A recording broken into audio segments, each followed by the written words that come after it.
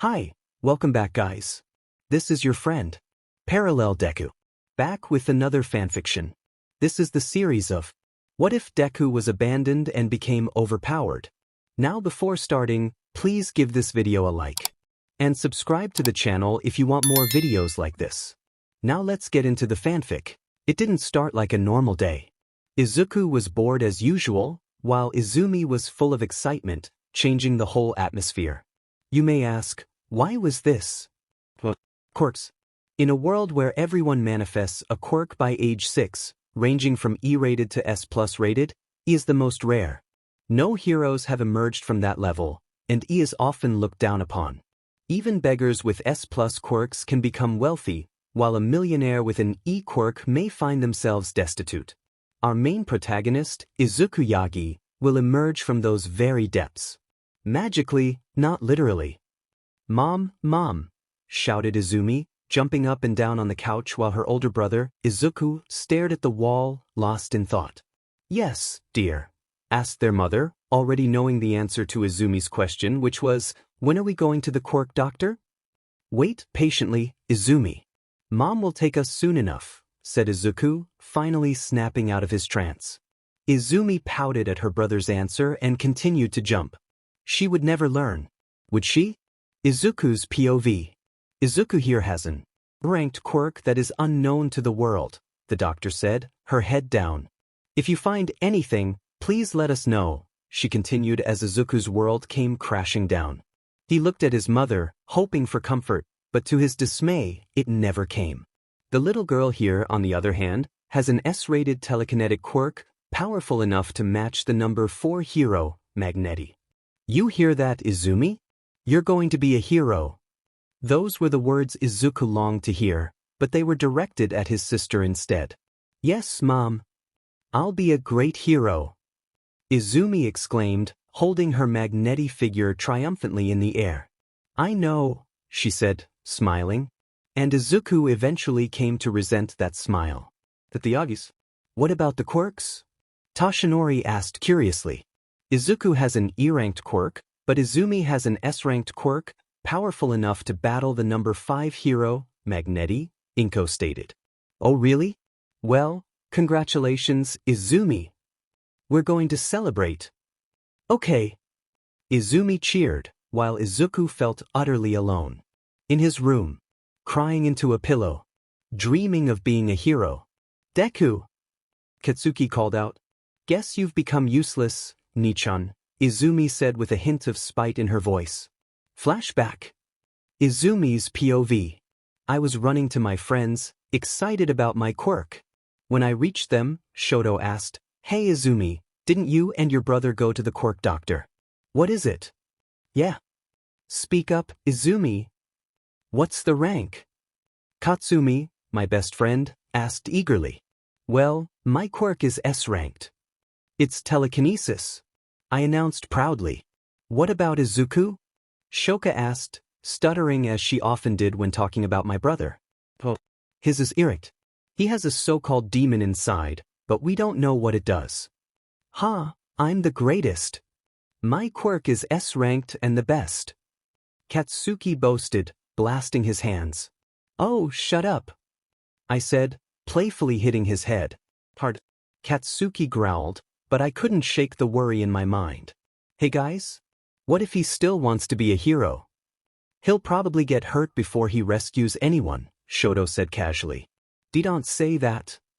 Shoka cried. Yeah, we'll just talk to him, I said, unaware of what we were about to do. No one POV. Deku. What happened, Kaken? Do you still want to be a hero, Nisan? Yes. Mo? Shoto interrupted Izuku by blasting ice near his hand. Don't do it. You'll only get yourself hurt, useless, Shoka said, surprising everyone. Sh? Shoka, you too? Izuku asked, shocked. Sorry, Izuku and I have to. Shoka thought, regretting her actions. Ah. Izuku screamed as Shoka blasted his leg with a small burst of fire, leaving a painful burn. What the heck, Shoka? We didn't agree to this. Izumi hissed in Shoka's ear. Then how will he understand the risks of being a hero unless he knows what harm it can bring him? Shoka argued back. That I guess you're right, Izumi said, proceeding to share everything with her friends. Finally, I get to put the nerd in his place. Katsuki thought as he prepared an explosion in his hand. What are you going to do, Kaken? Izuku scrambled away as lunch was about to end. Just a little more. Izuku thought. And as if on cue, ring ring. Saved by the bell, nerd, Katsuki cursed, frustrated that he couldn't finish. Izuku ran away, thinking. After that fateful day at school, Izuku came home with a small burn on his stomach and a bandaged face, left in the middle due to the nurse knowing about his E rank. He opened the door. I'm home. No response. Izuku thought, no one is home? Did they leave me? He entered the house with a spare key he had brought just in case. Thank goodness I brought it today, he thought, looking at the key. He removed his shoes, took a warm bath, and began to treat his minor wounds. Why are mom and dad doing this? Do they not love me? Izuku wondered as his $1,000,000 smile began to fade. He started his PC with difficulty, still only 6 years old, and searched for how to treat his wounds. Izuku clutched his forehead as it started to burn. Badly. After a while of agony, it stopped. He quickly looked up how to treat burns, thinking his head was burned for some reason, but it turned out it wasn't. When he checked in the mirror, he saw a tattoo. Why does it say L love? After some scrubbing with soap, he concluded that it was permanent, though he had no idea how it had come to be. He started learning how to treat wounds when he heard the door close. Curious, he went to check it out but saw his parents. Not wanting to disturb them, he decided to leave them be. After a while of browsing the internet, he stumbled upon an All Might video. Have no fear. Why? Because I am here. Izuku's eyes sparkled at the sight of his hero, and he began to search for more videos. He had almost forgotten who his idol was. It was the great All Might. If you are a true hero, then keep smiling. Just like me, in the face of danger, keep smiling to show them you aren't scared. His idol said, beaming with his signature smile. If I want to be a hero like All Might, then I will keep smiling. Izuku thought as his own smile grew. I'll never stop smiling, he thought again. Even if the world goes against me, I'll never stop smiling. But they won't. Will they? Someone will accept me, so I will keep smiling until then. He encouraged himself. He then began to mumble, I have to find my quirk. The doctor said it was a living entity, but I don't know how to connect with it or communicate. What can I do? Maybe extreme circumstances will activate it? But I don't want to risk it in case something goes wrong, so all I can do is wait. Shut up. You're annoying. Who said that? Izuku exclaimed, looking around. Are you my quirk? Can I talk to you? If it's okay with you, just say yes or no, please. Or just tell me what you can do. Will my appearance change if I meet you? I said shut up. The time is not right. You were annoying, that's why I spoke. Okay. I'll try to keep quiet from now on. Can you hear my thoughts? No response. Okay, I'll take that as a yes, Izuku said, excited that his quirk finally spoke. Everyone says you're weak, is that true? Again, no response. I'll take that as a no, Izuku thought, realizing his quirk no, his friend could hear him. Friend? I haven't had those in a while. Okay, you are third years, so it's time to focus on your future and what you want to be, the teacher said with a serious expression, causing the class to groan. Just kidding, he said, tossing papers into the air. I know you all want to be heroes. Hey, don't lump my group in with these extras, teach. They'll be lucky to become sidekicks to some C-listers, Katsuki said with a smirk, propping his foot on the table. Ah, the big five of Aldra, going to your IC, the teacher remarked. No way. The acceptance rate is lower than 0.2. They may be good, but are they this good? The students murmured. Silence, the teacher demanded. Okay, this day is going better than expected. Maybe I'll get through without needing a drink. Our main protagonist thought, but he was mistaken. Izuku Yagi, going to try for UA too? He said with a smirk, enjoying the chance to provoke the bullies as he watched the underdog struggle. Deku, don't even think about it, runt. You'll just get hurt. Izumi said, anger in her eyes, but she was really thinking, that's why I bully you, so you don't get hurt. Please, don't become a hero. Teach there's no harm in trying, Izuku stammered, thinking, I have been waiting for 9 years, where are you? Deku, don't try it if you know what's good for you, Katsuki said, rushing up to him. Damn it, nerd, why are you making her worry? Just go away if you know what's good for you, or I'll make sure you regret it. Understand? Katsuki shouted, blasting Izuku's desk, causing it to crack. Izuku had had enough. He took a deep breath and said, Listen here, Baku. Judging by how you always treat me, I don't think you care about me, so just sit down or I'll make you myself, understand?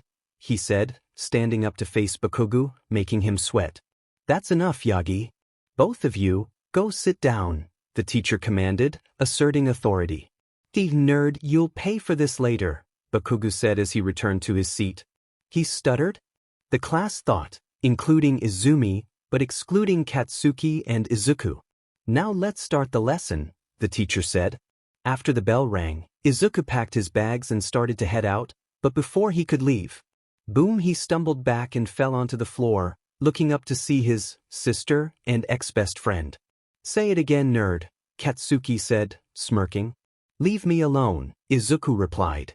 Izumi and Katsuki were shocked that he had cursed. It wasn't like him at all. Katsuki lost it and grabbed him by the collar. If you want a quirk so badly, then take a swan dive off the roof and hope for it in the next life, he said, smirking. Izuku glanced at Izumi, who looked shocked. He guessed she didn't expect that from Katsuki. Don't ignore. Nerd, Katsuki said, tightening his grip. Izuku smacked his hand away, relieved that his secret training had paid off. He had gained some strength. And I'm strong, mainly strong, but I've had enough of this. Keep smiling, become like All Might, keep smiling, I repeated in my head to calm myself down. Please leave Bakugo, I have other matters to attend to, I said, giving my genuine smile, which shocked both of them. Bakugo, the school left. What are you doing with this useless nerd? Shoka asked. She was in a different class with Katsumi and Shoto, so they weren't that big of a deal. This nerd just angered him a bit, that's all, Izumi said, coming out of her shocked trance. Come on, baby, let's go, she said while hugging Shoto's arm. All right, Shoto replied. I sighed as they left me alone, but I thought Katsumi and Shoka were staring at me with a look I didn't recognize. I then proceeded home, which I also didn't like. On the way, I heard some rumbling, which caused me to look behind. I spotted a green slime that said, medium-sized meat shield, not bad, before quickly launching itself at me. I was stunned and didn't react in time, so it got to me and began to latch on. I struggled and it giggled, saying, don't make it hard for us. Just quiet down so the pain can go away quickly. I didn't listen and continued to struggle, not noticing that my eye was going haywire. I started to see bits of sand rise up, but before anything could happen, I saw a silhouette of someone. Detroit Smash, he shouted. The force was immense, and I passed out, only to wake up with someone slapping me. Huh, I said as I woke up, and to my realization, it was my idol, All Might. Good to see that you're awake, young man, he said while giving his signature smile. Why's All Might? I searched for my notebook and saw that he had already given me his autograph. All Might. I shouted as he was about to leave. He turned around and said, yes, young man? Can a person with an E-quirk become a hero? I asked with hope, my eyes having returned to normal after I fell unconscious. I'm sorry, but a person with an E-quirk can't be a hero. Try to become a police officer instead. They do a fine job even if they aren't praised, he said, breaking my hope into a billion pieces. Now I have got to go. With that, he jumped away. I looked around, searching for what to do, and my eyes fell on a 30-story building. Maybe I should do it. I walked and climbed, finally reaching the top. Before I jumped, I wrote a letter and kept it below my shoes, which I removed. The letter contained, hello, my so-called family and friends. I wrote this to tell you, you achieved what you wanted. Why? I'm ending my life today. A moment of celebration, wouldn't you say? Making myself end it so that your hands don't get stained. What a perfect job. I even met my idol today. And he said that I can't be a hero. Such a great day, wouldn't you say? Neglecting me at home and bullying me in school so that I go crazy and end my life. Don't even make a dumb excuse like, I didn't realize it, oh my. Such a terrible mother I am. Or, I didn't want him to die, so I bullied him until he bled unconscious, oh my. Such a terrible sister friend I am. So I ended my life, and you achieved it. Such a great life, wouldn't you say? Hell, I'm surprised I didn't go evil or crazy until now. I don't know about my uncles like Izuku Eraserhead, Nizu, or my grandpa Gran Torino, so I don't know what to say to them. Either you actually forgot me, or Toshi and Inko told you lies. I'll leave some pictures of my injuries which I happen to have, and which you ignored, probably thinking, it's just him playing rough with his friends, and I'm saying the truth, wouldn't you say? Like what you see. These are beautiful, wouldn't you say? Complete my dying wish for me, shall you? Don't invite Toshinori, Inko, Izumi, Katsuki, Shoka, or Shoto to my funeral and, oh yeah, make them confess what they did on live television. It'll be fun, wouldn't you say? Sincerely with hate to all of you. Izuku. Just Izuku. Ah, now that I've fulfilled my hate, let's jump, shall we? I want to fly like a bird, I said to myself, getting ready to jump. 3, 2, 1, go, go, go. With that, I took a leap of faith that would finally release me from my curse. Woo-hoo. Phew. I was just returning from my job when I heard someone shout. I looked to find a boy, my age, jumping from the roof. He was just about to hit the ground. Before he did, I used my quirk to stop him. I expected a thank you, but all I got was a glare, with one of his eyes changing. You're welcome? Why, oh, why did you stop me? I was just about to be free, the boy said, clearly angry. Whoa, calm down. Can you tell me why you jumped? And your name? Izuku POV. Well, she looked calm, but I wasn't, so I decided to be calm to not scare her away. But in the end, she was going to, because I'm an E. I sighed and started, my name is Izuku Y-. Izuku Y? No, it's just Izuku. I don't like my family name. Oh, my name's Ayaka Fukasaki. Now, if you're comfortable, can you tell me why you jumped? I'm an E. I think that's pretty self-explanatory. Oh. There goes my chance to make actual friends, I thought, as I didn't expect what would happen. Suddenly, out of my dismay, she hugged me. I didn't know how to react, so I just stood there. Must have been hard, right? She asked. It calmed me down and I cried. A lot. She was just hugging me while I cried, and after some time, I dared to hug back. While I thought she would leave me, she was comforting me. Looks like I was right when I said somebody would accept me. After a while, we let go of each other, and I thanked her, to which she replied, It's okay, but what about your parents? You would have at least one friend, right? No. I'm so sorry, she said, tearing up. It's fine, it wasn't your fault anyway, I said while I had a good look at her. I did something everyone would do. I blushed at the sight while I said, Don't cry, why you don't look good. Okay, she said while she blushed a bit. You wanna come with me? You can stay if you want. But what about your parents? They passed away. I've been living on my own, but I have a job to support myself. Oh, I'm sorry. I didn't know. Like you said, it's fine. So, are you coming? Sure, give me your address.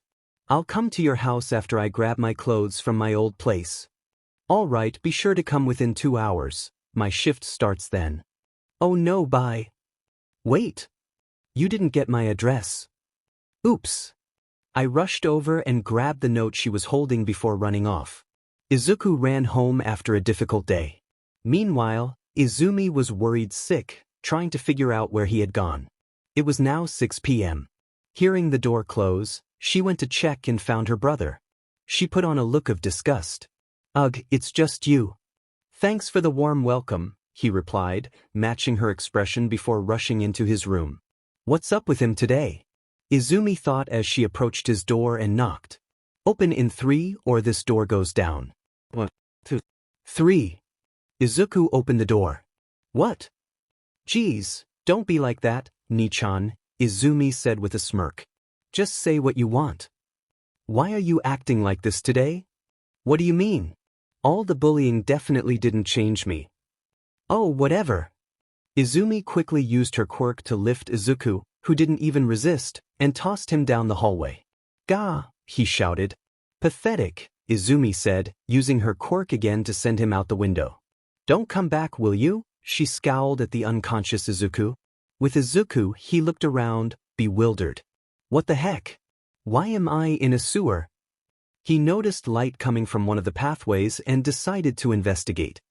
He entered to find a large brown creature with blue markings. Who are you, if I may ask?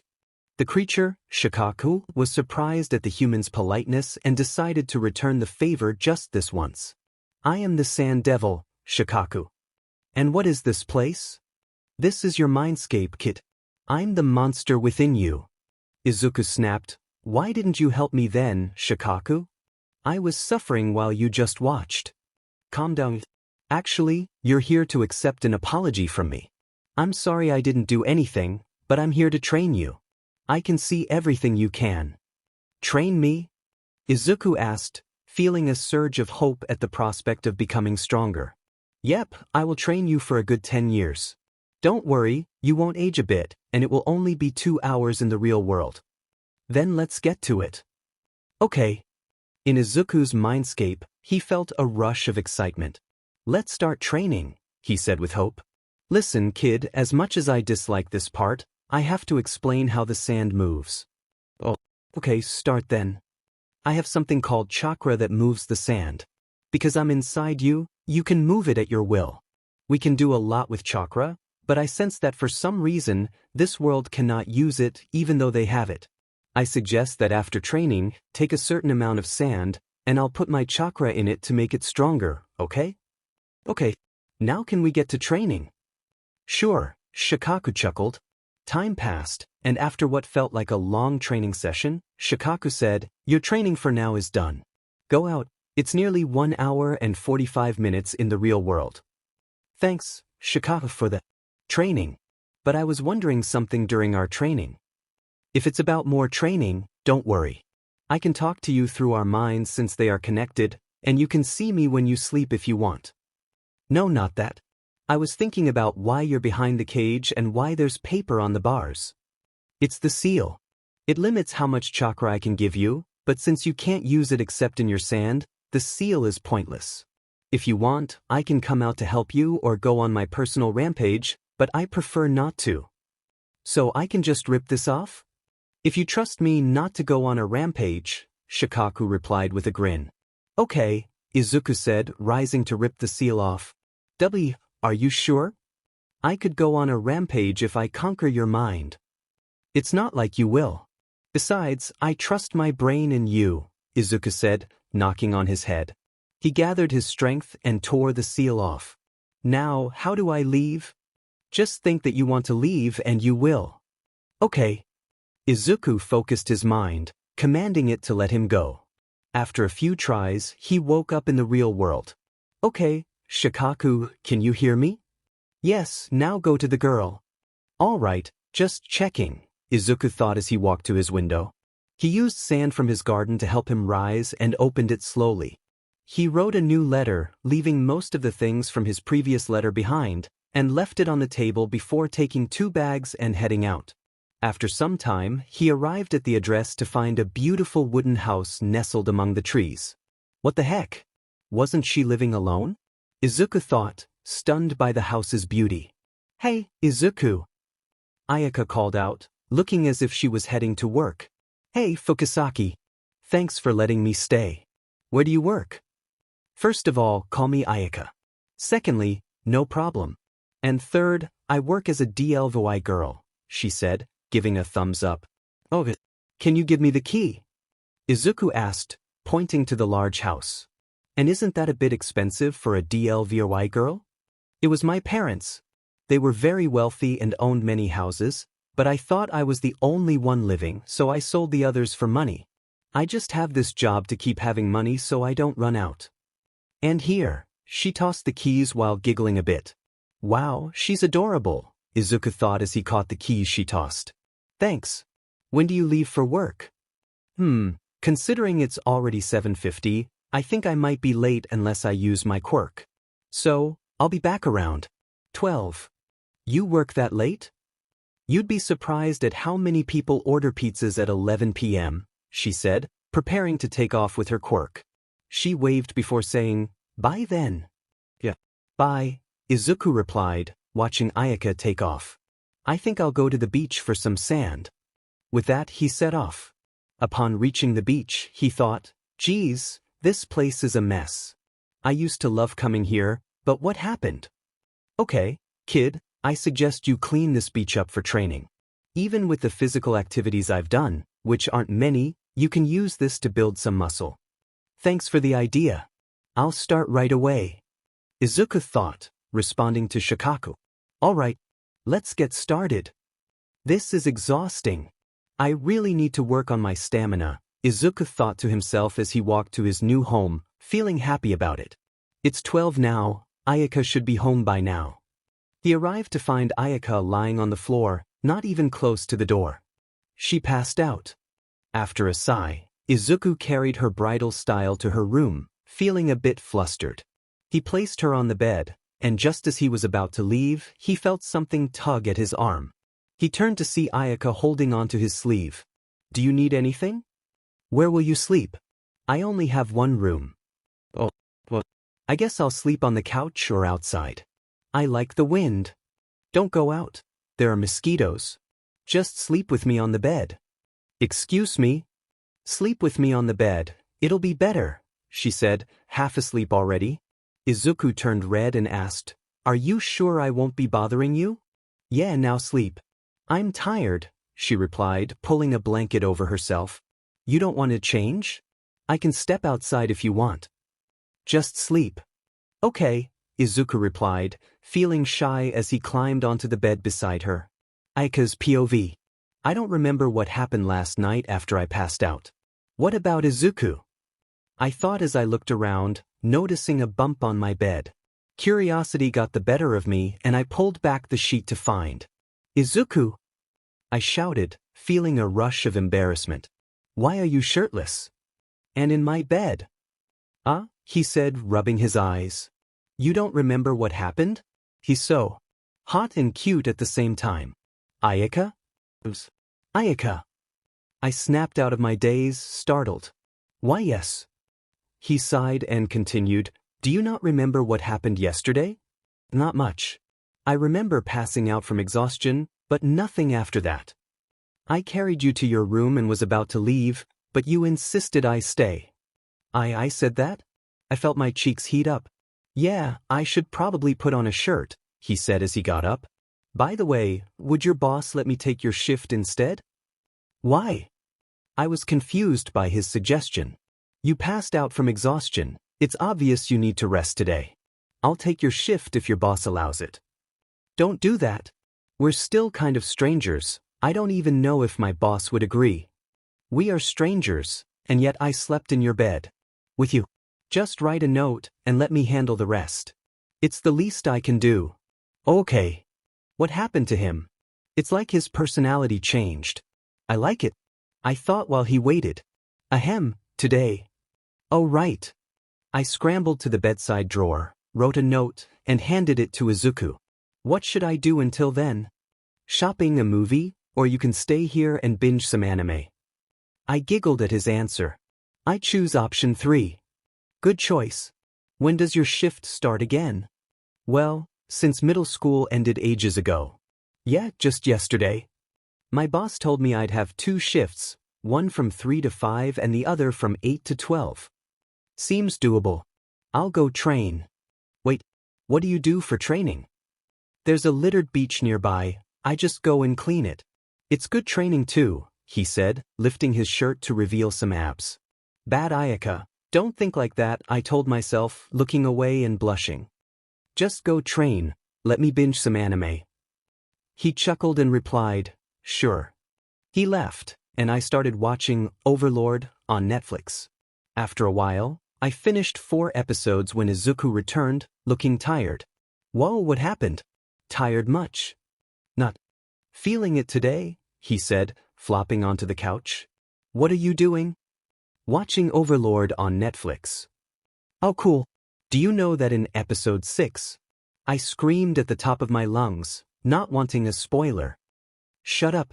I'm on episode 5. He smirked and I thought, oh no, he's going to spoil everything. I'll watch it too, he said. What? Yeah, I'm on episode 7, so I'll join you. Oh okay, I replied. After a while, he started to doze off and ended up sleeping on my lap. I didn't know what to do, so I started playing with his hair while watching. I checked the time. It's 2:30. He woke up and sat up straight. What happened? It's 2:30. Get ready. But where do you work? I was shocked. He had to get ready and didn't even know where I worked. Just get ready, and I'll send you the address on your phone. Oh, okay, he replied, rushing off. I was glad that I had exchanged numbers when we first met. I sent the address, and he was out the door in 5 minutes. I was relieved I had taken the day off because I was eager to share spoilers about Overlord with him. Izuku returned home from work and was surprised to find Ayaka sleeping in her pajamas on the couch. With nothing else to do, he decided to clean the beach. As he worked, he chatted with Shikaku to learn more about chakra. Shikaku mentioned that he had forgotten all his memories from his previous life, and they agreed to become vigilantes to gather more chakra. Shikaku explained that having a mix of different chakras was better than relying on just one. Izuku also bought some weights to wear while walking and doing other activities, only removing them when he slept or bathed. After completing his training schedule, he glanced at his watch. 7:30, huh? Well, I've got nothing to do, so I might as well take a walk, he thought. As he walked under a bridge, he heard a familiar voice say, "We meet again, medium-sized meat shield."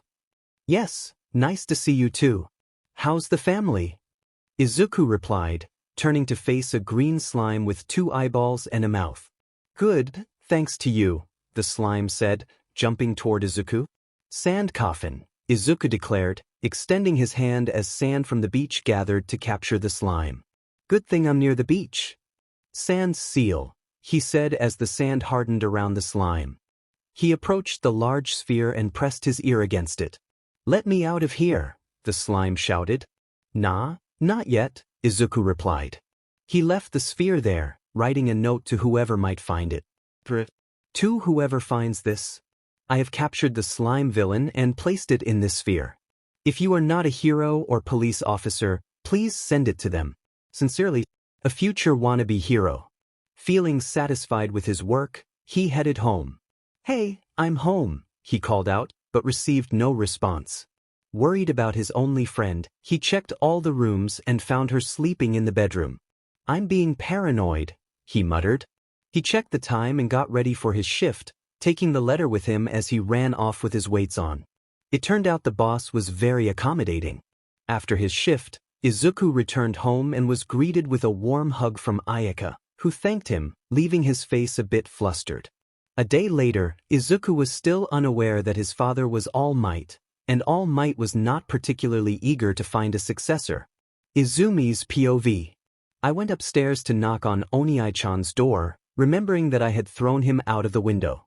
Regret washed over me as I thought, he's not that weak. He might have come back and just slept. Right? After a minute of waiting, I grew impatient and slammed the door open, only to find the room empty, with all his All Might posters ripped and a letter resting on the table. I picked it up and read, Dear parents and friends, you achieved what you wanted. What is it, you may ask? It's Izuku leaving the house to fend for himself because we don't want him, right? I'm leaving this family and former friends. If you cared about me, which I honestly doubt, you would have noticed the scars and burns I've had. Don't remember? Let me jog your memory. That's it, not much, right? I am done with your excuses and I'm leaving the house. Don't even think about making excuses like, oh my, I didn't even remember being such a terrible parent, or, I was just doing this to protect him even though I hurt him every day, not knowing what he suffered through. I don't even know what to say about my uncles. Either they truly didn't care about me, or Toshinori and Inko, yes, I'm calling them that because they aren't my parents anymore, just told you lies. If that's the case, I forgive you. But if they didn't, don't expect me to forget everything I've been through and come running back to you. There once was a boy who didn't need a powerful quirk, he just wanted to be a hero. But after one word, think, his life changed. He was left feeling agitated, wanting comfort or warm words like, even you can be a hero. He was wrong to think his mother or father would say that. He turned to his friends for comfort, who only hurt him.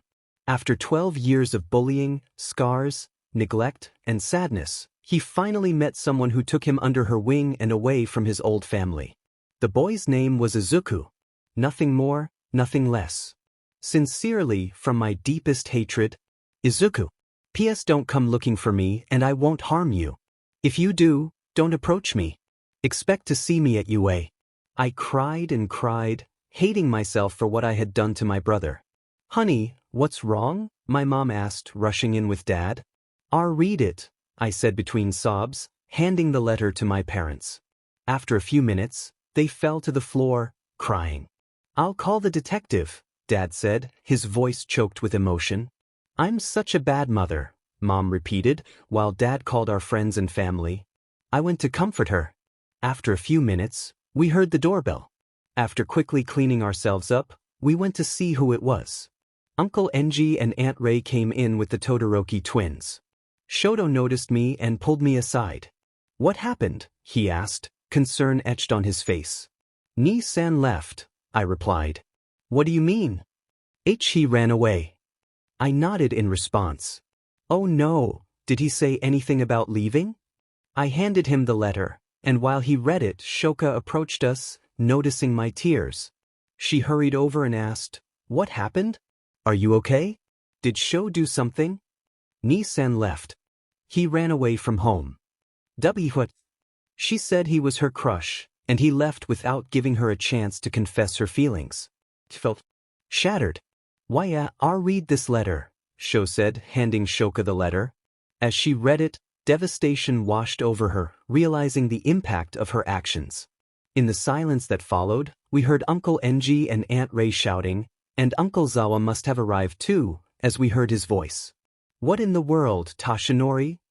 Enji exclaimed. I expected better from you, Inko, Ray added. You just neglected your own son? Uncle Zawa shouted. He had always shared a special bond with Izuku before he was announced quirkless. I had always wished for that same connection. I heard the doorbell ring, and as I approached to open it, I felt Uncle's piercing glares.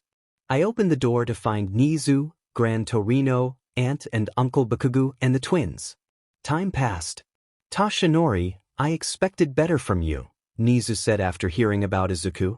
Uncle Zawa was in tears for his nephew, while Ray and Aunt Mitsuki comforted him. Nizu and Gran Torino spoke with my parents, while the others scolded our group and me. I am sorry, Sniff, I'm a bad sister, I said as Uncle Enji reprimanded us, with Uncle Zawa glaring at all of us after reading the letter. You all are bad relatives, Uncle Zawa shouted. He wasn't usually the type to raise his voice, which made us all flinch. The girls and I were crying, filled with regret. No one's POV. You're lucky the kids don't know about you and OFA, or you would have to explain everything you did to Izuku, Nizu said, catching himself before mentioning a surname. Your salary will be reduced by 85% for UA, and your quirk will be transferred to Mirio Togata immediately. Do you understand? Nizu scolded. And I will not face charges for what I'm about to do, Gran Torino said in a low, ominous tone, his face shadowed. Both Yagis flinched at this, keeping their heads down to avoid further provoking the already upset group. Nizu thought to himself, I have some special arrangements for the school that allowed this. I'm with Nizu if he decides he wants to conquer the world. Anyways, words, 10:35. Chapter end. Without further ado, let's start. And Izuku is 16, it is around the end of the year. Again, all credit goes to the creators of the full story, including other chapters. Izuku's POV. I returned from my usual patrol route without any issues this time. I walked up to our room and opened the door to put my things away. She was at work, thank goodness. No, I don't keep secrets from her. She knows about my vigilante activities. It's just that this time, I came back with a lot of dirt and she gets concerned. We're not dating. I'm thinking about confessing. I skipped high school because I think it's unnecessary, although I do take the exams since they're important for getting into UA. Ayaka asks me random questions, which she does enthusiastically, and I always answer correctly. I keep my vigilante costume in the drawer and lock it. I really like it. Ayaka designed it for me. After putting my gourd, which holds Shikaku's chakra, away, I settled on the couch to rest. I eventually dozed off while scrolling through my phone, looking at cute kittens and puppies that Ayaka sent me. After a while, I heard the doorbell ring and dashed to open it. Pizza finally, I thought, feeling hungry and not in the mood to cook. I opened the door, paid the delivery person, and headed back to the couch, turning on a random anime to watch while I ate. An hour later, I heard the doorbell again. Oh no, Ayaka will be mad. I hurriedly got up, tossed the pizza box outside, and rushed to open the door. What took you so long? She asked, a curious expression on her face. Oh, I was sleeping. Yes, sleeping. Look, are you done with your shift? Finished your patrols? Did you get hurt? Yes, then no. Thank goodness, she sighed, heading to the room to change.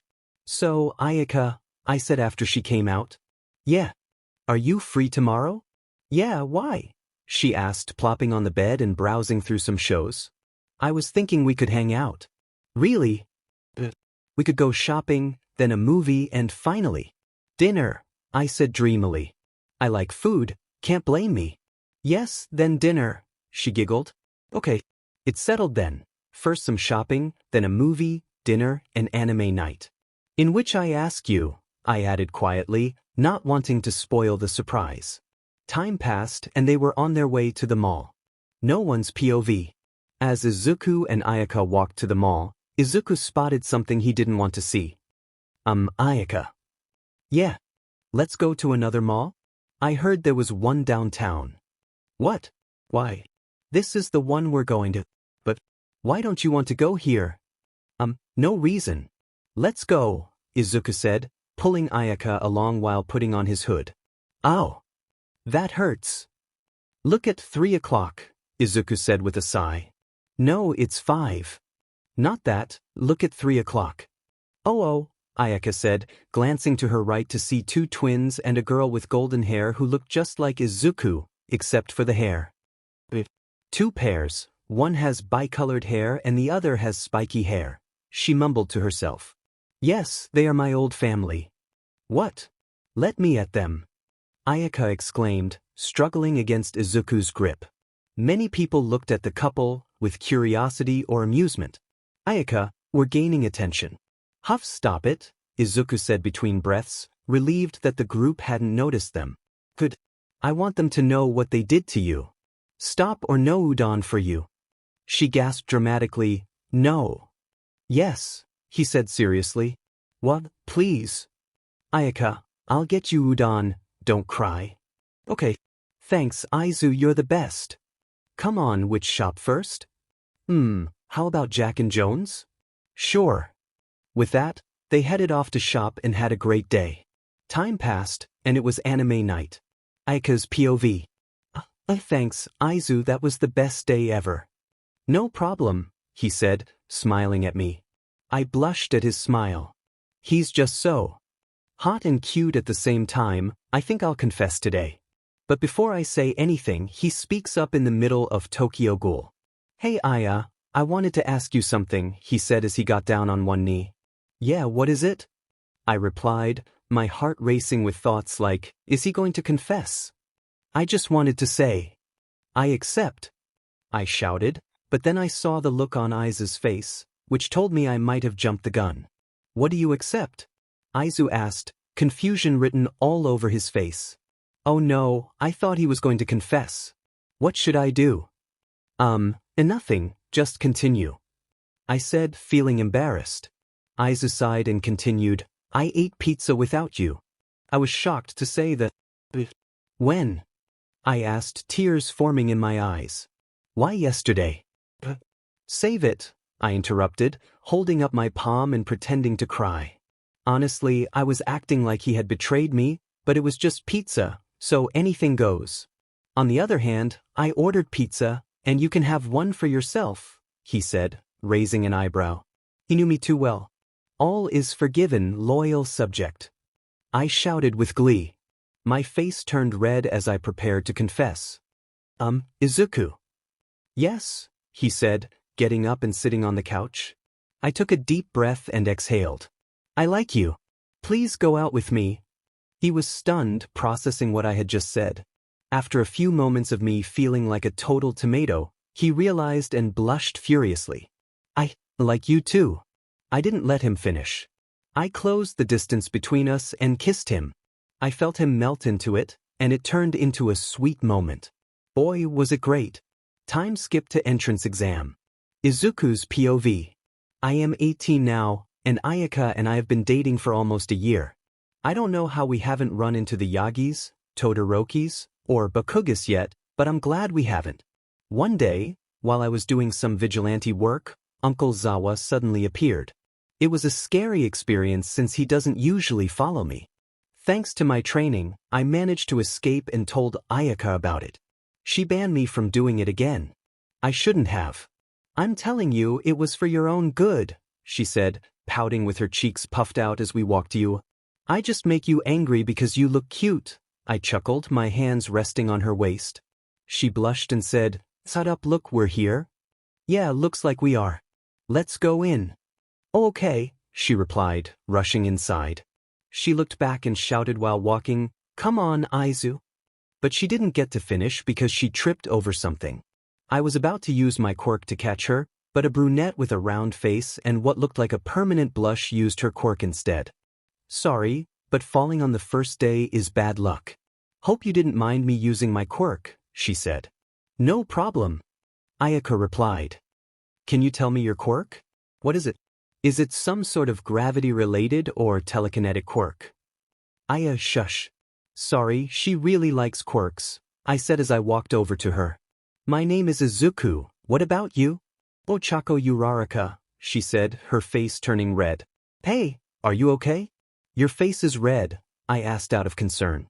I am okay, really, she insisted while washing her hands, and Ayaka was giving her glares in the background. Okay, if you say so, let's go, Aya. She hopped to me and hugged my arm as we walked. I had this feeling that someone was staring at us, so I looked back but saw no one. What happened? Nothing, let's go, I replied. After we registered ourselves, we sat down in the huge room and waited. Hello, little listeners. Can I get a hi? A blonde with boomerang hair shouted. Ayaka was fangirling beside me, so I learned that he was present Mike. I didn't know when she started fangirling about heroes and quirks. Tough crowd. Anyway, welcome to UA exams. Here you will be selected from the best of the best. You will now give the written exam, he announced, full of energy. It was 7 in the morning. I wished I had that kind of energy. Then someone in a green suit with messy green hair and a slim build came out, floating a stack of papers in front of her. Magnetti! Everyone shouted in unison, except for me. Yes. I'm the 5th-ranked hero, Magnetti, she said. She floated all of the papers to the students and rested them on the desks. Now, little listeners, if you are caught cheating 2 times, then you will be expelled on the spot. We have all of our staff watching, so don't try anything. Now start writing your exams. I noticed that Mike said, cheating 2 times. So, I did what every teenager would do. I cheated. First, I read the whole paper to see which questions were easy. I wrote down 20 of them and looked at the other. I also noticed that there were 2 people in the auditorium who were writing while the others were not. I took some sand out of the gourd, poured a drop of blood on it, and closed one eye. Then I had Shikaku connect my nerve of the eye to the sand and spread it out, reforming it into an eye at one of the examiners to copy all the answers. After half an hour, I finished the exam and pretended to still be writing. Thank goodness Ayaka was next to me. She glanced at me often, and I revealed the sheet as much as I could. After another hour, she finished, and we handed our papers to Mike. I gave my paper to Ayaka because I didn't want to walk. Come on, Izu, let's go, Aya whispered as we headed to another hall, this time with a huge screen in front and all the seats close together. She sat beside me, scrolling through her phone and showing me pictures of puppies or kittens from time to time. After a while, everyone arrived, and Present Mike started explaining about the robots that were worth 1, 2, and 3 points each. While he was explaining, a certain blue-haired kid with glasses stood up and said, "Excuse me. This pamphlet shows that there are 4 types of robots while you have only explained 3. If this is a mistake by UA, it will bring bad reputation to the school. And you with the tattoo on your forehead, that is not how a respected UA candidate should look. The tattoo and the gourd are not suitable things. If you're going to take away my gourd, should I remove the metal parts from your leg? No, right? Because they are a part of your quirk, and so is this gourd of mine. As for the tattoo, it's a seal for the demon inside me. If you can defeat the demon who controls sand and is as large as UA, then I will gladly remove it, I said with a smile that seemed to unsettle everyone. I am sorry for misunderstanding, and I apologize for interrupting you. Please continue, he said while sitting down. Geez, try to be less creepy, Ayaka whispered to me when I took my seat. Nah, I like to creep people out, especially you. Well, the 4th robot is the 0-pointer. It will be more of an obstacle, so I suggest you avoid it. Present Mike said, interrupting our conversation. Now then, start with the test. Izuku was currently in Area B, separated from Ayaka, who was in Area D. He was trying to calm himself down as he moved forward, thinking about surfing the sand from his gourd. Stop. You shouldn't undermine other examinees' confidence as a rising hero, the blue-haired boy rambled on. Izuku just ignored him and continued, but the robot caught up to him and resumed his lecturing. Swear he is more annoying than Ayaka, and that's saying something, Izuku thought as he paid no attention to the kid robot. Listen, my quirk allows me to control sand, so I was thinking of surfing. If you don't want other examinees like yourself to drown in it, I'd like to go ahead and get ready. Oh, I'm terribly sorry for the assumptions. I like this one, realizing his mistakes already. It's all right, at least you realized your mistake. Izuku said, giving a proper smile this time. The gates opened, and without a second thought, Izuku rushed inside and began to surf on his sand, which moved in a way that it wasn't left behind. Go, go, go. Real battles have no countdowns. Follow the tattooed kid. Present Mike shouted, earning a chuckle from Izuku and a scowl from the others. After some time, Izuku had a total of 90 points. He was interfering with the robot's wires by putting sand in the open spots and crushing it from the inside, rendering them useless and distracting others as they appeared to be functioning normally. He heard some rumbling after dealing with a 3-pointer and looked up to see a giant robot looming over the buildings, crushing them. Izuku was about to retreat because he didn't want to deal with it when he heard a shout, "H help!" He looked back and saw Uraraka trapped under rubble. People glanced back at her but continued to run away. And you call yourselves heroes, he mumbled as he approached her, placing his sand beneath the rubble to lift it. Can you move? I think my leg is sprained, she replied. Okay, he said, using his sand to carry her to the entrance. Just then he noticed a giant foot coming toward him. Oh no, he muttered, quickly transporting himself behind it by switching places with his sand. He called the sand back, using it to climb up and insert some inside the massive robot. Goodbye, giant robot, he exclaimed, feeling exhilarated. He then crushed the wires of the robot, rendering it useless, and jumped down, cushioning his landing with sand. He collected all of it back into his gourd and returned to the entrance. Oh my gosh! How did you do that? So impressive! Wow, were some of the praises he heard. He ignored them until a small elderly woman with a needle sticking out of her bun approached him. Hey, recovery girl, I'm guessing I have to go to the principal's office? Yes, you sure do, champ, she replied. Do it quickly, I see some of them walking toward you. He glanced in the direction she was pointing and saw the Todoroki twins with his sister. He hurried out to the office. With the teachers after Izuku took down the robot, Snipe exclaimed, What the heck? I want him in my class. Izawa said, wide-eyed, and all the teachers looked at him in shock. It was rare for Izawa to ask for more students. Izuku, Nizu whispered to Izawa, who nodded in response, indicating he understood. It's Izuku. It's really him. Inko cried in All Might's arms. Nizu, can we visit him? All Might asked with a concerned expression. No, I suspect that after everything he's been through he won't want to deal with you, Nizu replied, while keeping Izawa in check. I'm going to check on them, so let me know if I should tell Izuku, Recovery Girl said, standing near the door. Tell him that his parents want to see him. If he declines, we won't push it. If not, we will be waiting here, Nizu said, one hand on his chin as he contemplated. All right if you're so sure. Recovery Girl then went to the recovery areas. Time skipped to when Izuku reaches the teachers. Izuku was walking toward the room with his girlfriend, Ayaka, while taking shaky breaths. She tried her best to calm him down. He opened the door to find at least 20 pro-heroes, including both of his parents. Calm down, Izu, Ayaka whispered. Sure, Izuku replied, taking a deep breath before speaking. So, why am I here? I think you know why you are here, Mistria, Nizu began, but Izuku cut him off. I'm sorry, sir, but I don't go by that surname anymore, so please call me Izuku. Very well, Nizu said, glancing at the hero couple who were in tears. Now, could you explain why the girl is here, why Izuku? She's here because she insisted on coming and helps me with. Izuku's tone was sharp as he spoke, though he lacked the quirk to back it up. Nizu, ever the clever strategist, understood the weight behind his words. Very well, Nizu began, but was cut off by Izawa's sudden outburst. Where have you been? Do you have any idea how worried we've been? 3 years. Izawa exclaimed as he rushed toward Izuku and enveloped him in a tight embrace.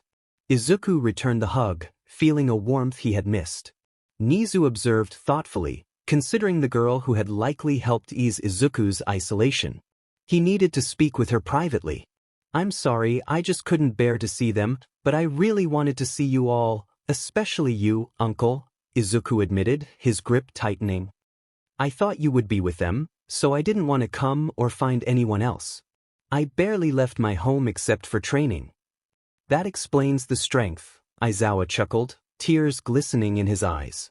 Midnight, surprised, noted how easily Izawa laughed at Izuku's words, a feat she had struggled to achieve. He always had a special bond with his brother, Inko remarked with a small smile. Can you please be quiet, Ms. Yagi? Izuku replied, catching everyone off guard except Ayaka, who was used to hearing various comments about his family and friends. That's no way to speak to her, young man. Tashinori interjected. And why should I listen to you? Izuku shot back, raising an eyebrow as he stepped out of the embrace. Because I am your father, Tashinori declared. About that, I hate to break it to everyone, but you don't have the right to call me your son, Izuku said with a casual shrug. And may I ask why these two are here? They're not pro-heroes, so did they come just for me? Don't know. Cementosss asked, astonished. Don't know what? Ayaka interrupted. I don't think we should tell her about All Might and Magneti, Izawa whispered to Nizu. Mississippi. Nizu began, unsure of her name. Oh, it's Fukusaki Ayaka. Well then, Miss Fukusaki, I would like to speak with you privately if you don't mind.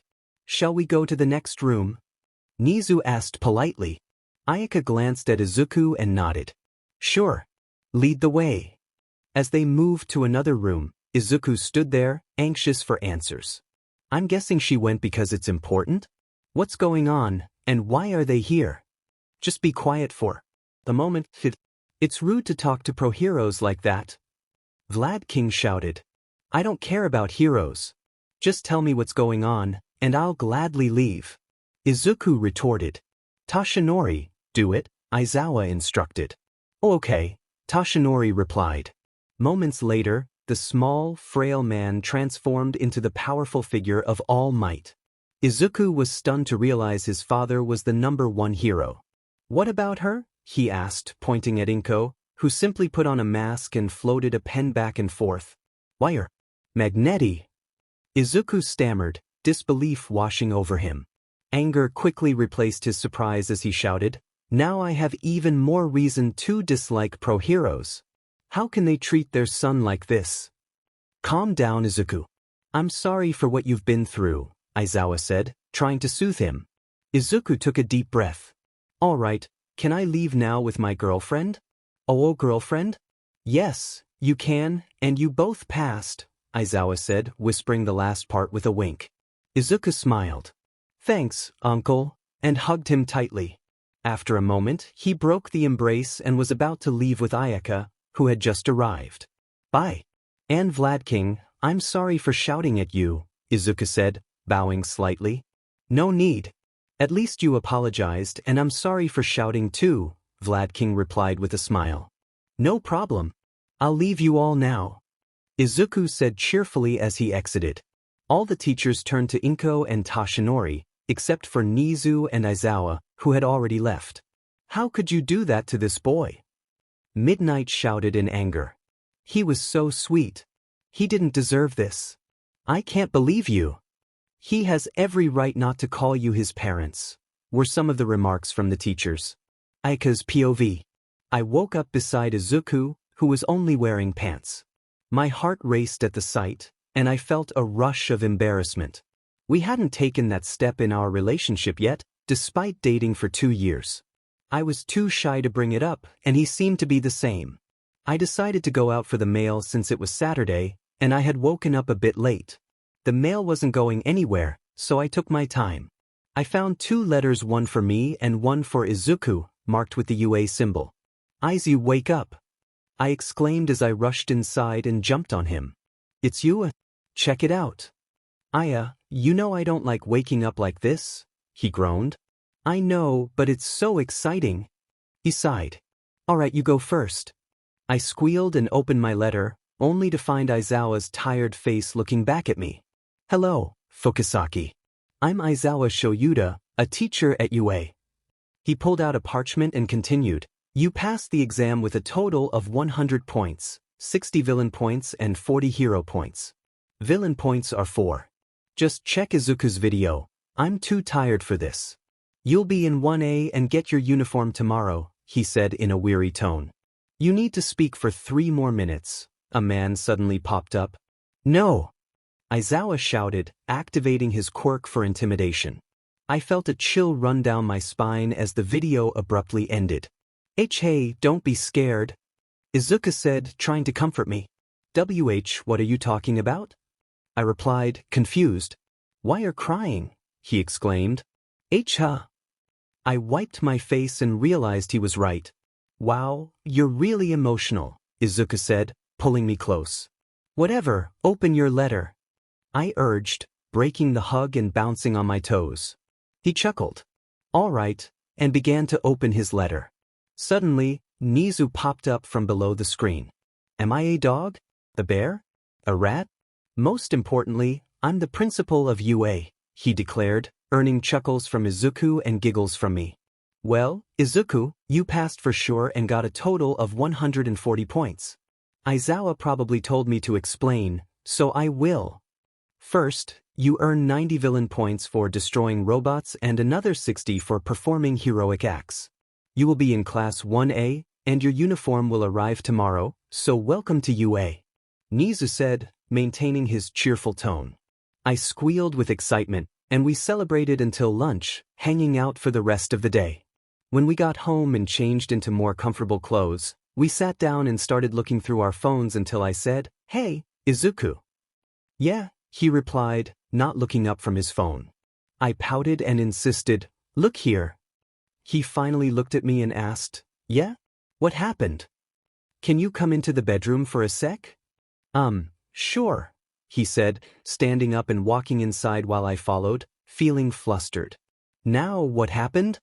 I took a deep breath, then playfully pushed him onto the bed. Time skipped to the next day, Izuku's POV. I woke up around 9 a.m. and looked beside me to see my girlfriend still asleep. "We really took a big step last night, didn't we?" I couldn't believe it. I'm not a virgin anymore. I went to check the mail and saw my PE and classic uniforms, with Aya's beside mine. After showering and brushing my teeth while she was still asleep, I made breakfast and went to wake her up. Wake up, Aya. I'm up, she said while yawning. Good morning. I made breakfast. Get dressed, I already took a shower.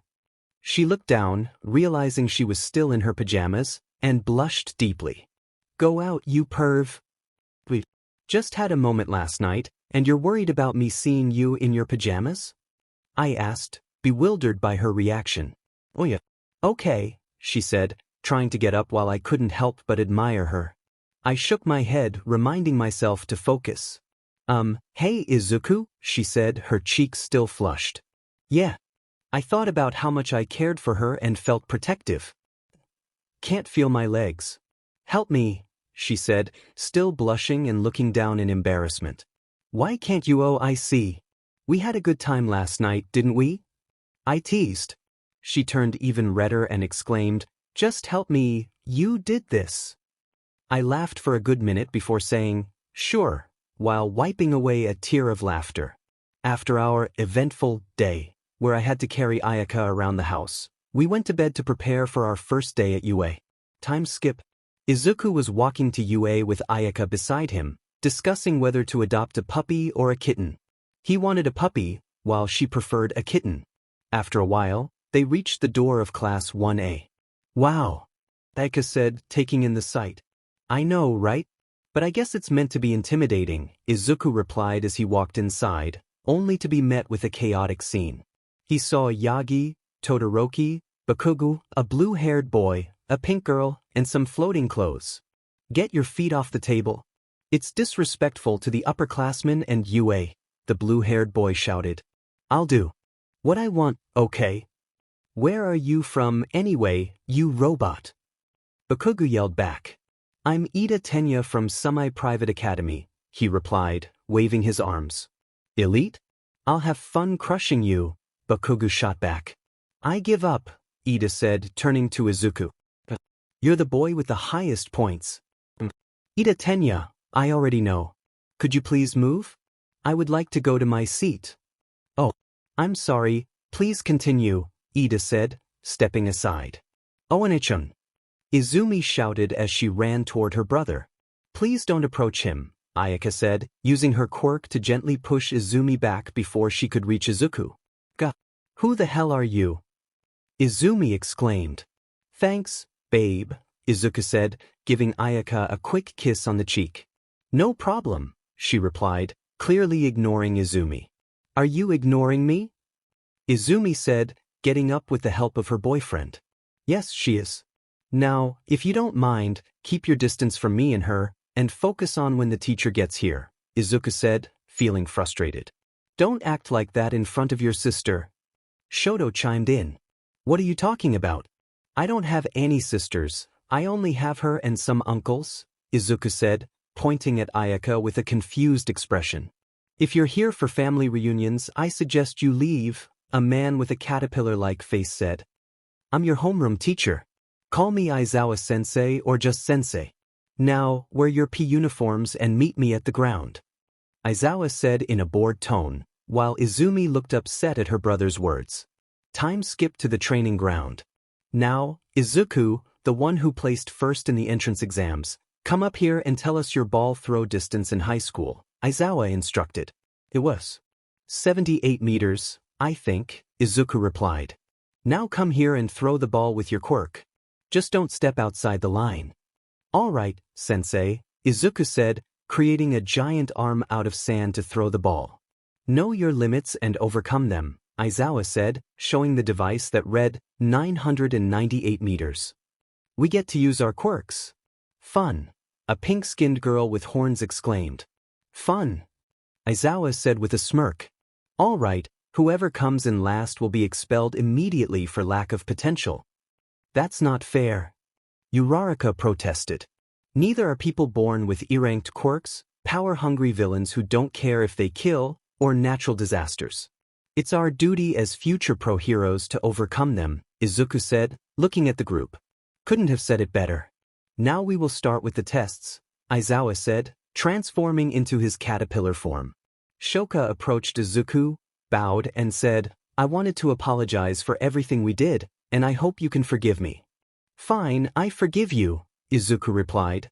Ah, really? Shoka said, getting teary-eyed. Yep, he confirmed. Shoka blushed slightly and started to speak. Then, can you be my? Suddenly, Ayaka came and hugged Izuku's arm. Come on, let's go. Aizawa is waiting. She glared at Shoka. What are you doing here? Babe, calm down. She's here to apologize, and she's not a stuck-up brat like the rest. Shoka, you were saying something? And no, it's nothing, Shoka said, looking down as she walked away, and then they proceeded to the next activity. 50-meter dash. Izuku asked to put some sand on the other side, which he was allowed, and got ready with his hands in his pockets beside Bakugo. Katsumi, known as Katsumi, was frustrated by Izuku's confidence. Go!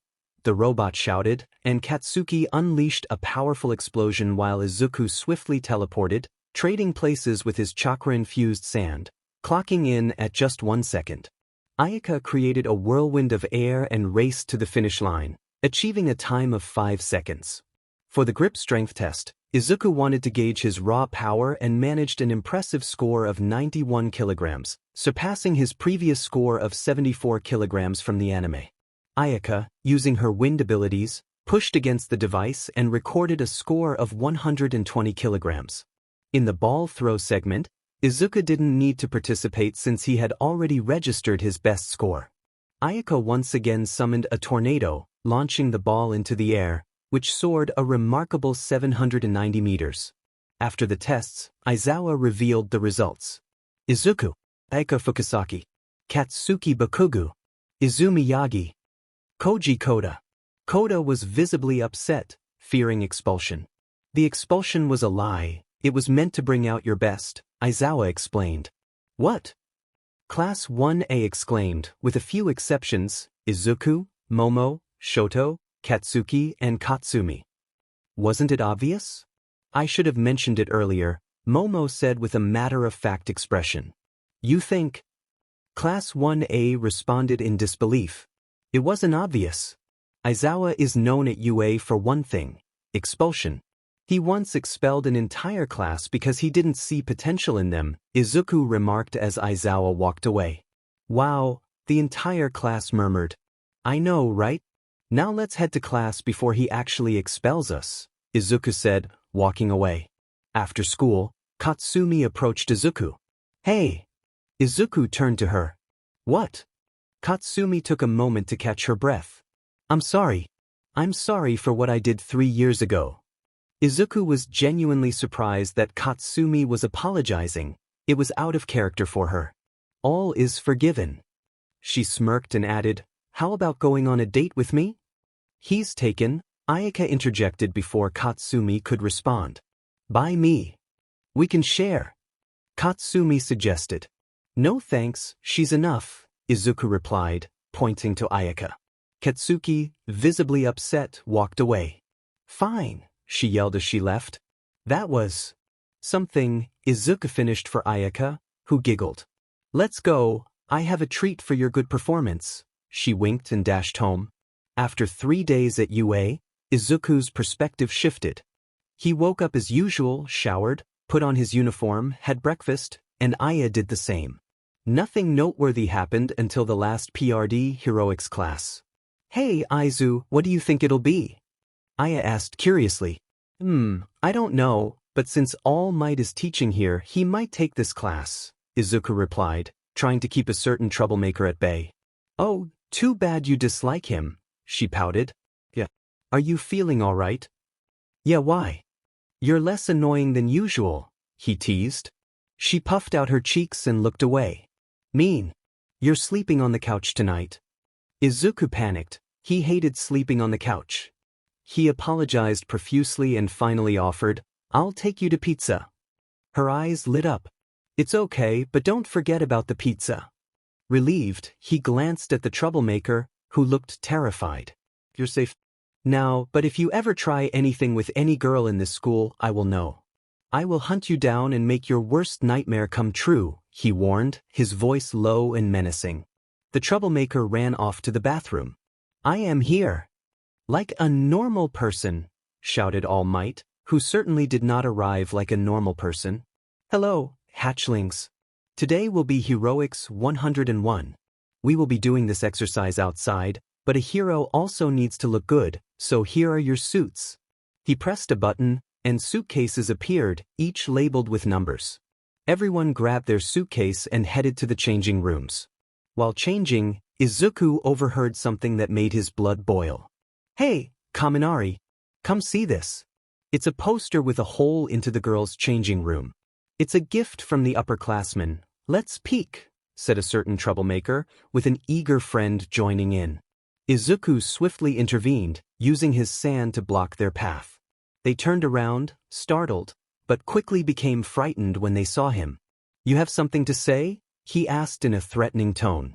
And no, Kaminari stammered. But, will you peek? And no, Kaminari repeated. But, this is your last warning, Kaminari Denki, he warned before turning to the hole and punching it, creating a crater. He then used some cement and sand to seal the hole, not wanting to waste his chakra sand. He turned to the troublemaker with a menacing grin. Come with me after school, he commanded. Mineta tried to protest but was cut off by Izuku's anger. Do you understand or not? Yes, I understand. Mineta shouted. Good, Izuku replied, heading to where All Might was waiting. He was the first to arrive, so he did what everyone else would do, ignored All Might. The hero attempted to strike up a conversation, which Izuku ended with a single word. Just then, Izumi emerged. Hi, Tyson, how are you? She asked nervously. Izuku didn't respond, instead looking around. She continued anxiously, Are you okay, Nisan? If you're talking to me, hate to break it to you, but I'm not your brother Yagi. She looked like she might cry when the girls entered, followed by the boys. They exchanged compliments until Izuku noticed something. Hey, where's Ayaka? Here. Aya exclaimed, running in her costume. Why you look good, Aya? Thanks. You look good too, she replied, blushing. I know, Izuku said with a smirk. Now let's go to training. You will all be split into groups of 2, and he will be paired to fight against you, All Might announced, explaining the situation. I paid close attention as we drew lots, and I found out I was paired with Uraraka, while Ayaka ended up with Mineta.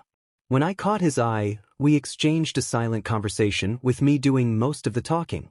My matchup with Uraraka meant we would be facing Ida and Katsuki Bakugo. Great, just great. Could this fight get any worse? I thought to myself, but it was about to get worse. Uraraka, Katsuki will come for me, so you need to run and look for the bomb while I handle Bakugo. Try to distract Ida while I touch the bomb, and if I'm out, go for it, alright? Okay, Deku, she replied. I shot her a glare and she gulped. Don't call me Deku, I said in a monotone yet intimidating voice. Sorry, Uraraka stammered, realizing I had scolded her. I'm sorry, but I don't really like that name. Hee, no need to apologize. I heard Bakugo say it, and I thought it sounded like, you can do it. Nice meaning, but sorry, I still don't like that name. Oh, Uraraka said, sweat dropping as we heard the bell indicating the test had started. We dashed inside and searched the lowest floor but found nothing. We proceeded to the second floor, where I had a bad feeling about something. Uraraka, go to the third floor. I have a trick up my sleeve. Go on and I'll catch up to you. Okay. I'll send you a message if I find anything, alright? Sure. I watched Uraraka head to the third floor and sent an eye made of sand to scout the area. Sure enough, I found Bakugo.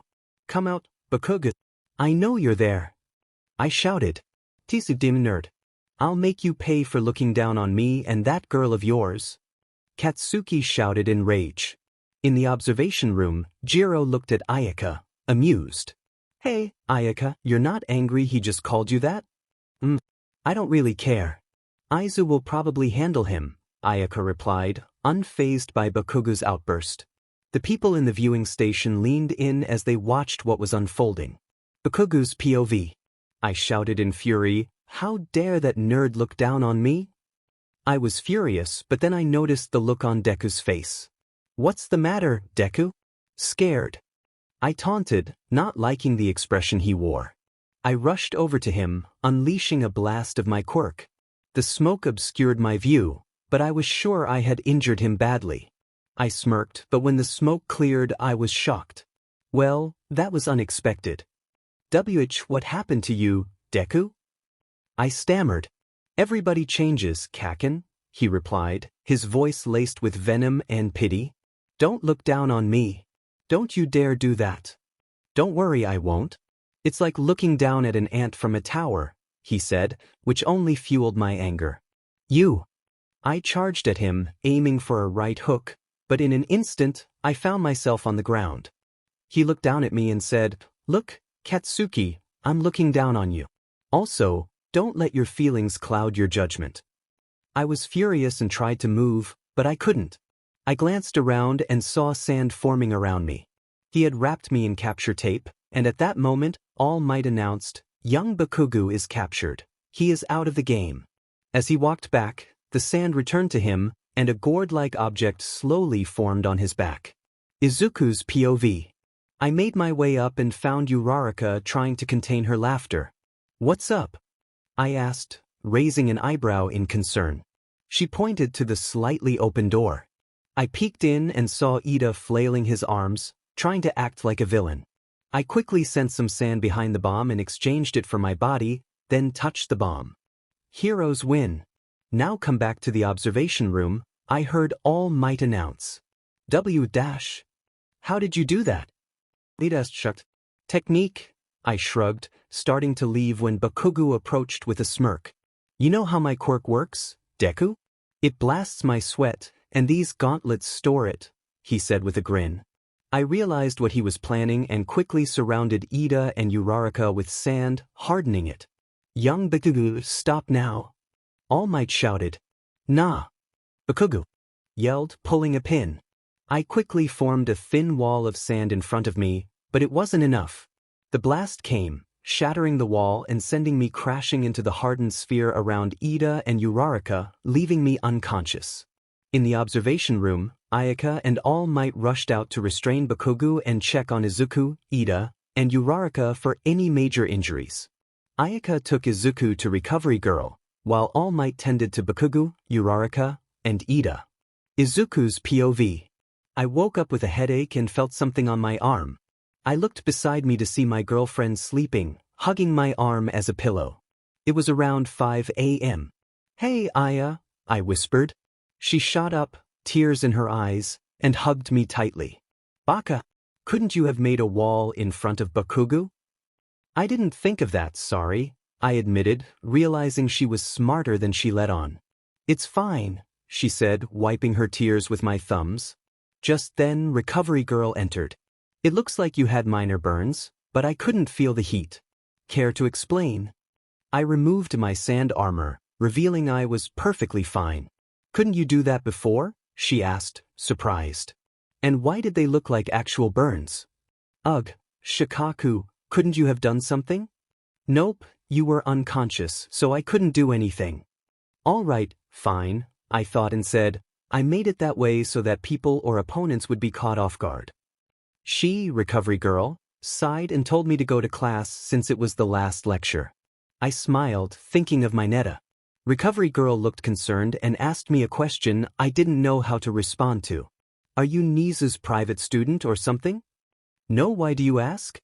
No reason now, Shu. All right, fine, I said as I walked away from them and headed to my class. We went through the end routine and left. My Netta tried to escape me by leaving early. Cured. Tried. I had Ayaka go home before me and took my Netta to a building of decent height. I made him fall while he panicked, catching him just before he hit the ground. I reached home, and the rest of the day went fairly normally until lunch. I was walking with Aya, discussing another date we planned after school.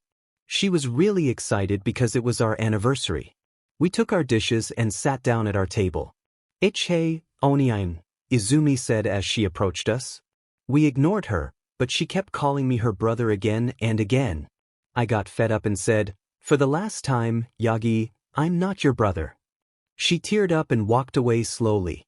Aya sighed, put a hand on my shoulder, and gave me a quick peck on the cheek, saying it was all right.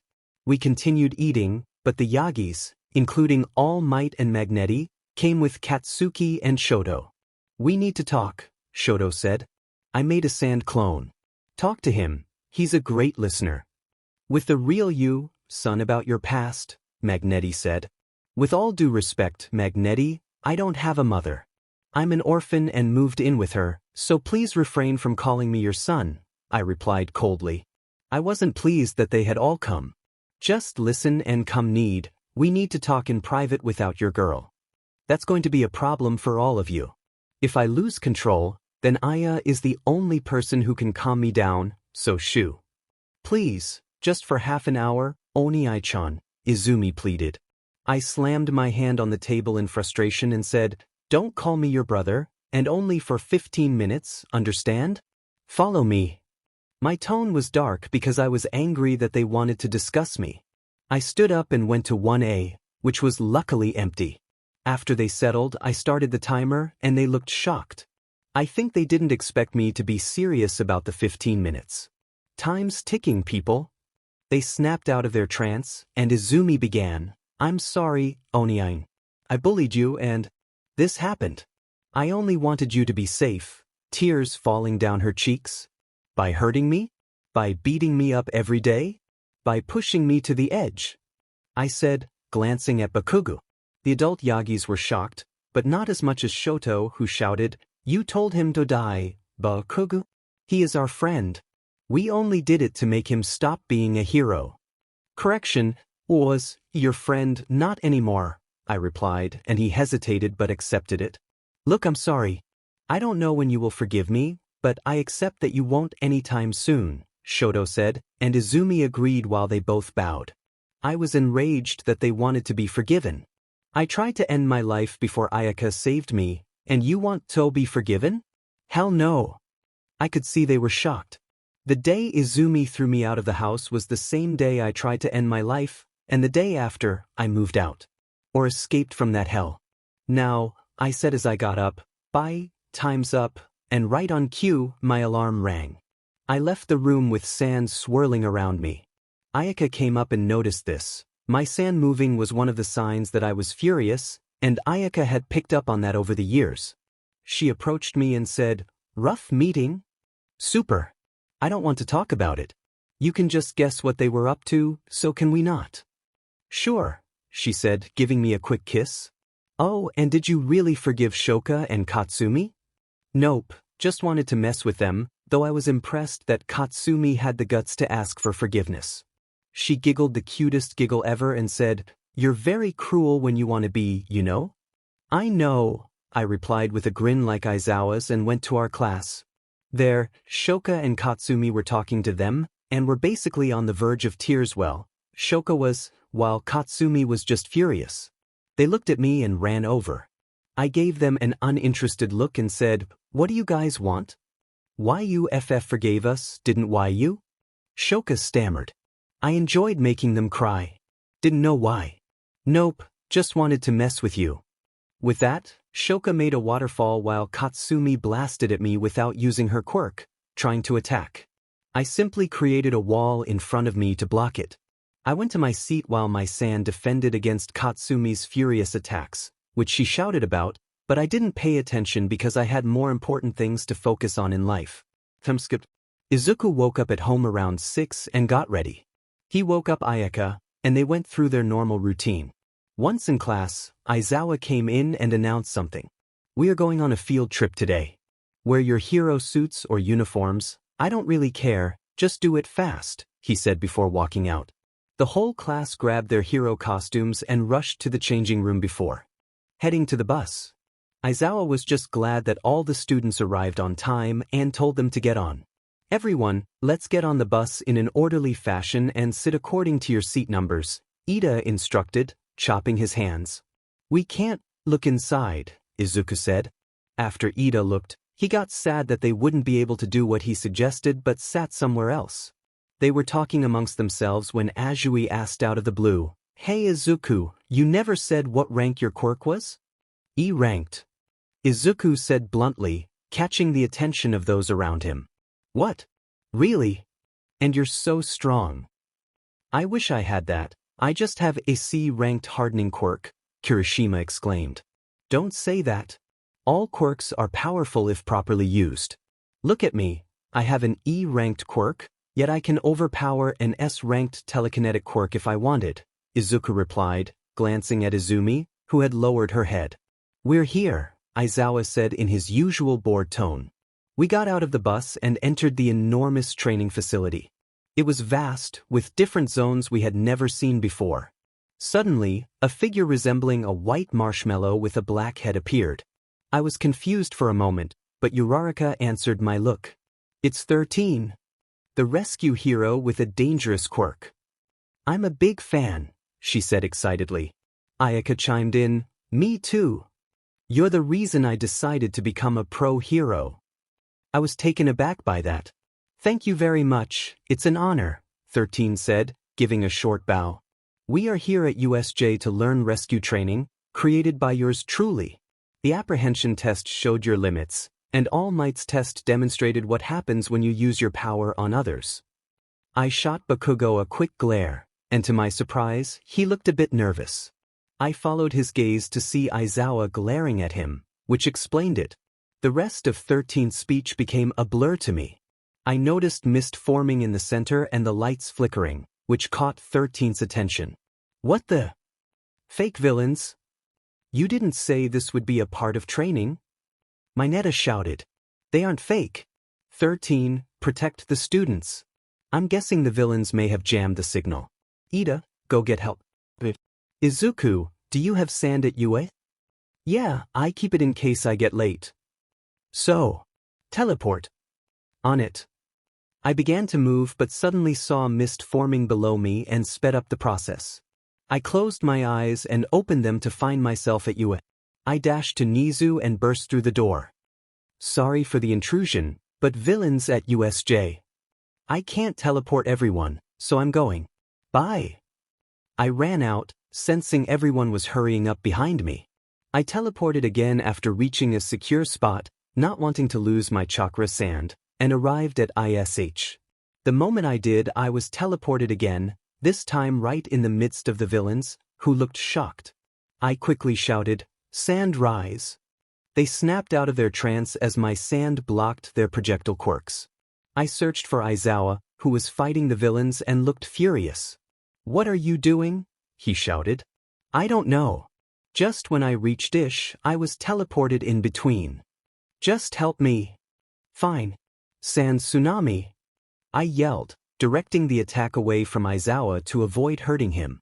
After half the villains were trapped, I solidified the sand and called out, "Permission to take them down?" "Granted." I grinned, which seemed to frighten the villains stuck in the sand. "Sand coffin," I commanded, and the sand hardened into a ball with the villains still struggling inside. It then exploded, and I shielded myself from the chaos, feeling a surge of strength. I'm gonna help the students. Where are they? Spread out. Go to a zone, and you will probably find more than 2 students there. Okay, I'll check the shipwreck if we win. Uncle chuckled, and I created some sand clones to physically fight and assist Aizawa, who looked exhausted but relieved when the clones reached him. I made more and spread them out, then ran to the shipwreck since it was the closest. When I arrived, I saw some villains surrounding Ayaka, Tsu, and Mineta on the ship. Ayaka was using her quirk to blow villains away, Tsu was shooting her tongue at them, and Mineta looked terrified. I was just about to reach them when I heard someone say, "You get the brunette, I'll give the frog a show." Anger surged through me, and I quickly dealt with him. The other villains on the boat looked horrified, except for Ayaka. I reached the boat and said, "If you don't want to face the consequences, leave now." The villains jumped out of the boat and waded in the water. "What about me? If I don't want to die?" Mineta asked. "Just listen to me and don't be a creep." Aye, Captain," Mineta said, saluting with a nervous laugh. "Get it? Because we're in a boat." I chuckled, and he looked relieved while Ayaka facepalmed. I quickly got serious. "Ayaka, create a huge tornado and throw it in the water. It should SCK the villains up. Mineta, throw your sticky ball in the water, And Tsu, hold my Neta and jump out. My Neta followed my instructions until he started bleeding but managed to get a few more ball in before fainting. Ayaka created the tornado, forming a whirlpool in the water. The villains were getting SCD in, and I nodded at Tsu, who held my Neta and got them both out of there. Aya and I stepped onto the sand platform, where I set down our group at the entrance with 13 others. I descended to gather my sand back and learned that most of them were safe, except for Todoroki, Hagakure, and Aoyama, who was still missing. I knew Aoyama was resourceful enough to handle himself against villains, so I wasn't too worried. Glancing down, I spotted Aizawa confronting a massive creature. It lunged at him, and sensing the danger, I quickly formed a sand sphere around myself and began to chant. As I hurried through the transformation, I felt myself morphing into a different being, though it was only partial due to my urgency. Emerging from the sphere, I noticed the others staring at me, their expressions a mix of horror and awe. I charged at the creature, throwing punches, but they seemed ineffective. It won't even flinch with that weak punch, kid. It was designed to take down All Might in his prime. A villain with hands covering his face taunted. Anger surged within me, and I attempted to strike him, creating a cloud of dust. When it settled, I realized the creature had blocked my attack. I jumped back and transformed further. Running at the creature again, I unleashed a flurry of punches and kicks, sand swirling around me for protection, but it still had no effect. The creature retaliated, and I blocked its attack with my arm, which unexpectedly split into two, shocking everyone around me. Gotta try harder than that, I shouted. The creature lunged at me again after the hand villain commanded, use your full power, Nomu. I could barely see the Nomu through my sand shield as it landed some hits, and after a powerful punch, I was sent crashing into the stairs. Izuku rose after being slammed into the stairs, determined to stand again. The hand villain shouted, where is All Might? And why isn't this brat dead, Kurogyri? Kurogyri replied, I don't know, young Master Shigaraki. It seems this boy possesses a strong quirk. Izuku dashed toward the Nomu, vanishing into a pile of sand. The villains looked confused until a tremendous roar echoed through the area. They turned to see a colossal beast. Shikaku roared, the kid finally let me out. I'm not wasting any time here. He swung his tail at the Nomu, but it dodged and landed a punch. The blow had no effect on Shikaku.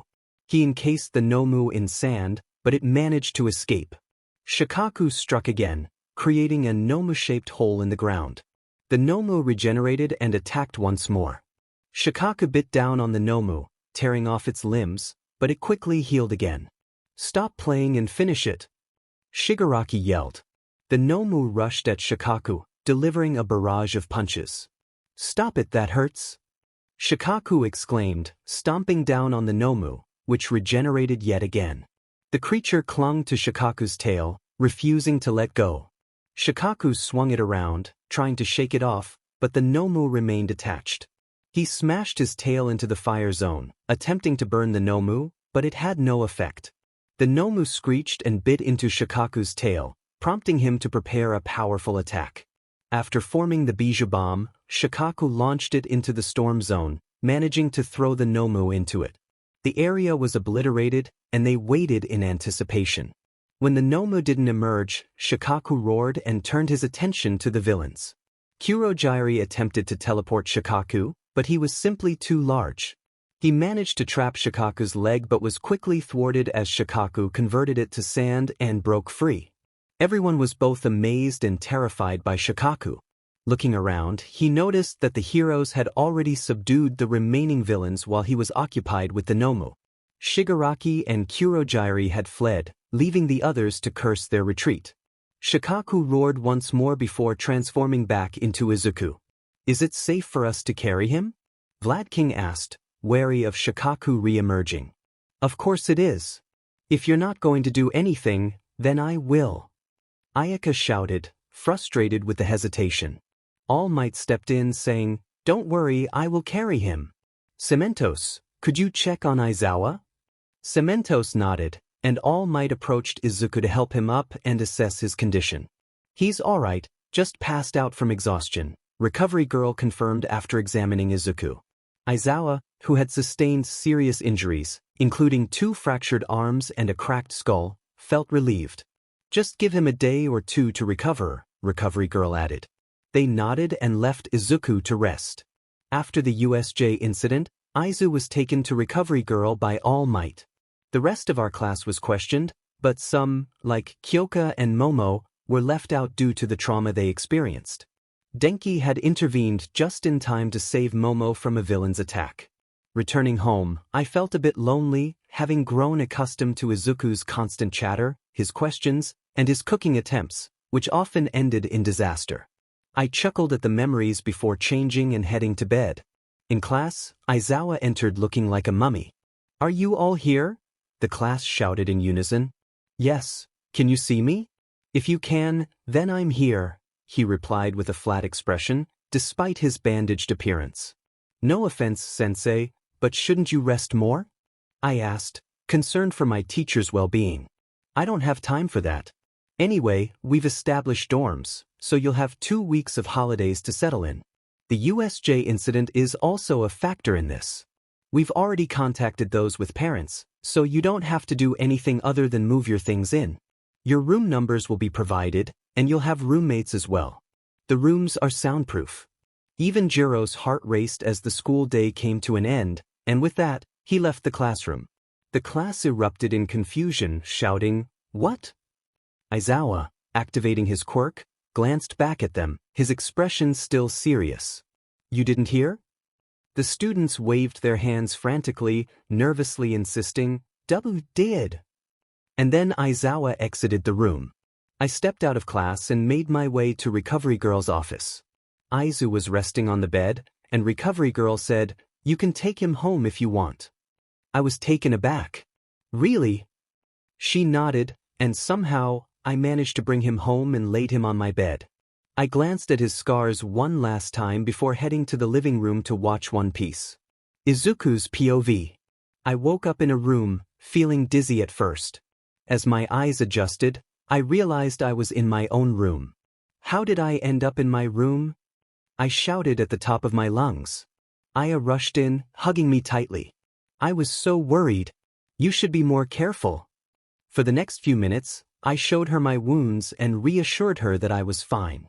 She then asked, "So, what do you need?" I suddenly remembered the important part and asked, "What happened at USJ after I fell asleep?" "Well, let's see. The class and I were taken for questioning. We have dorms now, and we have a 2-week holiday. That's it." "Oh, what about the villains?" "Nothing."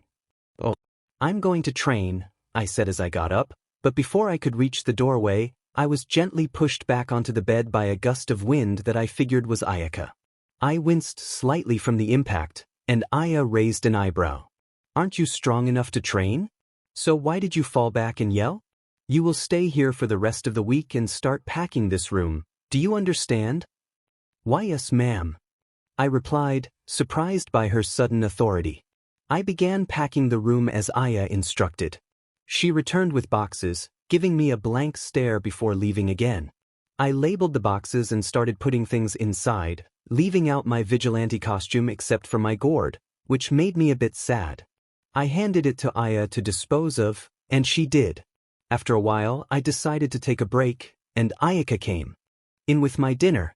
I shouted in joy, and Aya giggled as she set it on my table. I noticed there was only one plate. "What about you?" "I'm not hungry," she said with a reassuring smile. "You want to eat udon, don't you?"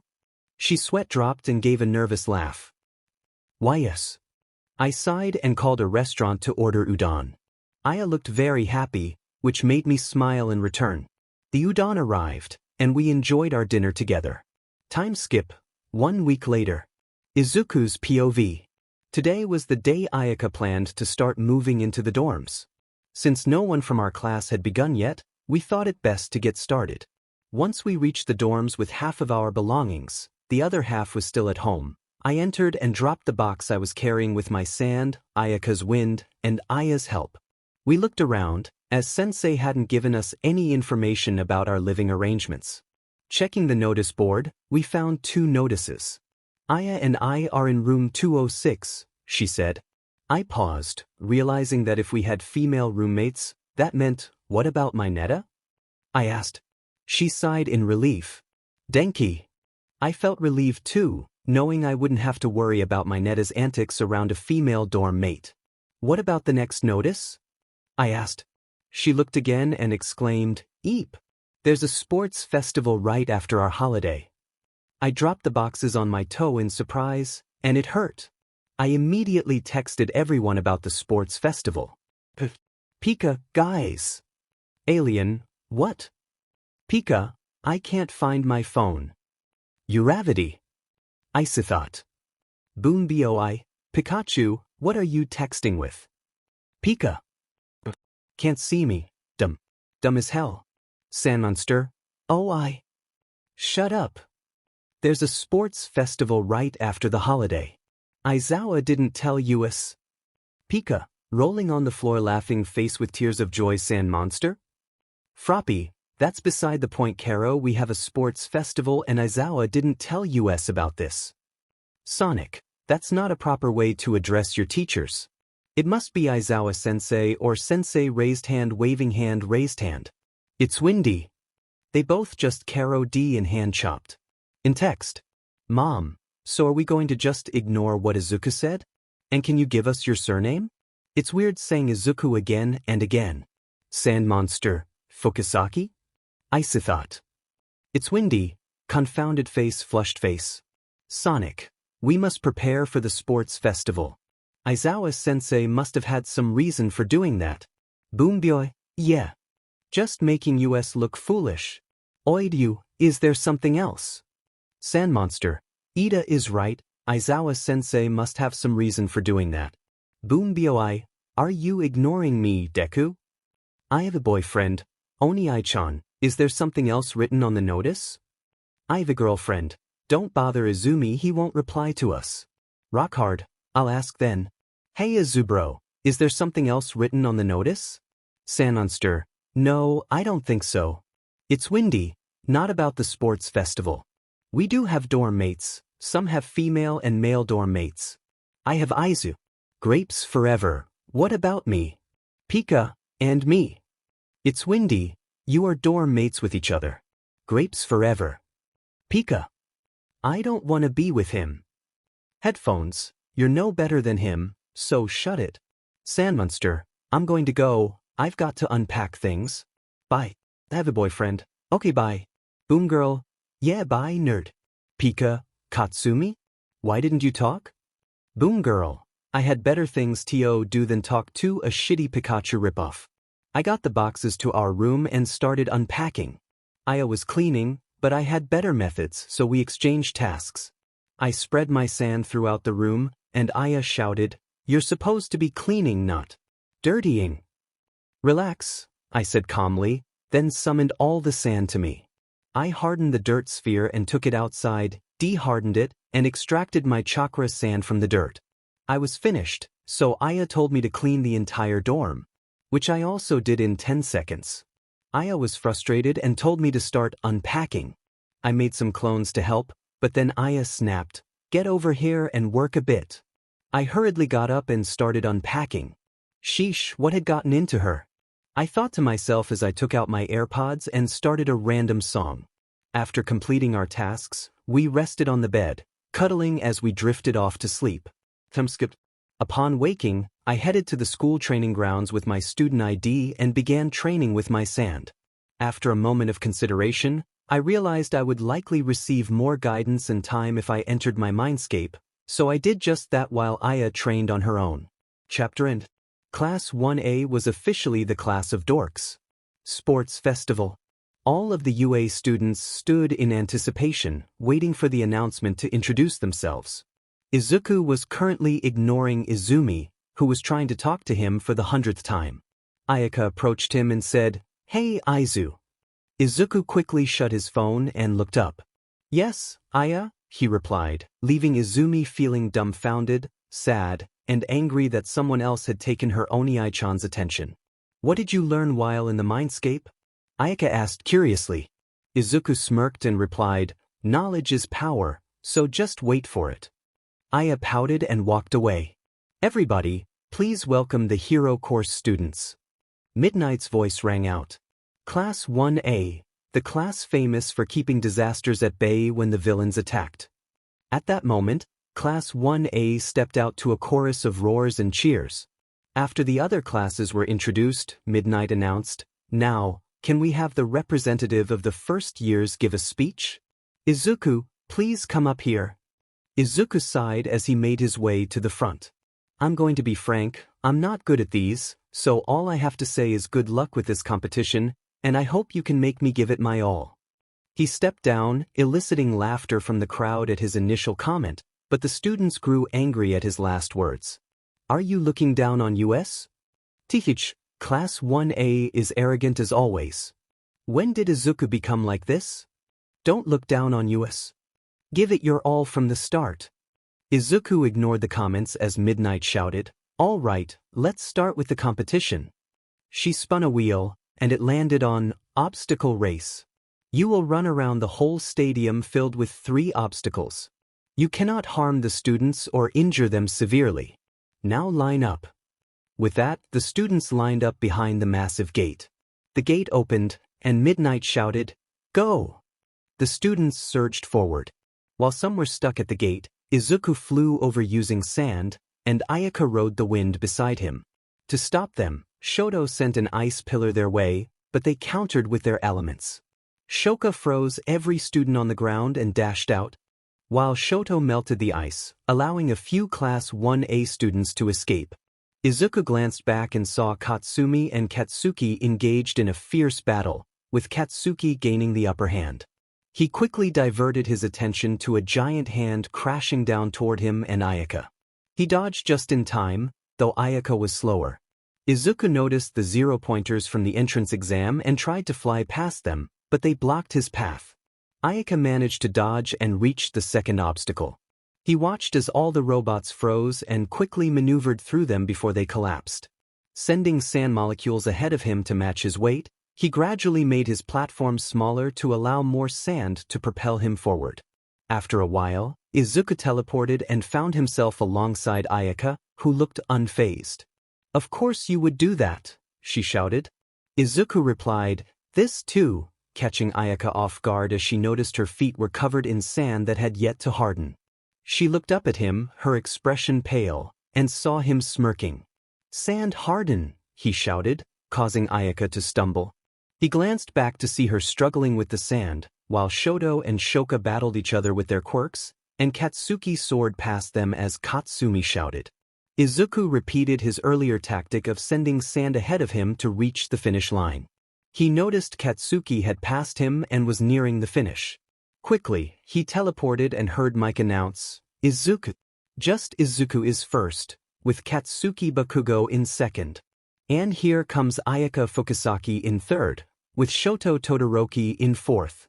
The students crossed the finish line one after another, and eventually, those who finished last were eliminated, leaving only 32 students for the next battle.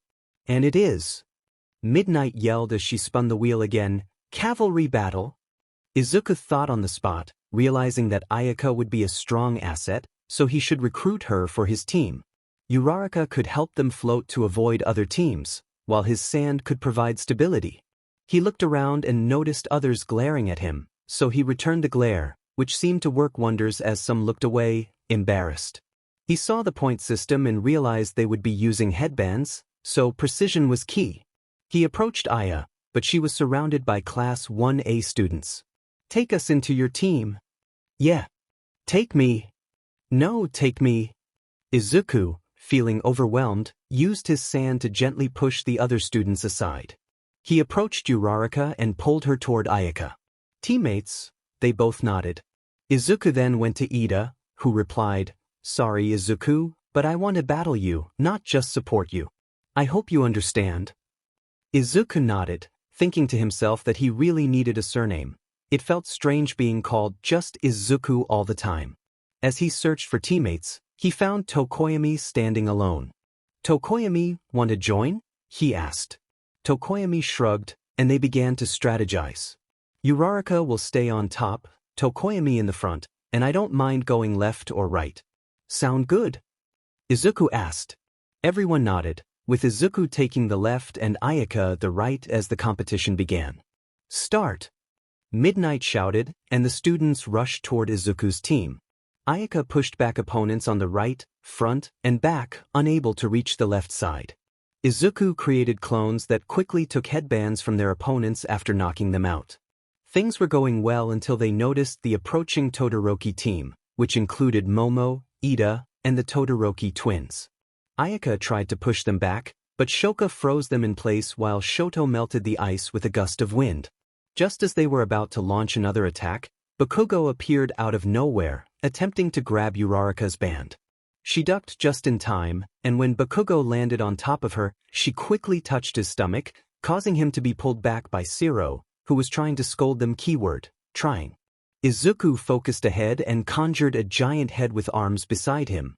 The clone charged toward the Todoroki team, who were taken by surprise. Shoka attempted to freeze the clone, but it crushed the incoming ice. Just as the clone was about to crush the team, Tokoyami managed to snatch their headbands when time was called. Everyone did great. Here are the results. Midnight announced, her voice slightly strained from all the shouting. 1. Team Uraraka, Izuku, Fukasaki, Tokoyami. 2. Team Todoroki, Todoroki, Ida, Yaoyorozu. 3. Team Shinso, Denki, Ojiro, Shiosaki. 4. Team Bakugo, Shiro, Mina, Bakugo. Take a break, you and I need it, Midnight said, clearly exhausted. After the break, Izuku's POV shifted. Once he finished eating, he was about to leave when Aizawa-sensei called for him. He approached, asking, "Can I help you, sensei?" Aizawa replied, "It's done. Follow me," as he walked away. Izuku's eyes widened with excitement. "It's done."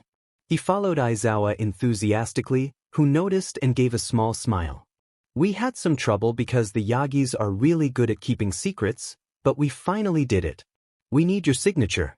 I honestly don't care if they disagree because Tsukachi and Nizu can handle it." Time reverted, and Izuku found himself standing at the desk of their homeroom teacher, Aya beside him after school ended. His uncle stood behind the desk, looking curious. "What happened?" "I want to get out of their custody so I can legally change my name. I know it will take some time." Izuku was cut off by his uncle hugging him. "I knew this would happen someday. If you want, I can adopt you. You'll still stay at her house and I'll visit sometimes." Both Izuku and Aya widened their eyes, and he immediately agreed. His uncle was thrilled and called a detective he knew. They went through the necessary questioning, and Izuku showed his scars. Both his uncle and the detective were furious, knowing All Might for so long. After celebrating the case's progress, his uncle said, "You should go home. We have the USJ tomorrow." They agreed and left with their final goodbyes. In the current moment, his uncle instructed him to wait in the waiting room. If he won the festival, they would finalize everything that day. If not, they would try to convince the Yagis, which could take a week, something Izuku wanted to avoid. As he sat in the waiting room, Izumi and her friends attempted to sit beside him, but he scooted away. They repeated this a few times, and their reactions became increasingly amusing. The Bakugo twins looked exasperated, while Izumi and Shoka struggled to hold back tears, and Shoto appeared fed up. "Just sit in one place, you demon nerd," Katsumi shouted. Ignoring her, Izuku looked at Aya, who came to his rescue by sitting beside him and hugging his arm. Katsumi and Shoka exchanged jealous glances. "Okay, thank goodness I have a mic so I don't have to shout. Here are the battles," Midnight announced. Izuku vs. Shinso. Shiro vs. Shoto Todoroki. Shoka Todoroki vs. Ida. Fukasaki vs. Bakugo Katsumi. Shiosaki vs. Ojiro. Kaminari vs. Mina. Bakugo Katsuki vs. Uraraka. Tokoyami vs. Yaoyorozu. Now, let's start with the first match, Shinso vs. Izuku. Midnight yelled. Izuku and Shinso took their positions and began when the signal was given. Shinso taunted, "It must feel great to have a strong quirk, right? The pride and joy of your parents, never bullied. He dodged Izuku's initial attack. Furious at Shinso's assumptions, Izuku shouted, "Sand tsunami!" The sand engulfed Shinso, who lay stunned beneath it. Izuku approached him, saying, "I was neglected by my parents and bullied until I was unconscious for having an E-ranked quirk. You have no idea what you're talking about." He spoke in a voice that resonated with power. Shinso, shocked, stammered, "How? That's so strong. I trained hard. You should consider the person before making assumptions. You're meant for the hero course, but I need to win this festival to escape my parents' grip." Izuku offered his hand, and Shinso took it, smiling. "I hope we can be friends." "I hope so too, Shinso. Now, let's move on to the other matches." Midnight prompted, and they nodded, parting ways for the next battles. Shoto won by engulfing half the arena in ice. Shoka faced off against Ida, who charged at her, but she quickly covered the entire area in ice. Ida, unable to maintain his momentum, slipped out of the arena. In the match between Fukasaki and Katsumi, Katsumi smirked, having noticed the sand I had placed nearby. She declared, "I will take you from him and prove I'm much better than you." I scowled at her words as the match began. Aya summoned a powerful wind current that struck Katsumi while she was airborne. However, this did not deter Katsumi, who shouted, "Howitzer! Impact!" I glanced at Bakugo, who looked furious, likely thinking, "Katsumi, we were going to keep that move a secret until that nerd fought us. What are you doing?" I turned back to see Katsumi creating a spiraling tornado.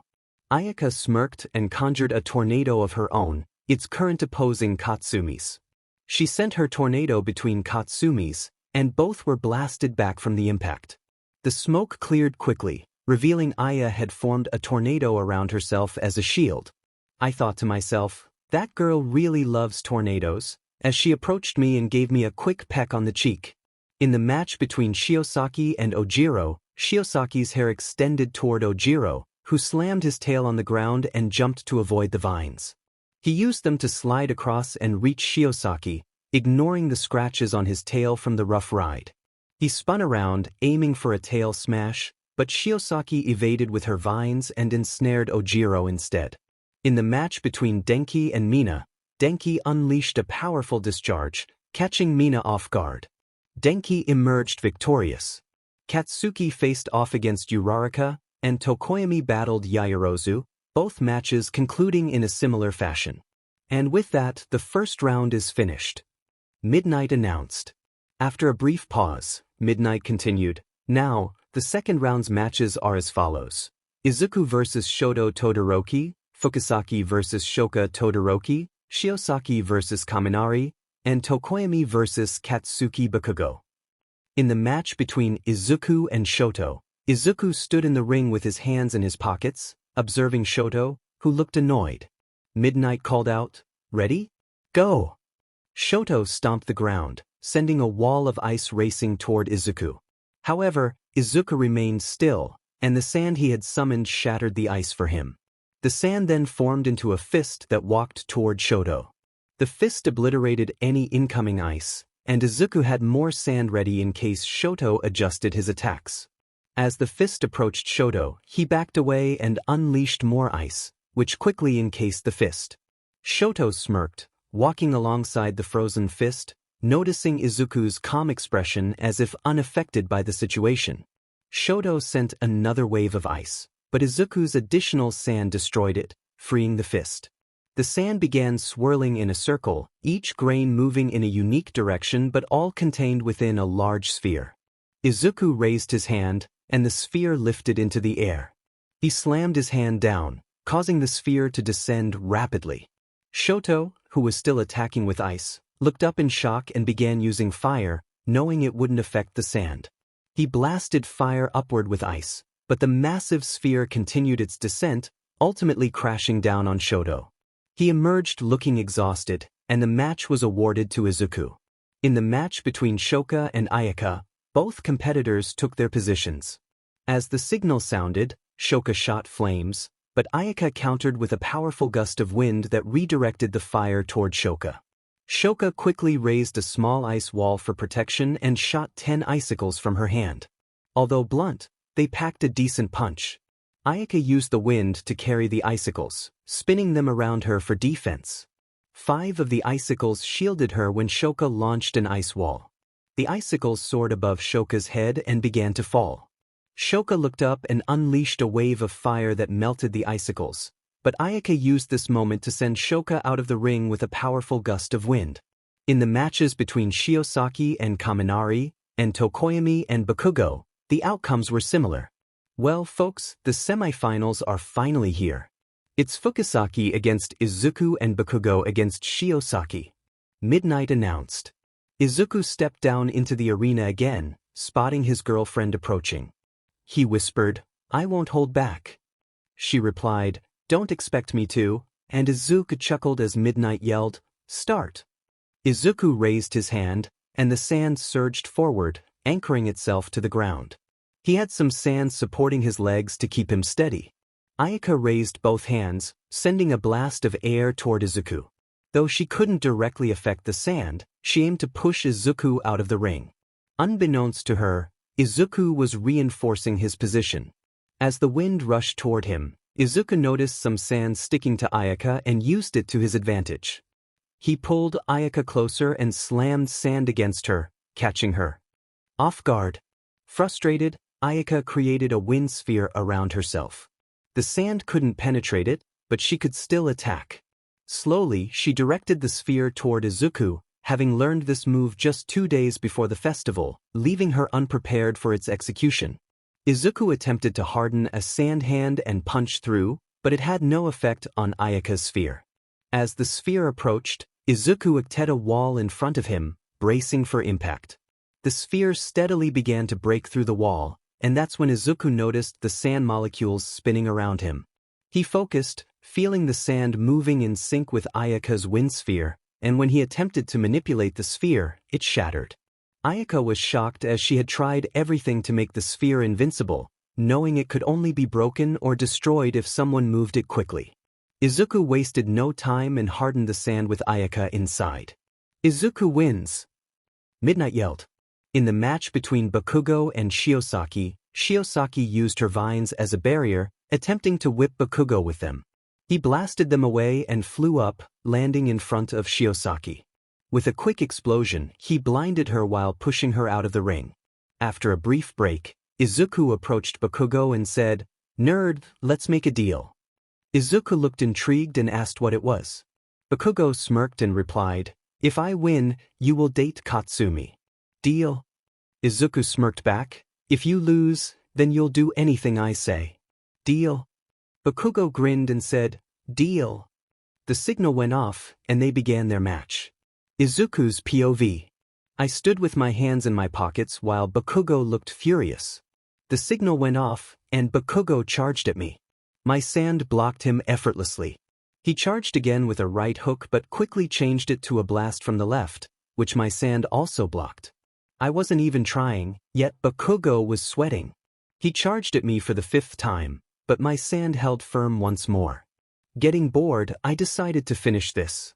I stood up, having been lying down to relax, and extended my hand. The sand began to form around it, and I shot some projectiles, which Bakugo dodged easily.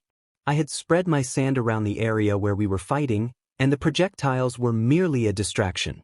I formed the sand around Bakugo, walking up to him and whispering, "It's over." But he, being the stubborn fighter he was, blasted the sand away and flew up. He spiraled around and yelled, "Howitzer! Impact!" as he made contact with my sand wall. The arena fell silent, everyone curious about the outcome. As the smoke cleared, they saw me behind my protective wall. The crowd erupted in cheers, and I glanced at Bakugo, who lay in a corner of the arena. Guess the blast bounced off to him, I thought. I lessened the sand, which eventually formed into my gourd. Some people shouted that it was unfair, but I replied, "I used the sand in the atmosphere, so I don't think it actually is." That was true. I had spread the sand in the atmosphere before the contest, and the crowd quieted down. I walked to the viewing area and noticed Katsumi looking sad. She must have known. Ayaka approached me and asked, "What were you talking about with Bakugo before this match?" I casually replied, "We made a deal. If I won, he would do anything I said. If he won, I would date Katsumi." Ayaka's eyes widened in anger as she shouted, "And what if you had lost?" I chuckled nervously and said, "Don't worry, it didn't happen, did it?" I waved it off, and she seemed to calm down afterward. After the award ceremony, we all left for the day. The next day, Aizawa entered the classroom and said, "Congrats on the festival. You all have internships, and you'll need to submit the names for your internships in 2 days, or no internship. Midnight will be reviewing your hero names." He then retreated into his sleeping bag. Midnight arrived, cracking her whip. "You'll get your hero names revised by me." After some names were presented, Ayaka went up and said, "Wind surfing hero, Kaze." Midnight exclaimed, "Delicious. I approve." I went up next, showing my board. Self-loving demon, Gaara. Midnight looked shocked and asked, "May I ask why you chose that?" I looked at her blankly and replied, "I used to do that in the past. No one loved me, so I did it to myself for comfort." She nodded slowly. "I approve." I returned to my seat and noticed tears in the eyes of the girls who had tormented me, but I ignored them. Izumi went up and said, "Telekinesis hero, Mido." Katsumi struggled but managed to say, "Explosion hero, ground zero." Shoka simply chose Shoka for her hero name. After that, I dozed off and missed some of the discussion. Aya woke me up, and I started paying attention as Aizawa distributed papers for our internships. I looked at mine and found it was nearly 4 full pages long. I immediately began working on cutting low-tier heroes. When school ended, I went home, changed clothes, ate lunch, and returned to my desk to continue my work. After some time, I narrowed it down to 6 heroes I would consider: MD Lady, Ryukyu, Kamui Woods, Best Jeanist, Edge Shot, and Mirko. I took a break when Aya came in. "Have you selected one yet?" I shook my head and asked, "What about you?" She nodded and said, "I have an internship with Hawks." My eyes widened in excitement. "That's great." She noticed my paper and took it in her hands, spotting the hero I was considering. She scratched out a name and handed it back to me.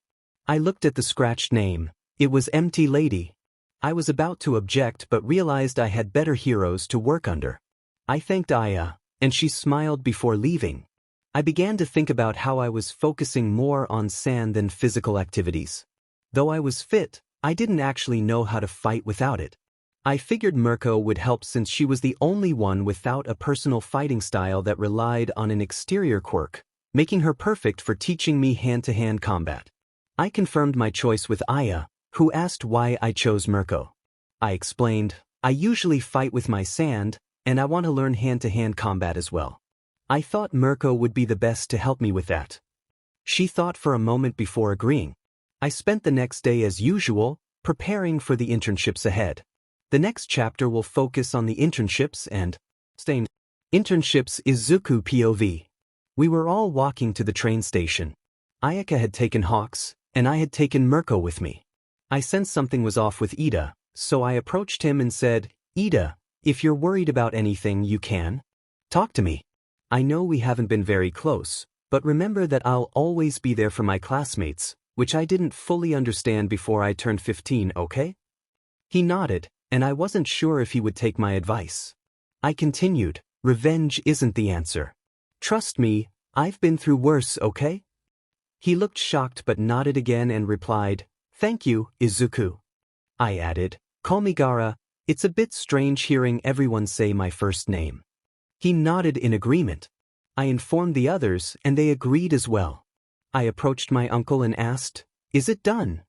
He replied that we would finalize it after I returned from my internship, to which I agreed. Aizawa-sensei then said, "Take your trains and head to your internships. Good luck," and with that he left. We boarded our trains, but I noticed Yagi had taken the same train as me. She didn't notice me, which I was relieved about. At the station, I waited for everyone to leave before I followed suit. I noticed Yagi was heading the same way I was. Okay, it's probably just a strange coincidence. There's no way she's going to Mirko. Is she? Thought to myself. But it turns out luck isn't always on someone's side. She went into the rabbit hole. I entered and was met with Yagi, who looked shocked. You're going here too, Oni-chan? She exclaimed. I replied, I'm not your brother, Yagi, and yes, I'm here for the internships. She nodded reluctantly and said, we'll do our best on dash. Gaara-san. I sighed in relief and nodded back. Mirko arrived shortly after and said, You're here? Good. I like punctual people. You yourself are late. I muttered under my breath. She signaled for us to follow her, and we obliged.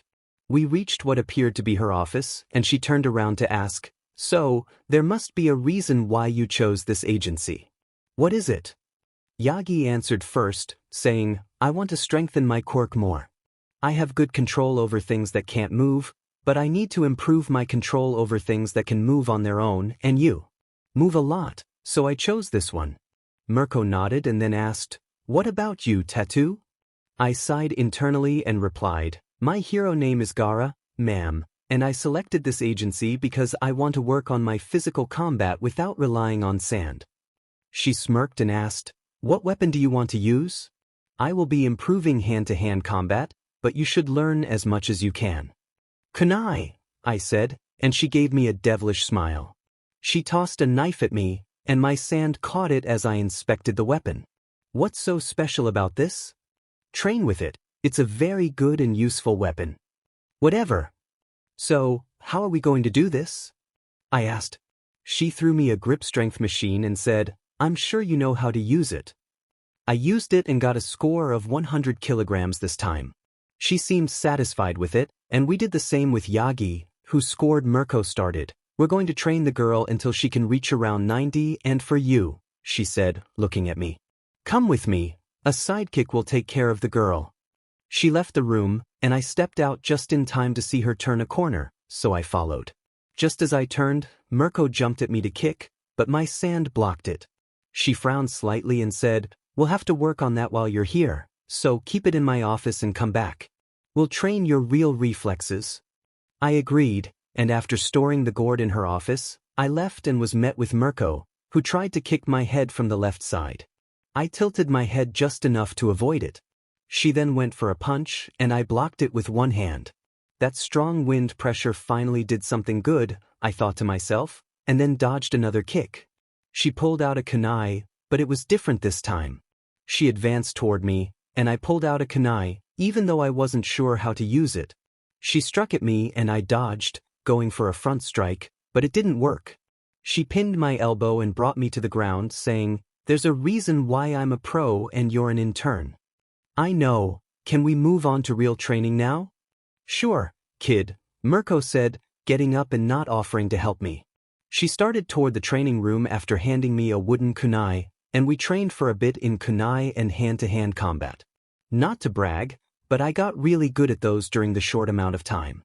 3 days passed with me and Yagi training together. I even developed a new move inspired by kunais and sand teleportation. I was practicing my new technique on a training dummy when Mirko returned, looking exhausted. I asked, When are we going on patrol? She replied, When you make your technique less lethal, as I dropped a dummy that had too many holes in it. Sighing, I retrieved another dummy from the box and encased it in a sand sphere to make my move less harmful. We were headed to Hosu to confront Stain. Mirko had given Yagi and me permission to use our quirks if we encountered any villains. We were jumping there because someone, Mirko, thought it would be a good exercise to do it without our quirks. Yagi was training in hand-to-hand combat, while I was focusing on kunai usage and sand manipulation. We had just reached Hosu when a sudden blast rang out. Mirko halted abruptly, and I bumped into Yagi, who was in front of me. Mirko instructed, You guys spread out for villains. You can use your quirks and weapons if you have them. We nodded, and Yagi took to the air, following me. I couldn't help but ask, Didn't she say to spread out? Somewhat annoyed. Yagi replied, Well, we're just heroes in training with limited experience, so I thought we should stick together. I nodded in agreement. While we were flying on patrol, I heard Ida shout, I'll take revenge for my brother Stain. I knew it was reckless, but I followed the voice with Yagi, who seemed to have a good relationship with Ida. We arrived just in time to see Stain poised to strike Ida, who was lying on the ground. Yagi used her telekinesis to stop the blade, breaking it before tossing it aside. Izumi was trying to disarm Stain, but he had hidden his weapons out of her sight. Midori, I'll create an opening for you to see the weapons. Get them away. Izuku shouted, jumping down after receiving confirmation from Izumi. Ida shouted in disbelief, "Why are you here? This is my fight. I want revenge for what he did to my brother." Izuku stepped on Ida's shoulder, giving it a reassuring rub before saying, "With this, you're weak. Become stronger before challenging people. This isn't what a hero should do either.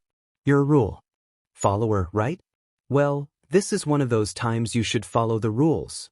Ida winced in pain for a moment. Izuku removed his foot and frowned at Stain, who was taken aback by a kid standing up to him. Stain said, "I have a feeling you're a true hero, unlike these fakes. I'll let you go if you leave the kid and this strange person here. You can even take the girl with you," pointing to a man who was leaning against the wall for support. Izuku extended his hand and said, "Ryoiki Tenkai." The sand moved around the walls, pushing Izumi in because he needed the telekinesis for the weapons.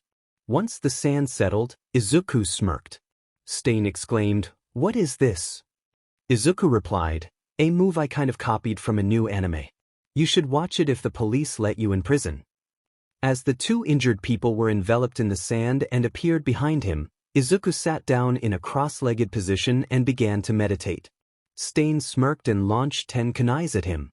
Izumi managed to catch 6, but 4 hit Izuku. Stain laughed, but Izumi and the two injured people wore expressions of shock and disbelief, unable to comprehend why Stain would target an inexperienced hero. Stain's laughter ceased when Izuku transformed into sand and vanished, taking the kunais with him. Stain looked around and saw 5 tentacles of sand forming around him. They gripped his leg, but he pulled free and sliced through the sand tentacles. The part connected to the ground regrew, but the one holding his leg turned into actual sand and was absorbed into the area. Stain thought, so this kid needs most of his sand attached to the ground to control it. That gives me an idea, which is exactly what Izuku wanted. He aimed to give Stain false hope, thinking it would work, but in reality, it wouldn't, giving Izuku the surprise edge. Stain jumped onto a box, but it began to sink into the sand, forcing him to leap off. Just before he hit the ground, a kunai shot out from a wall, aimed at him. He deflected it with his sword. Meanwhile, Izuku's face emerged from a wall, snarling at Izumi, "Use your quirk." After a moment of shock, she did just that, disarming Stain of his sword and kunai, sending them into the sand. The sand was also trying to keep Ida in place, as he was very stubborn and wanted to move. Stain lunged at Izumi but was blocked by sand once more. He threw kunais at Izuku's face, but the face absorbed them into the sand. Stain grew frustrated. He couldn't find a way to defeat the fake heroes. All he could do was hope for Izuku's energy to drain. Izuku sensed Stain's growing frustration and decided to make his move. 10 sand tentacles emerged, but Stain swiftly cut them down, trapping the sand in a box he had found. He sat on the box, and Izuku couldn't help but smirk as he began shaping the sand into a miniature version of Shikaku. With a flick of his wrist, he sent 15 kunai flying towards Stain. Just as Stain prepared to defend himself, Izumi used her telekinesis to disarm him, rendering him vulnerable and injured. Stain's frustration mounted as Izuku continued to mold the sand, creating more tentacles that Stain sliced through with ease, only to see his weapons snatched away by Izumi. Izuku's face emerged from the sand as he asked, "Why do you want to eliminate so-called fake heroes? Who do you consider a true hero?" Stain replied, "I want to rid the world of fake heroes, those who seek only money or fame. The only true hero is All Might." Those 2 words sent Izuku into a fit of laughter, a wild and manic sound that echoed around them. Stain frowned, demanding, "What are you laughing at?" "Just the idea of All Might being a true hero." Izuku exclaimed, emerging fully from the sand, clutching his stomach as laughter racked his body. "Do you know that I'm his child?" Stain's expression shifted to shock as he muttered, "No wonder you're a true hero." Izuku continued, "And that he neglected me for nearly 10 years because I had an E-ranked quirk?" His laughter filled the air, leaving Stain stunned. The very idol who inspired Stain's mission to purge the world of fake heroes was, in Izuku's eyes, a fraud. Regaining his composure, Izuku stated, "There are many true heroes if you look for them.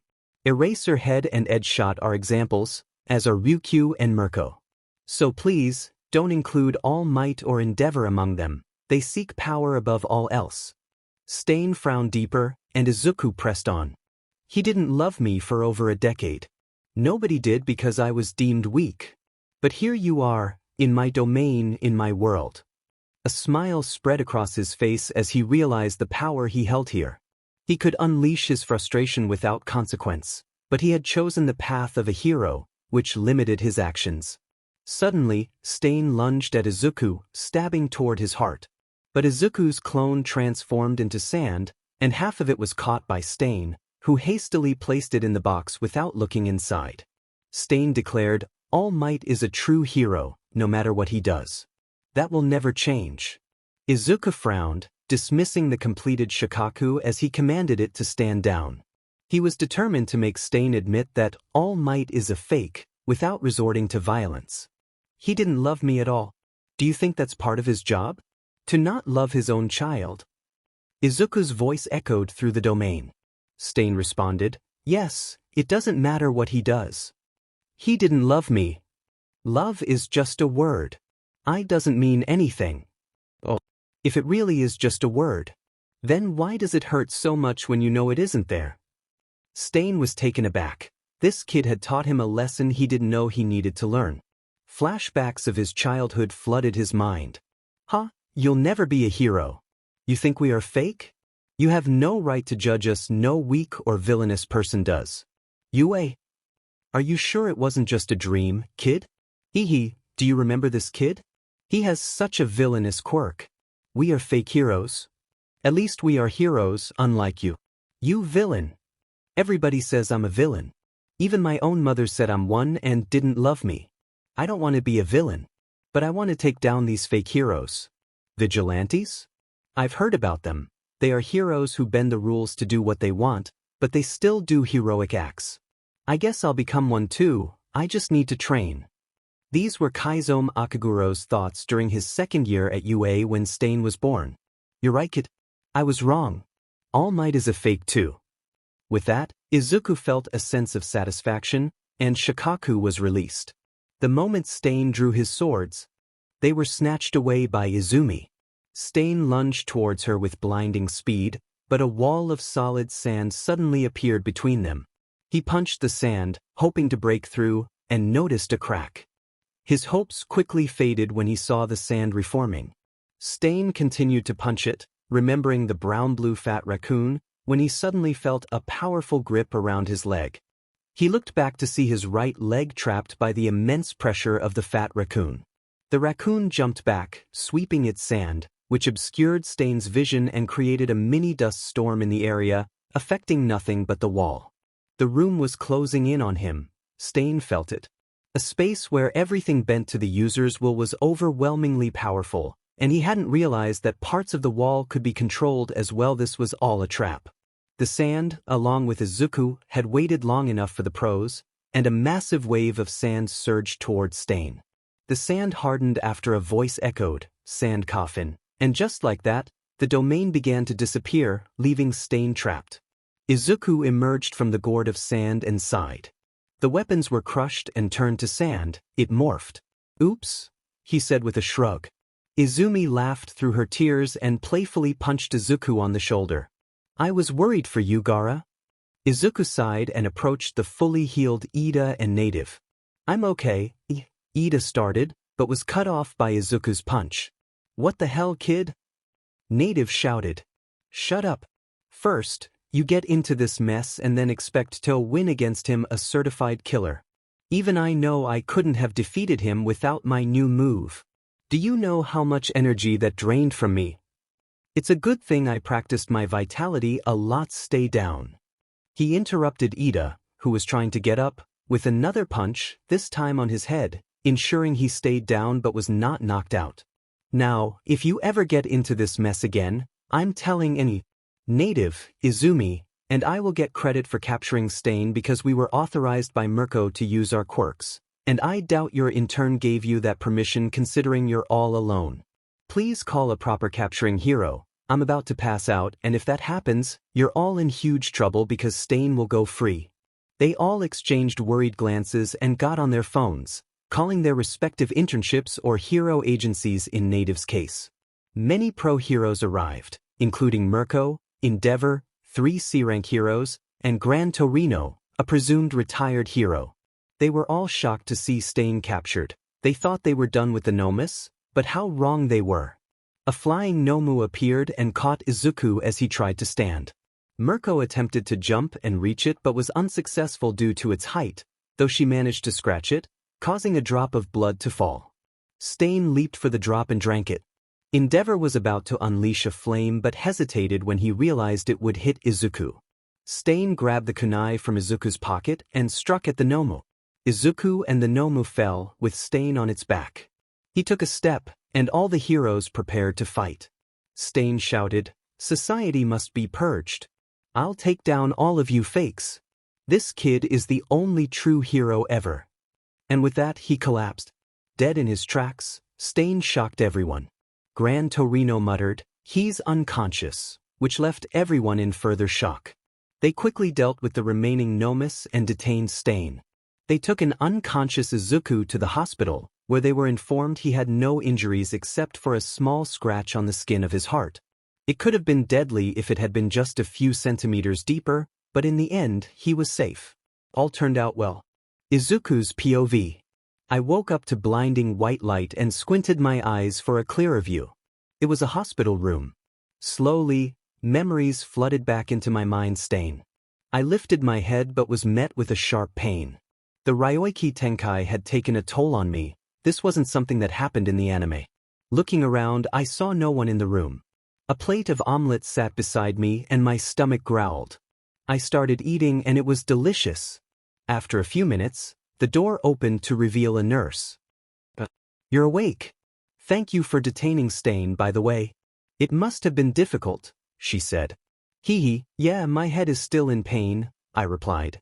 "Oh, your girlfriend is waiting outside. You weren't allowed visitors because the police chief wanted to meet you first for some reason. Seems a bit biased if you ask me," she added. I chuckled and nodded. She brought in the police chief, who had a rather dog-like appearance. "Hello, my name is Kenji Tsuragami. I'm the head police chief and would like to ask you a few questions," he said, his voice deep and gruff. I nodded for him to continue, and another officer entered, looking more human. "Hello, I'm Tsukachi," he said. I recognized him from my case regarding Aizawa taking my guardianship. "Oh, you're from my adoption case, right?" "I'm Izuku," I exclaimed, letting my childhood excitement show before regaining my composure. "Sorry, please continue." "Well, we wanted to thank you for what you did with Stain. We did scold Ida Tenya for supposed vigilantism and illegal quirk usage, but since Mirko had given you permission, I have no right to scold you. Other than a thank you, I have nothing else to say," the chief explained. "But I do have some questions about Stain, so please try to answer them truthfully," Tsukachi said. I nodded, and he continued with a series of questions. After answering them, they were about to leave when I called out, "Tsukachi, please wait." He turned around and asked, "Yes?" "Well, I hate to ask this now, but—" "It's done," he interrupted. While you were unconscious, your custody was transferred to Aizawa. You are now legally Izuku Aizawa," he said with a smile before leaving. I sighed in relief and laid back on the bed, waiting for the doctor. When he arrived, he conducted some tests. After some time, he declared me free to go. I teleported home, the sand that was left behind traveling with me. Uncle Zoa was sitting on the couch, surprisingly awake and eating. I placed my hand on his shoulder, causing him to flinch and jump up into a defensive stance. I suppressed the urge to laugh at him. He relaxed and came over to hug me, and I gladly returned the embrace. So this is what a true fatherly hug feels like. I like it. He then asked, "What did you think you were doing?" I flinched and took a step back, putting my hands near my chest, palms facing him. It was in the heat of the moment, and Ada was being attacked, so I didn't have much of a choice. He sighed and nodded, then warned, "I understand. But what about your girlfriend?" I looked down. "Probably not," I admitted, and an idea struck me. "I'm going to get pizza and udon for her," I declared, running out. After picking up the food, I returned to find Aya waiting for me. "Izuku, we need to talk," she said, her eyes shadowed, making me nervous. I stuttered, "Let's eat first, right? We don't want it to get cold." She huffed but nodded. I sighed in relief, wondering what was going on with her. I ate slowly with Izawa, who seemed to be trying to help me, while Aya waited for me in our room. Izawa patted me on the shoulder and said, "May God and your girlfriend have mercy on you, kid." Before facing Aya's wrath, I asked, "What am I supposed to call you now that you legally adopted me?" He smiled, a genuine smile, and said, "You can call me whatever you want, son." I smirked and replied, "Thanks, Dad," before heading inside to find Aya crying. What is going on? I didn't understand this girl anymore. One moment she was angry, then crying, and now she looked like a completely different person. "I'm sorry," she sobbed. A wave of uneasiness washed over me. What was she apologizing for? Was this an act? Would she hurt me if I got too close? But those tears looked real. Maybe I should comfort her. I ran over and wrapped my arms around her, rubbing her back as she sobbed into my chest. I tried to use the most soothing voice I could muster and asked, "What's wrong, Aya?" After a while of me gently calming her down, she finally spoke, "I'm PRDNT." "What?" The class erupted in disbelief. "How? Why? Is that even possible?" Izawa activated his quirk, signaling for everyone to quiet down, and we complied. He explained, he was expelled because Izumi Yagi, Shoto Todoroki, Shoka Todoroki, Katsumi Bakugo, and Katsuki Bakugo engaged in behavior that was unacceptable by UA standards. We decided to give them a chance. They underwent therapy, completed around 300 hours of community service, and redeemed themselves in UA's eyes. All except Katsuki Bakugo, who continued his reckless and unacceptable behavior. He is now blacklisted from ever becoming a hero and, since he is a legal adult, will serve about 2 months in prison. The room fell silent at the shocking news, with everyone except the 4 of them visibly stunned, myself included. It seemed they were aware of the consequences and had genuinely worked to improve themselves. Denki was about to speak, but Uncle interrupted him. "This is all due to illegal quirk usage and discrimination. But I should probably explain the details. Gaara, come up here." I sighed, feeling regretful as I walked to the front. Reluctantly, I removed my shirt, revealing my scars. The girls gasped and blushed, while the boys remained unfazed, having changed together many times before. Kirishima asked, "Sir, why is Gaara showing his scars? Weren't they from training?" Uncle looked at me with a disapproving expression, and I offered a nervous smile. He continued, "No, these are the result of about 10 years of bullying from Katsumi and Shoto. Izumi and Shoka also caused him harm, though more mentally than physically." The class gasped and glared at the 4, who looked down in shame. I added, "Please don't go after them," and the 4, along with everyone else, looked up in shock. I felt a blush creeping onto my cheeks as I said, "It's not like I forgive you yet. You still have to earn it, so don't take any drastic actions." I shot them a small, intimidating glare. They all shivered and nodded, the 4 of them nearly in tears, except for Shoto, who seemed hopeful. I put my shirt back on and noticed the girls sulking. I smirked and said, "If you want to earn my forgiveness, you'll have to go through Ayaka first." She glared at them for a moment before breaking into a smile, which only added to everyone's discomfort and fear, making her smile even wider. Izawa continued, "Everyone, Bakugo has also been blacklisted from attending any hero schools. Not that he would be able to attend any after coming out of prison. Now you see how strict UA is? Quirk discrimination will not be tolerated, nor will bullying. The 4 have redeemed themselves after 300 hours of community service each, without Bakugo, and have attended therapy. I warn you, do not make the same mistake as Bakugo. The warning sent a chill through the room, and everyone nodded in agreement. Just then, All Might entered, and Aizawa smirked. I have one last announcement. All Might is currently attending teaching lessons and therapy, having completed 504 hours of community service due to child neglect. The class gasped, including me and All Might. I was surprised by the amount of community work he had done. I had expected it to be at least 800 hours. We continued after everyone shouted at All Might, who apologized profusely while Aizawa finally relaxed, sleeping peacefully for the first time. Now, everyone in Class 1A held a grudge against All Might, teachers included. All Might then took us, along with Hound Dog, to Center Charlie, which was just a fancy name for their third training ground.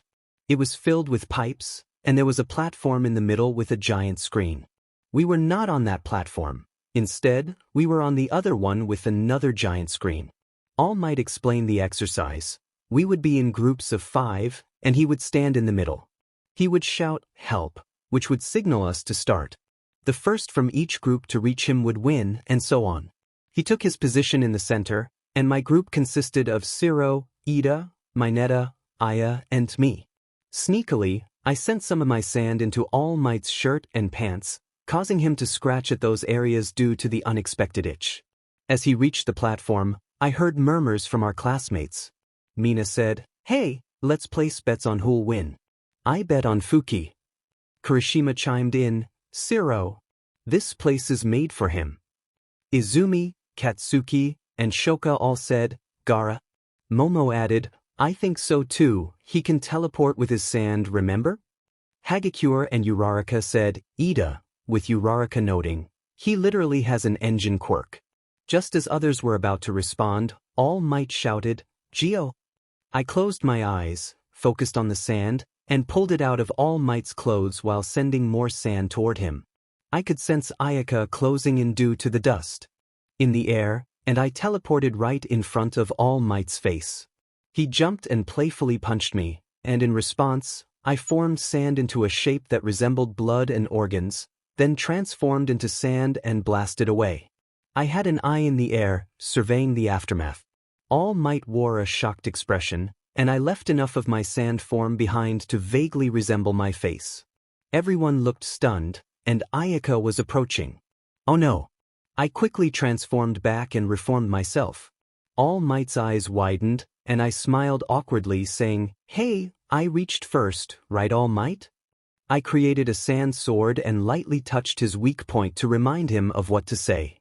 He stuttered out a hesitant, "Yes," which felt like it took an eternity. Izuku's POV.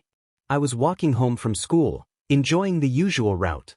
Yes, I was walking for a change because even I needed some exercise, and it helped a lot since UA was a kilometer away from my and Aya's home. I decided to walk to our house instead of the dorms after seeing Yagi do the same. I asked if we could really do it, and it turned out we could until the next school day. Since I also wanted to train at the private beach, we brought some futons and snacks.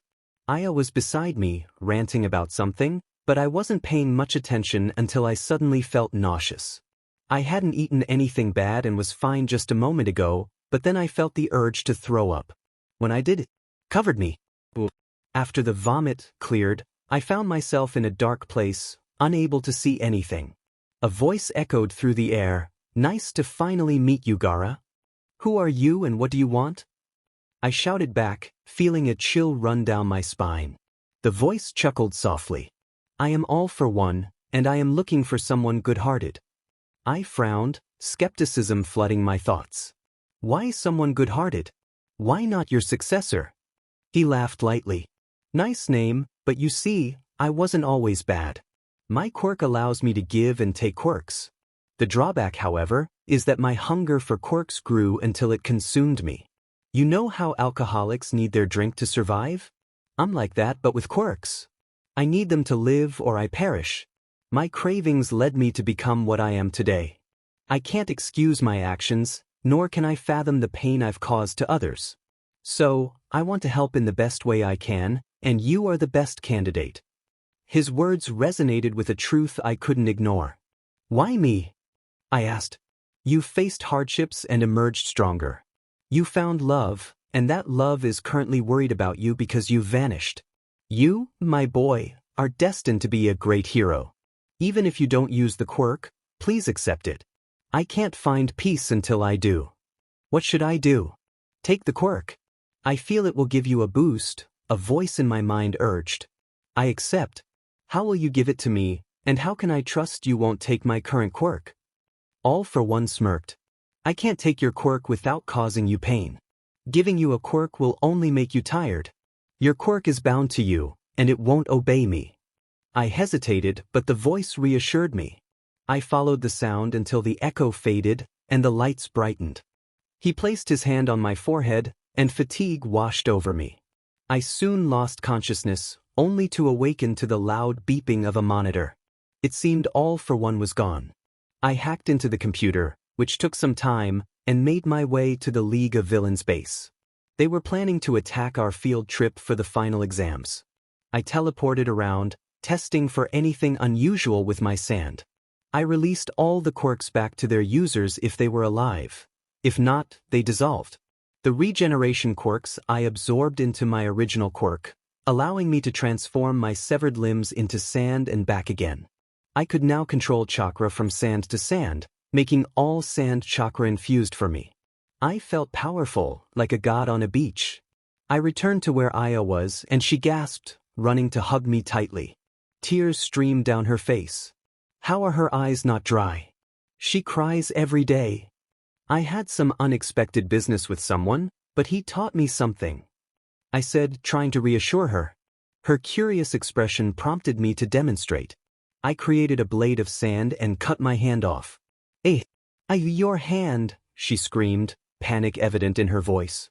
Blood flowed from my hand, but I quickly transformed it into sand and reattached it, ensuring everything was clean. She looked shocked and then angry.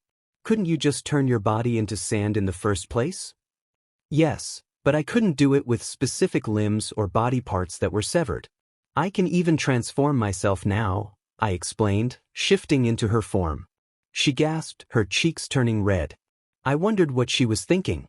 Later, I tested my abilities, even transforming into a larger version of Shikaku. It was fun, but Aya seemed to want to say something, her face flushed. All for One had explained everything, including One for All's history with him. I called Izumi, regretting it as soon as she picked up. Hey Yagi. Weiss, Gaara-san? You know my place, right? Weiss, my mom mentioned it and tried to convince me to go, but I refused. She's improving, thank goodness. Come here, I want to talk to you about something important. Okay. Her voice was muffled, but I caught her saying, what? No, I'm not going to ditch on Gaara by saying what he said to you. He's finally trusting me. I frowned, realizing they were still the same. I could hear her voice more clearly as she approached. I'll be there, Gaara-san. Sure, bye. Bye. I hung up and rested my head on the couch, preparing for her arrival. Aya knew she was coming, so she left, still not fond of Izumi. I waited, and waited, until anxiety crept in. What if she got kidnapped? Or worse. I had to do something, she was my classmate after all. I went to the beach and spread my chakra through the sand, connecting with every grain. I could feel every insect, every person in the city. I searched until I found her. She was on her way here, but it shouldn't take this long. I sighed in relief and kept a watchful eye on her. I took the remaining sand back to the large hole filled with water, which had once been a beach. Since this was private property owned by Aya's parents, no one else was around. I had learned to cook from the internet and began preparing meals for Aya, as she was the only one working while I struggled to find a job. Yagi knocked on the front door, and when I opened it, I realized why she had taken so long. It was as if she was getting ready for a party, wearing a blue dress that suited her perfectly. I invited her in and she sat down. So, what's up, Gaara? I wanted to ask if you knew about AFO? All for One. Sorry, do you mean One for All? Because I know about that since I have the quirk. I mumbled, that buffoon didn't tell you. then spoke up, "Do you know the origins of One for All?" She shook her head, and I began to explain. It was a long story, but I figured she would know since she had watched the anime. By the end of my explanation, she looked shocked and had tears in her eyes. I handed her a tissue as her makeup began to smudge. I suggested she change into something more comfortable, and she tried on some of Aya's clothes. Unfortunately, they were too tight, so I offered her my shirt and pants. When she came out, she looked like the sister who used to tease me, but this time, she wasn't going to. I smiled and she stuttered, "There's something I want to say." "Shoot." "Well, why you're not biologically related to Mom and Dad. You were just my cousin from Dad's side when his brother passed away. That's why you're only a few days older than me, since that kind of age gap is impossible for one woman. I only found out yesterday too." I was shocked. Not only had he betrayed his brother, but also his nephew, who uncles are supposed to care for. I brushed it off as I didn't let it bother me. We caught up with some casual conversation before she headed home. I grabbed a random shirt and my mask, which I had somehow saved from Aya's wrath, and put them on. I went out to hunt for quirks, focusing on lifelong prisoners since they no longer had a use for their abilities. Amusingly, the heat cameras couldn't detect me because I was essentially sand and didn't radiate heat. However, if someone switched to normal vision, they could see the sand moving on its own. I managed to find some interesting quirks. 1. Air shot. I can shoot small blasts of air from my hands. It may not sound impressive, but it's incredibly useful. Drawback. I need flexible hand muscles to store and release the air, which can be dangerous if I overdo it. 2. Rewind. I can revert any non-living object to a previous state, turning glass back into sand. Drawback. I develop a horn on the left side of my head that grows larger with use. If it runs out of energy, I can't use the quirk. 3. Airwalk. I can solidify the air beneath my feet, making it seem like I'm flying. Drawback. I can only solidify the air directly below me, so I need to be careful. That's all the quirks I'll have, plus one more. Let me know which quirk you want me to have and its drawback. Also, Aries' horn is on the right side of her head, not the left. So, can you see where I'm going with the rewind quirk? Izuku will reveal his quirk to the class. Izuku's POV. I was in class, preparing for our practical exams and planning to reveal my new ability to everyone. Aizawa walked in with a grin that made me uneasy, and I could tell everyone else felt the same way. He announced, "One more student is being expelled," causing the class to gasp. Everyone seemed to think it would be one of the 4 who bullied me, as they glanced at them. Sensei called out, "Izuku Gaara," and the room fell silent in shock. Even I was surprised. He continued, "Go tell the principal that the expulsion is finalized after I say the name." We all sighed in relief when he said, "Minor Mineta." I looked over at him, curious about what excuse Sensei would come up with.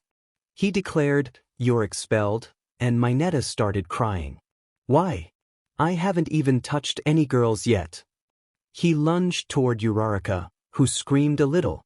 I quickly shot a small air shot to push him away, but he ended up bumping into Bakugo instead. He passed away, and we celebrated his life at the funeral. It was quite an event.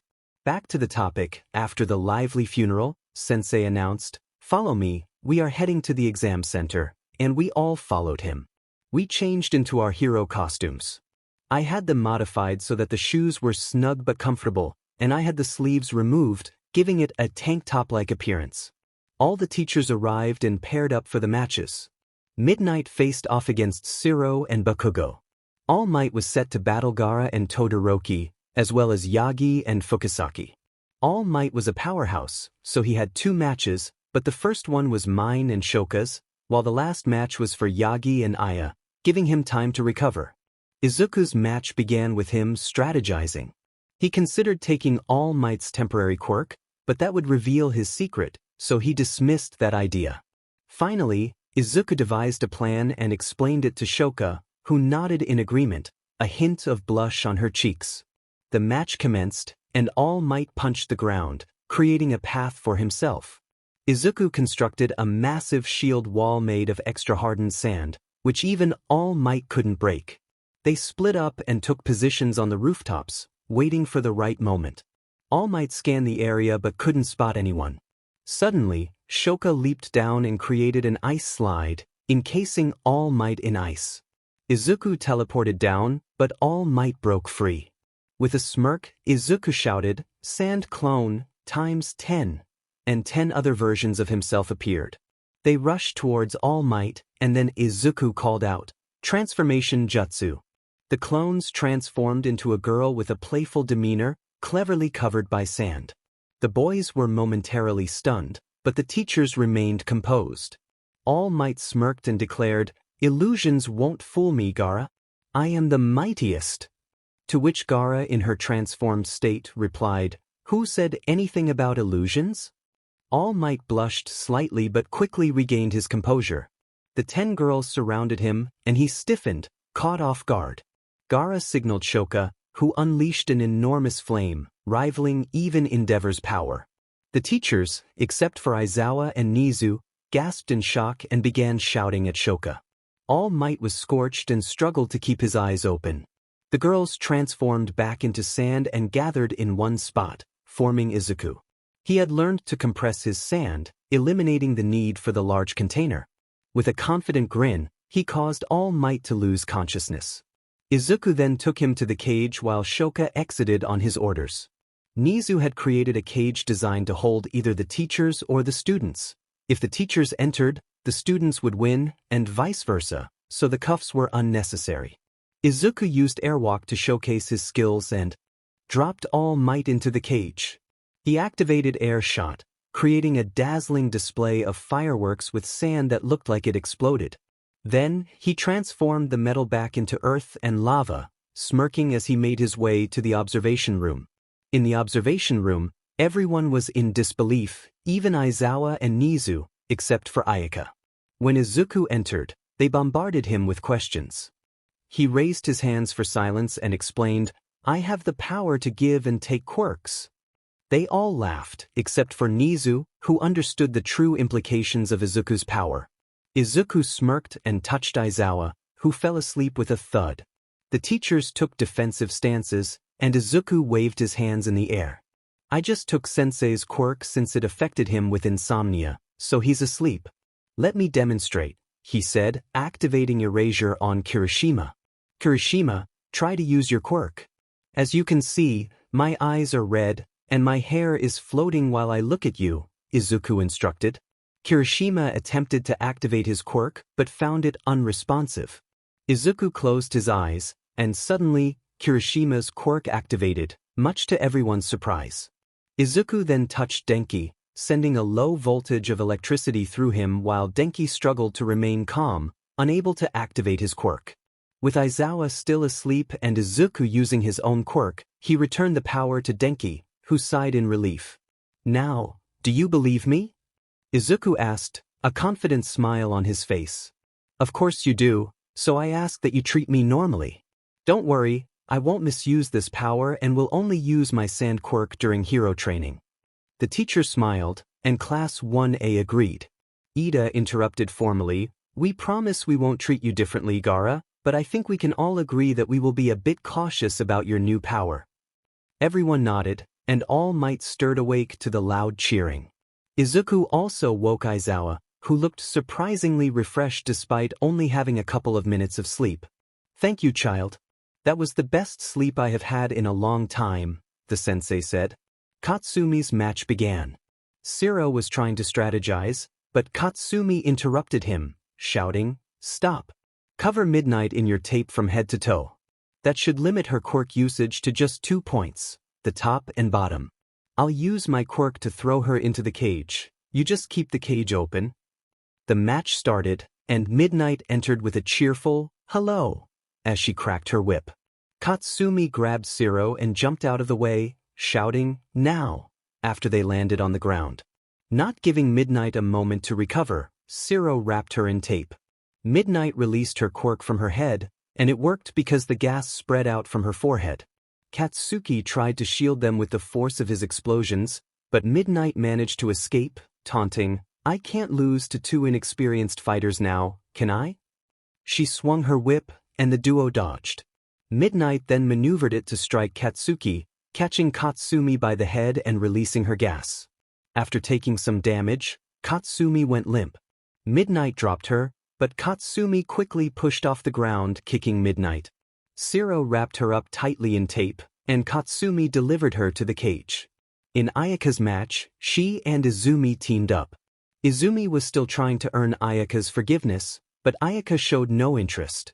She just wanted to finish the match, so she approached Izumi. "Telekinesis, right?" she asked. Izumi nodded, and Ayaka explained, "I assume you can control two things at once since you have an S-ranked quirk. Use it on All Might's clothes to push him back, then open the cage door, and I'll use air pressure on him." Izumi nodded again, confident in her ability to hold 3 objects at once due to her training, along with one for All's influence. All Might was seen jumping up as Izumi made her move. She opened the door and used her telekinesis to hold All Might back. Since he wasn't wearing anything particularly modest underneath, he hesitated.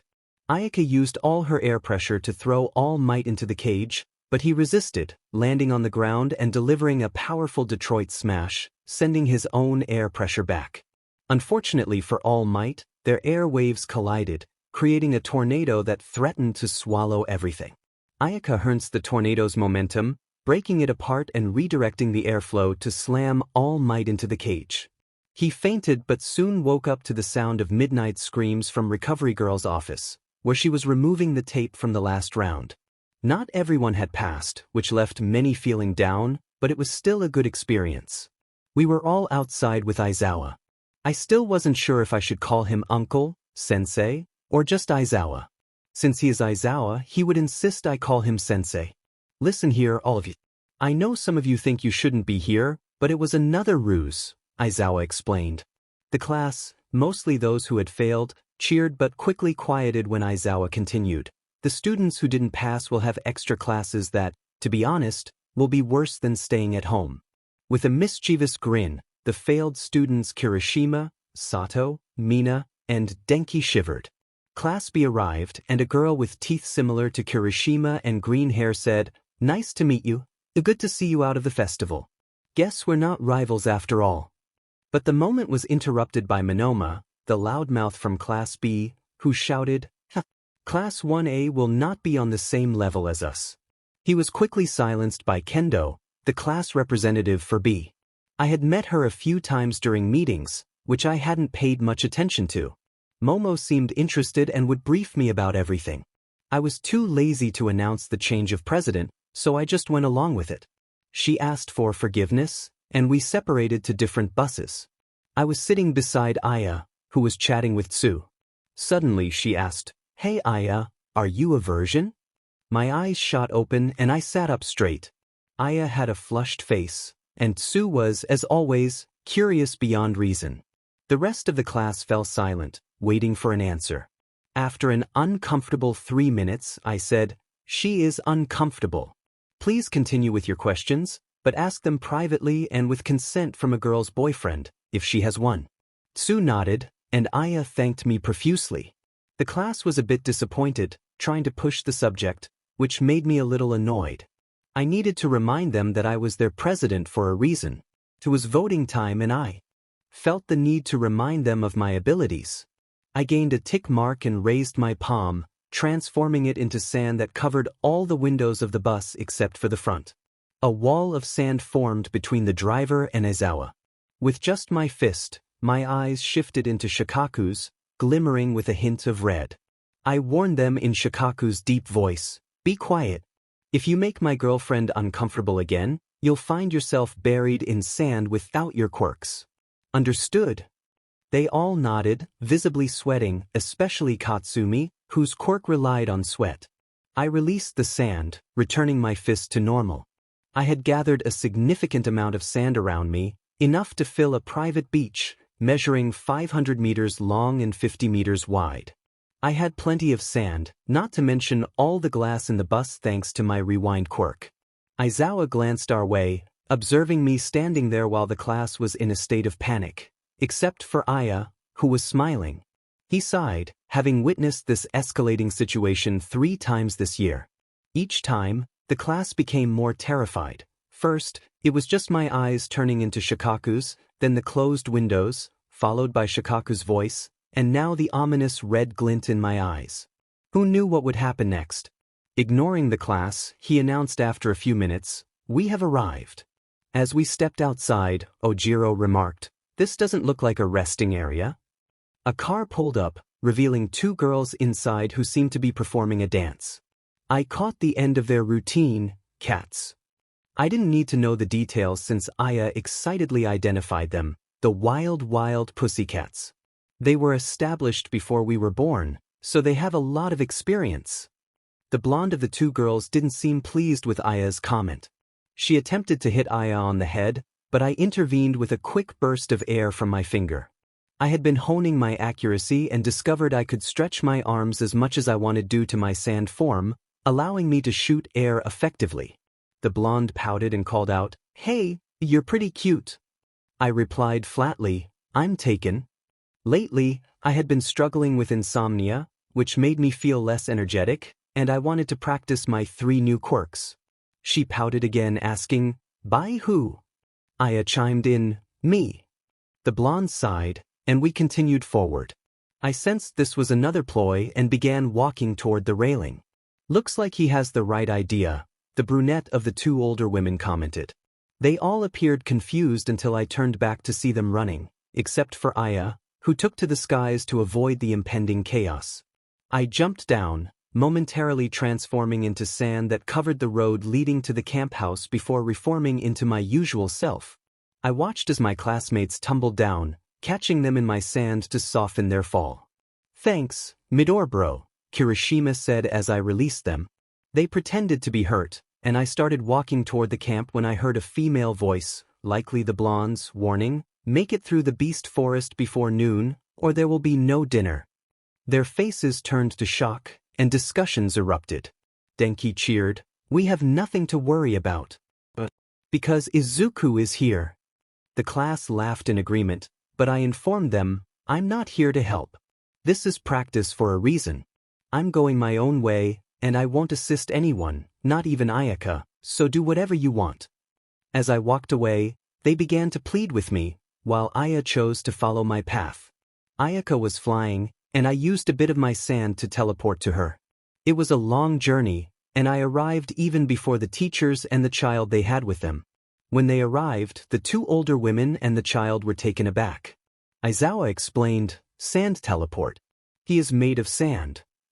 I transformed my hand into a blade and cut off a finger, which turned into a pile of sand that could easily cover the child and one of the women.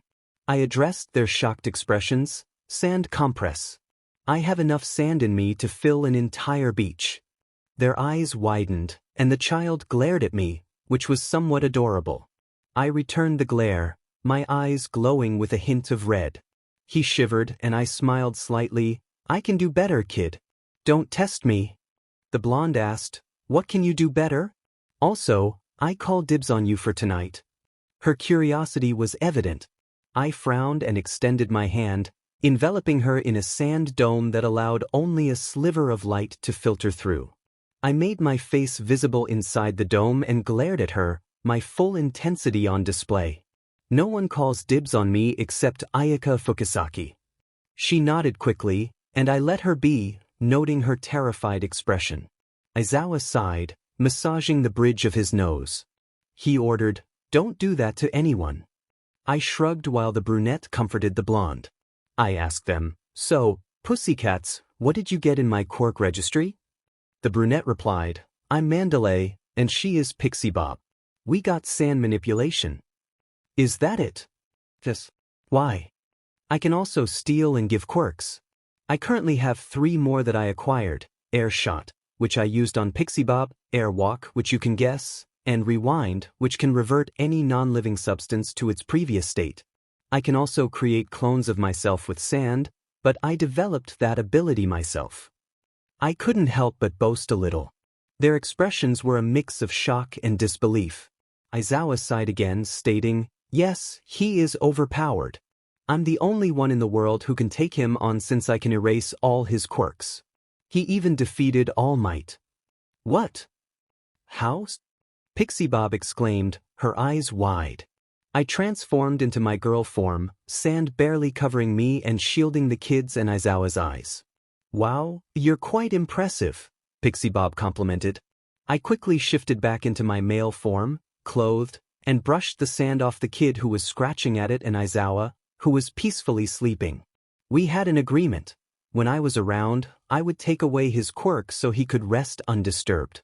Unfortunately, this arrangement had left me with insomnia due to the frequent visits he made to our home for that luxury. I had been affected by Aizawa's insomnia. After about half an hour, we were in the cabin, sipping tea while Aizawa slept without his quirk. Aya appeared at the door. How did I know? Simple, I had placed third eyes everywhere to monitor them, 1A. I even had one positioned at the end of the hall and could see her landing. When I opened the door, she entered after spotting the third eye, poking it and giggling as it caused me a bit of discomfort. It was connected to me, after all. She sat down, and they attempted to engage the kid in conversation.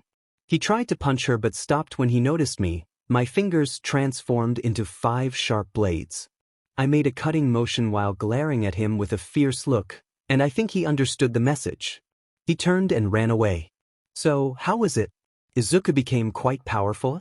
The quirk I chose for Izuku is Sandmaker, which allows him to turn everything he touches into sand, provided it is breakable without a quirk and non-living. Izuku's POV. I was waiting for the teachers to arrive. They instructed us to gather at the open field, which resembled a smaller arena. When they arrived, Mandalay announced, "We'll start the training today, everyone." Everyone cheered except for me, Ojiro, Shoji, and Tokoyami. Pixie Bob smirked mischievously. "You all will fight your class representative in a 1v21 match." Aizawa and I exchanged grins while looking at our classmates, who appeared horrified. "Come on, it shouldn't be that," Mandalay began, but I swept them all off their feet except for Aya. I used an air shot to gently tap her head and then pushed her down to the ground. "Done. What should I do next?" I asked, leaving them stunned except for Aizawa, who said, "Take the day off with the kid. Take him somewhere." I nodded and headed to his room, knocking on the door. "Who is it?" he shouted. I opened the door to find him on his tablet. "I was told to take you somewhere. Do you want to?" I asked, but he shook his head. I gently insisted, "Sunlight is good for you."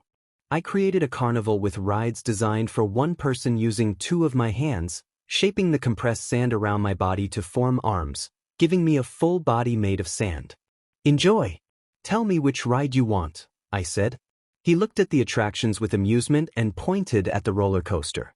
I adjusted the track so it arrived in front of him. "What speed? Small, mild, or fast?" He smirked and began to say, but I cut him off by starting the roller coaster, which shot off at around 100 km/h. After the thrilling ride, he looked a bit dizzy, and I chuckled as he pointed to the next attraction, the bumper cars. I controlled 4 cars while he sat in one. The entire day was spent playing with the kid, and I learned his name was Koda. By the end of the day, he was tired, and I fashioned a horse out of sand for him to ride while he smiled. I asked, "Koda, why do you dislike heroes?" His expression darkened as he recounted the incident with the water hoses and Muscular. I tried to cheer him up, promising that I would avenge them, but he replied, "It's not that. I feel like they left me alone, like they abandoned me. If I told you I could alter your memories, would you want me to change them so it was as if they never existed? Why or why not?" "No, because I love them." "Exactly. They loved you like any parent would. I'm sure they understood how you felt, they just didn't want it to happen to more kids. Muscular was dangerous, but they stopped him at the cost of their lives. They made the choice to spare many others, even if it meant sacrificing themselves for one person they cared about deeply." He frowned for a moment before asking, "But why?" "Because that's what heroes do. They choose the better option. They saved more lives when they realized they couldn't defeat him. They sacrificed themselves for the greater good." He nodded, and I closed the third eye I had been keeping on Class 1A.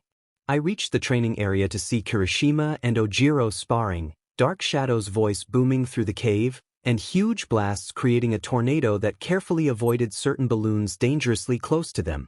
Todoroki was sitting nearby, manipulating water with his half-hot, half-cold quirk, among other activities.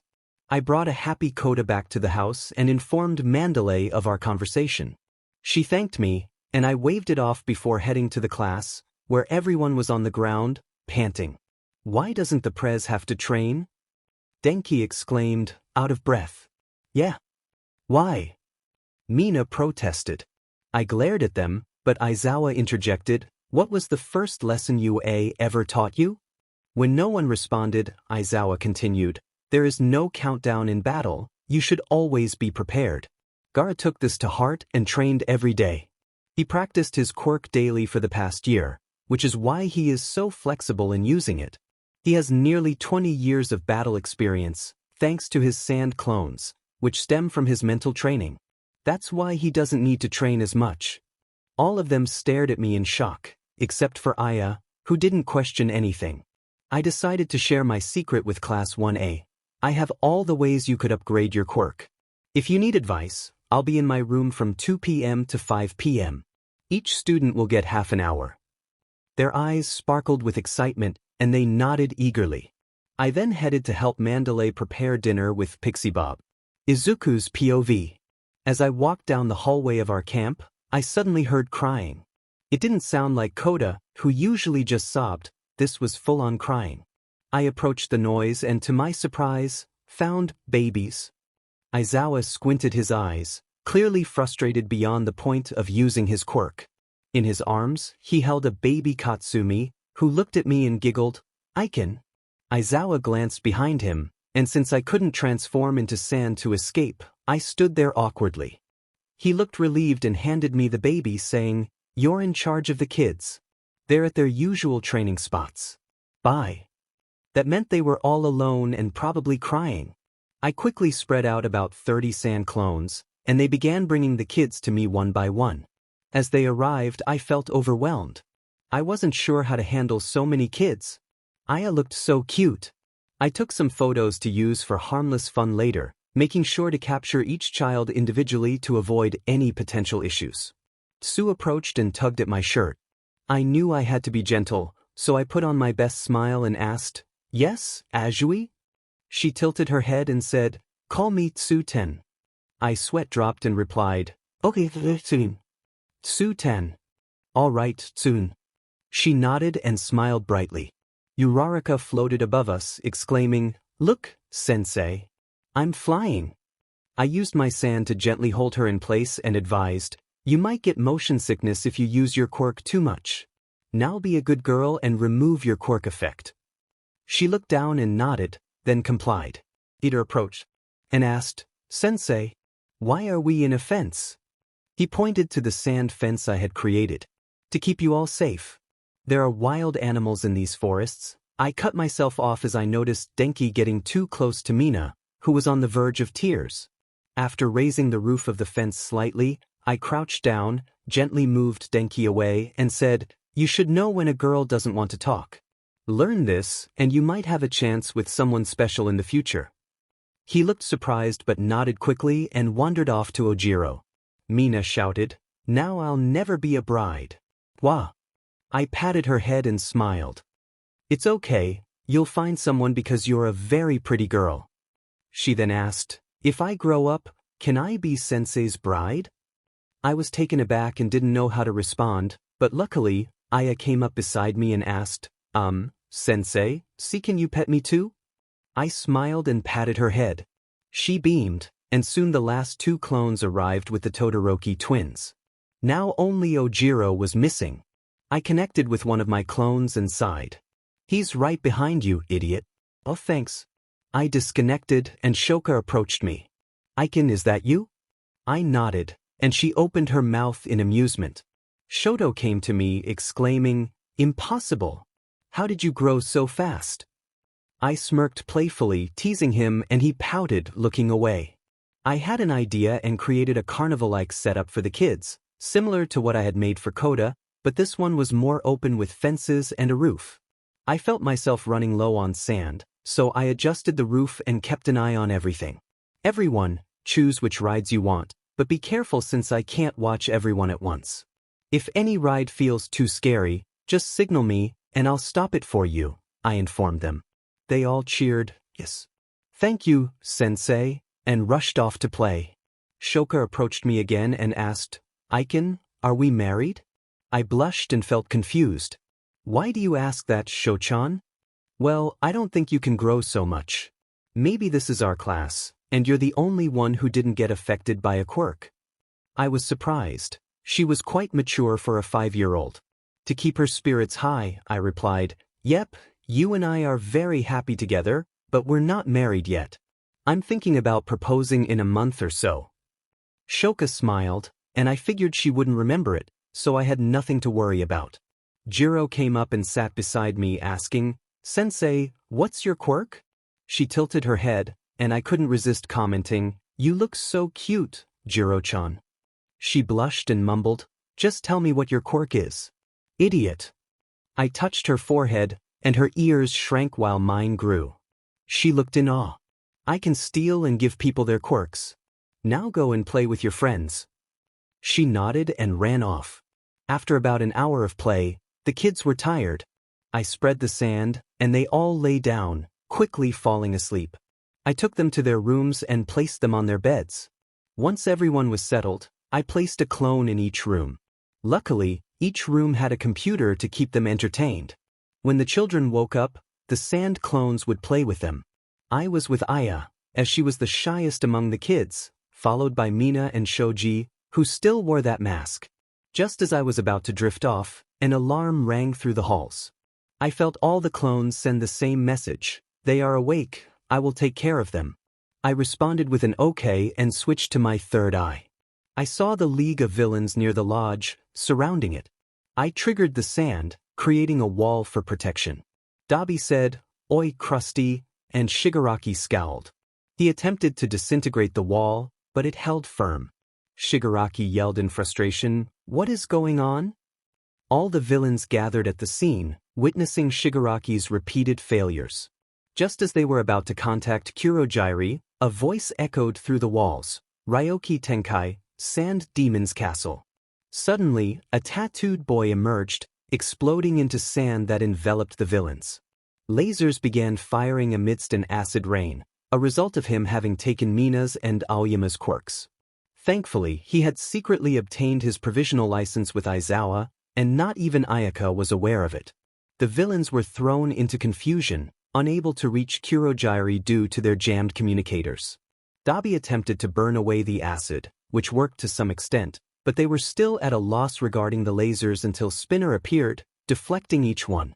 Muscular started punching the sand, while the smoke villain fired his attacks, and the one with the moon-themed quirk tried to bite through everything. However, their efforts were in vain. Punches were absorbed, bullets sank into the sand only to be fired back, and teeth shattered upon impact. Dabi managed to handle that situation as well. It's getting hot in here. Can you turn it down a bit? Izuku's voice resonated within the sphere. He was using Shoto's quirk to contain the light, and suddenly, ice formed around Dabi, freezing his flames. A hand emerged from the ground, shooting fire at Dabi's icy prison, targeting only specific areas to prevent his escape. The hand quickly touched Dabi before retreating, leaving the villain bewildered. As the flames extinguished, blue fire flickered to life, creating a chilling atmosphere. Dabi unfroze and scanned his surroundings, scowling as he tried to use his quirk. But nothing happened. Why can't I use it? Dabi thought while twice asked, What's wrong, bro? Are you upset? The tough guy is sulking. Dabi shouted, I can't use my, but sand covered his mouth before he could finish. Shoo, no bad words. We don't want to corrupt the kids, do we? Izuku said, as some sand shifted to reveal children and teachers seated in a theater-like room. He continued, Kids, these are villains, and now you're going to see how to defeat them, okay? I'll be using all of your quirks. The children nodded, while Shigaraki paled. Yaoyorozu! Izuku called out, and guns emerged from the corners, firing pellets that, upon contact, released mud, immobilizing the smoke villain. He sank into the sand, leaving the other villains helpless. Mina! Acid rained down from above, dismantling some of the security and machinery the villains had set up, but not too much, considering the kids were present. Ojiro! Izuku transformed, sprouting a tail and spinning to knock twice out with a series of swift strikes before sinking back into the sand. Shoji! This time, Izuku emerged with 6 hands, 3 on each side, creating a multitude of hands that restrained Shigaraki. When Toga attempted to attack, he conjured an extra hand to deal with her, sinking back into the ground with Shigaraki while the smoke villain resurfaced, free from the mud. Aoyama! Izuku began shooting beams of lasers from all directions, knocking Dabi out as Kurogiri appeared, visibly shocked. Bakugo! Explosions erupted from Kurogiri's location, and when the smoke cleared, he was nowhere to be found. This continued until it was Ayaka's turn. Lastly, Fukisaki. At this point, the villains were exhausted and unable to use their quirks. A powerful wind surged through the sandcastle, forcing most of the villains against the opposite wall. Then comes Gaara-sensei. Izuku, now embodying Shikaku, emerged from the ground with a roar, causing the sand to shift and toss the villains around playfully. He popped up again, flicking them on the forehead before looking into a mirror and giving a thumbs up. Everyone was amazed, and Aizawa recorded the entire encounter, just in case the students needed a reminder of this moment and to show Nizu, allowing Izuku to spar with all might and potentially earn his license. He sent the hour-long video to Nizu, who enjoyed every moment of it. Izuku cracked his knuckles and neck, then used Mimi's quirk to rewind the sand, restoring the seats to their original state since they were technically made of sand. With all the sand removed, they were left under intense sunlight. The children erupted into cheers, showering him with compliments. Shoka, Mina, and Ayaka approached him with specific requests. Shoka asked, "Can you tell me that I have a very good husband when I get older?" Mina chimed in, "Do you promise to be my husband when I grow up?" Ayaka stammered, "CC, could I be your bride when I grow up?" Izuku felt compelled to agree to all of them, wanting to ensure their hearts remained unbroken. Denki whispered from the corner, "Man, Gaara-sensei is getting all the girls," pouting cutely since he was still a child. He returned the quirks to the students and sent the League of Villains to prison without their powers. They received sentences of 20 years, with Dabi, the smoke villain, the moon-themed villain, and muscular facing life sentences. Toga hadn't killed anyone, merely injuring people when her bloodlust took over, while Shigaraki had not committed any noticeable offenses before the USJ incident. Kurogiri, on the other hand, was handed over to Izuku for testing. He suspected that Kurogiri might be the Shirakumo individual mentioned in AFO's files, as he was a Nomu. Kurogiri was placed under heavy security and special quirk restraints due to his mist-like form. One eventful day, Izuku inspected Kurogiri and discovered 2 quirks, cloud manipulation and mini-teleportation. AFO had merged them, allowing the clouds to possess teleportation properties, making it easier for them to manifest. Izuku extracted the mini-teleportation quirk, which didn't significantly impact him. He planned to return the next day to observe the results. Ayaka didn't want him to behave that way towards others, while Katsuki wished he would act like that with her. Azui remarked, "He's surprisingly good at taking care of children." Achiko added, "Yeah. Fuki, you've hit the jackpot." "If only he knew how to cook," Ayaka mumbled. Just then, Izuku entered alongside Aizawa, and they surveyed the class. The boys cheered upon seeing him, except for Shoto, Shoji, and Tokoyami, who approached him with various compliments about how he had used their quirks to defeat the villains. The girls blushed at how fondly Izuku cared for them. He nodded along whenever someone mentioned the League of Villains. Mina stammered, "Thank you for taking care of us, Gaara," and Izuku nodded back, his expression neutral as he just wanted to sit down and rest. The girls felt embarrassed again, except for Izumi and Ayaka, while Katsumi felt a pang of jealousy for different reasons. Izuku sighed in sync with Aizawa, and they both headed to their seats. Before Izuku sat down, Ayaka pulled his collar down and gave him a quick kiss on the lips, causing all the girls to pout except for Izumi and Momo. Aizawa continued the class, and when the break began, Izuku leaned over and whispered, "Shirakumo, my lab after school, before walking away. Aizawa's eyes widened, and he rushed to inform Mike, who nearly had a heart attack. He decided not to inform Midnight. In the cafeteria, Izuku quietly enjoyed his katsudon when a certain blonde from Class B attempted to hit him on the head with his plate. Izuku deftly moved his head, avoiding the impact. Monoma scowled and tried again, but Izuku's head transformed into sand and absorbed the plate. Izuku burped and said, "Excuse me, I'm suddenly full." Monoma's eye twitched as he realized that Izuku was oblivious to the chaos. He lunged to hit Izuku again, but the sand had swallowed him too, though it didn't digest him. Instead, Monoma found himself in a sewer, face to face with a certain brown raccoon-like creature adorned with blue markings. Outside, Kendo gasped as she witnessed Monoma being swallowed by Izuku. She approached him shakily, hearing him remark to Ayaka, "Hey, do you have a bad taste in your mouth? Mine tastes like very, very bad milk." Kendo couldn't help but laugh, realizing Izuku had no idea what had just happened. When he turned around and raised an eyebrow, she gathered her breath and said, "You swallowed Monoma and his lunch. Think you could send him back?" Izuku sighed in frustration, imagining the mental torture Shikaku was inflicting on Monoma as a live stream played in his mind. He swiftly returned Monoma, who emerged shivering and on the verge of tears. Kendo gasped. While she didn't like his attitude, he was still her classmate, and she was the big sister of Class 1B after all. She looked at Izuku, who simply said, "Demon," causing her to frown in confusion. He asked, "Want to meet him?"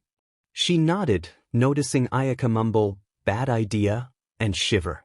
As Izuku took her hand and led her in, she began to question her life choices, having been there before.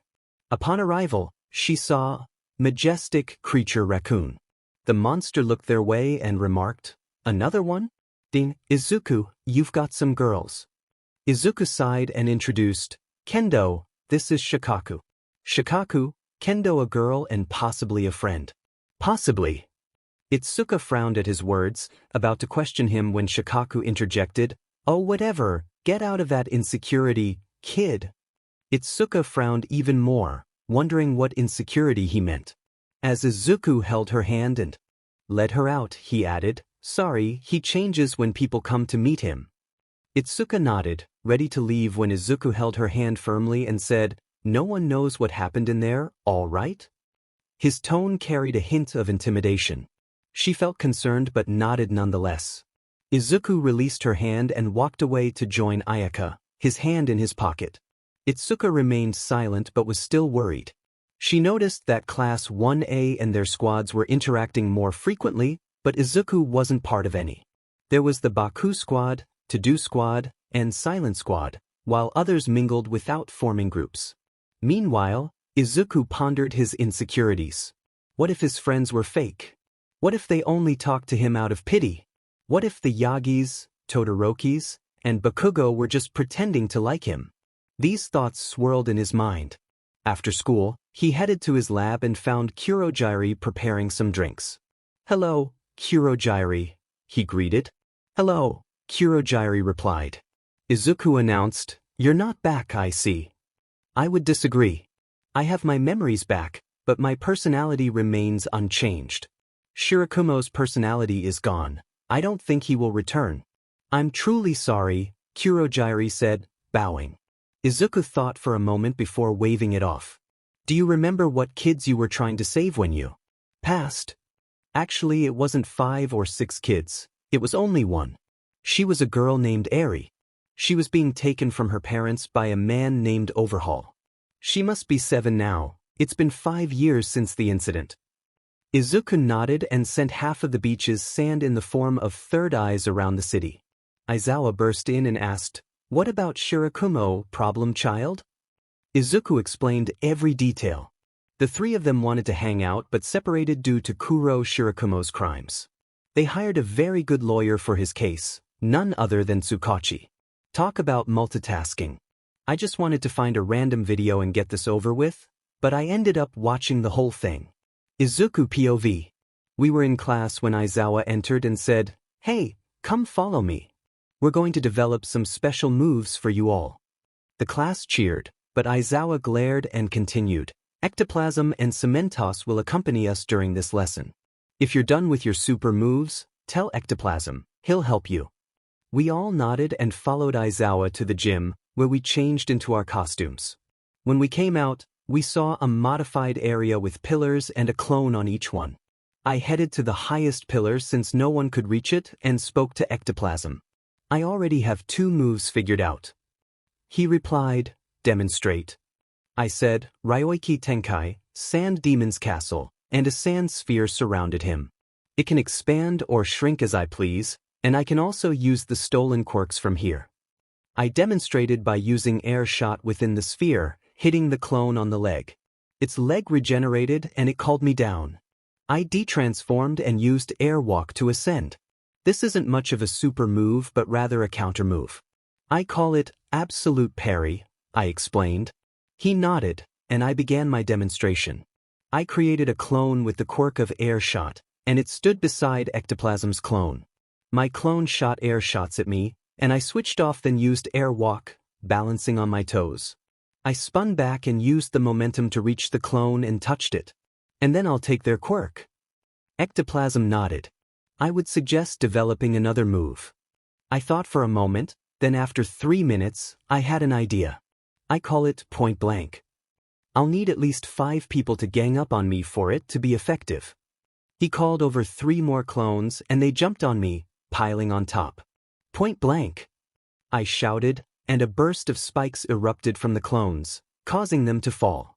I was deemed successful and was released. When I reached my lab, Shirakumo greeted me, and I nodded in response. I checked on my third eyes, but they had found nothing. I called them back and created 30 clones, the maximum I could manage before using my own body for a sand clone. I assigned 15 with air walk, 10 with air shots, and 5 with rewind, unsure how rewind would aid in stealth. I spread them out and went to relax. Suddenly, I received a message. Someone named Night Eye had contacted my clone, apparently also investigating Overhaul. I shifted my consciousness to that clone and went to meet Night Eye. While I could shift my consciousness to other clones, I couldn't control my quirks, and unfortunately, this clone had rewind. Upon reaching him, I said, "Excuse me, are you Night Eye? Is your agency trying to go after Overhaul?" Before I could finish, a hand covered my mouth, silencing me. Night Eye attempted to look into my eyes to see my future, but it didn't work since these were eyes made of sand. "How do you know about that, and why isn't my quirk working on you?" I decided to answer him after he took me to his agency. He had an intern from UA, but the intern was out on patrol, which didn't concern me. I introduced myself. "Hello, my name is Izuku, a first year at UA. I have my license, so don't worry. I was investigating Overhaul because I found out he was holding a girl named Eri captive. This is my clone, and I simply shifted my consciousness here to avoid detection, but I wanted to talk to you." Night Eye nodded. "I'm investigating him as well, so I have enough evidence to take action. You mentioned he keeps a girl captive. I assume she's young?" I nodded, and he continued, "We have enough evidence to conduct a raid. If he is abusing her with torture and experimentation, he will face a lengthy prison sentence." I nodded and bowed before leaving. I shifted my consciousness back to my real body and stood up, finding myself on a bean bag. I went to the kitchen and saw everyone there, looking tired. I smirked and asked, "Food?" "Anything," they shouted. I started making katsudon, and after successfully preparing it with Aya's instructions, I served it using sand and sat down. Everyone shouted, "Itadakimasu," and began eating as if they hadn't eaten in days. They passed out after eating, except for Shoka and Izumi. I smiled and started washing the plates. Izumi approached me and asked, "Why were you gone, Gaara?" I replied, "I had already developed 3 super moves and perfected them.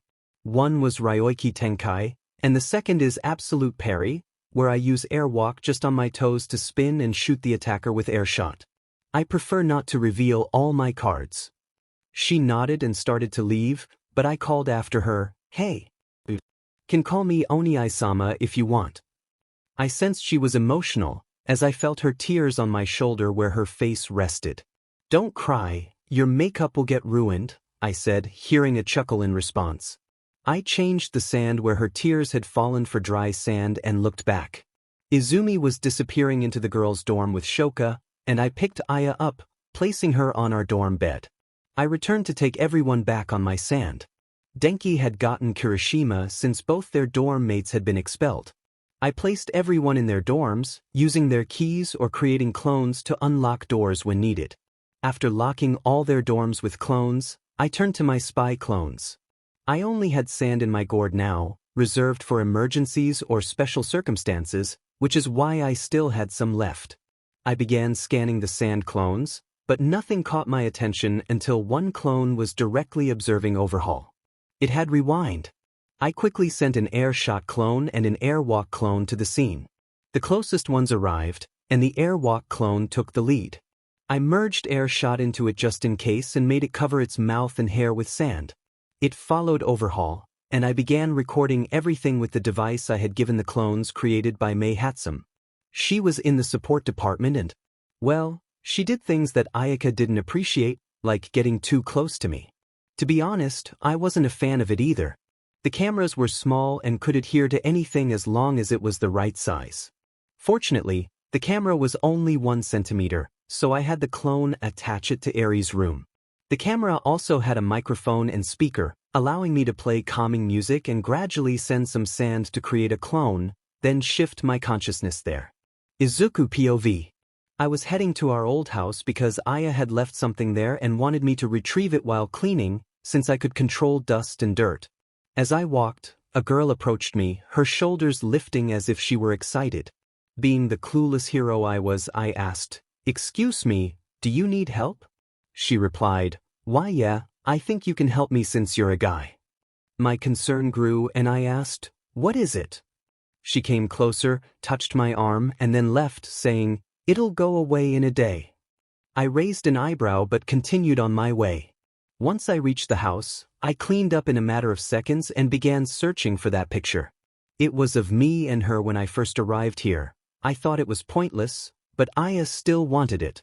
Suddenly, I felt dizzy and heard Shikaku say, "That girl did something," before everything went black. I woke up, rubbing my head to ease a headache. Looking around, everything seemed normal. I sat up and resumed my search for the picture. When I found it on the ground, I bent down to pick it up and noticed something strange. My chest had somehow changed. Must have been that girl. Oh no. I took the picture and tucked it into my pocket before heading to a mirror to see my reflection. To my surprise, I looked quite different. My clothes had magically adjusted to fit me, which was frustrating. Now I had to deal with Mineta and Denki. I made my way to the dorms and peeked around. Mina and Uraraka were on the couch, watching a romance movie, while Sato, Shoji, and Tokoyami were in the kitchen preparing something. I couldn't see anyone else. Suddenly, I felt a hand on my shoulder and jumped, letting out a startled yelp. I turned to see Aya, who pushed me against the wall and exclaimed, "Who are you?" "Izu." I quickly used sand to cover her mouth and nodded, then left her like she had done to me. She said, "You shrieked. And like a girl." I nodded, feeling embarrassed. She nearly squealed and reminded me, "We have class in half an hour." So they were making breakfast, huh? I realized that today was supposed to be a warm-up exercise for tomorrow. Oh no. I put on my, "I'm thinking, so be quiet," face and considered my options. The best choice was either to stay in my dorm and fake being sick or go to school and ask Momo to make me new clothes, treating her to pancakes for whatever calories she burned. I obviously leaned toward the first option, but Aya was my girlfriend, so how could I make decisions for myself? She led me to Momo's dorm, and we used my sand to climb to her window and knocked. Momo moved the curtains and jumped back in surprise. "Hey Momo, could we come in?" I asked. "We?" Momo replied, puzzled. "Yeah, Izu has some business with you."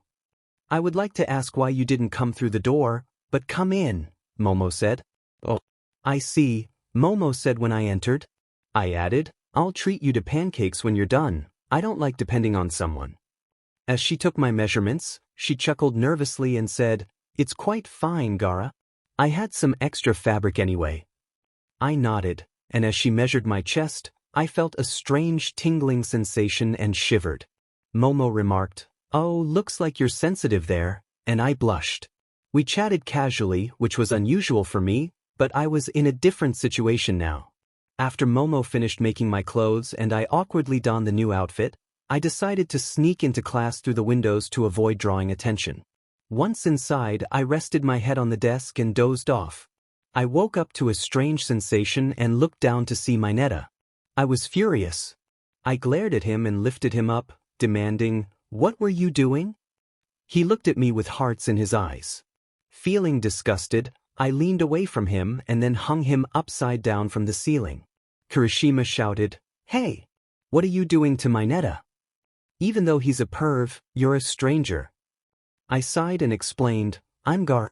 Someone touched me and used their quirk on me, turning me into a girl." They all gasped, and I noticed the boys blushing, looking as if they thought they had a chance with me except for Ida. "Just to crush their hopes," I added, "it's not permanent. I'll change back in a day, so tomorrow." Their expressions fell, and I couldn't help but smile. Bored during the free PRD, I started reading something when the door swung open, and in walked Monoma from Class 1B. He began shouting out everyone's mistakes and pointing fingers until he reached me. I swore if he said a word I would lose it. Surprisingly, Class 1A cleared a path for him, and he approached me, leaning on my desk. He flirted, "What's your name, miss? And are you a burger?" "I want to eat you up," he said playfully.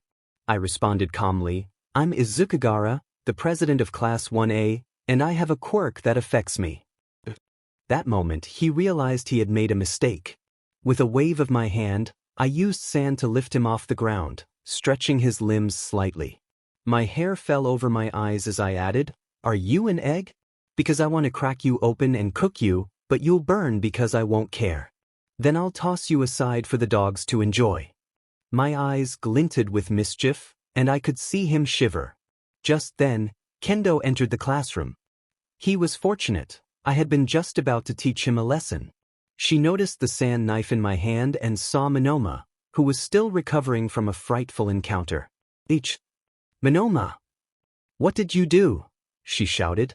Monoma was speechless, and Kendo turned to me. "Are you a transfer student? What's your name? Please forgive him for whatever he did," she pleaded, bowing slightly. I sighed and replied, "Don't worry, Kendo, I'm Gaara." She looked up, confused, and I explained my earlier encounter. She nodded and left. The rest of the day passed with Aya whispering cheesy pickup lines, which I made a mental note of to tease her with later. Other boys I didn't even know asked me out, but I ignored them, leaving them looking heartbroken. Even a cartoon-faced blonde blushed at me but quickly looked away. I couldn't help but feel a mix of gratitude and mischief at their reactions. Izuku's POV. I spent the night thinking about what would calm the children. A small animal seemed like a good idea, but I worried about them getting too attached. Instead of another sleepless night, I consulted Aya, who suggested a mother or father figure. Being a master of cloning, I decided to create a father figure. If I ended up adopting her, I wanted her to love me more, something I could boast about to Aya. I sent some sand to her place while she was sleeping, and as the transformation took place, she began to stir. I noted her cautious demeanor. When the girl woke up, she looked frightened at the sight of the clone.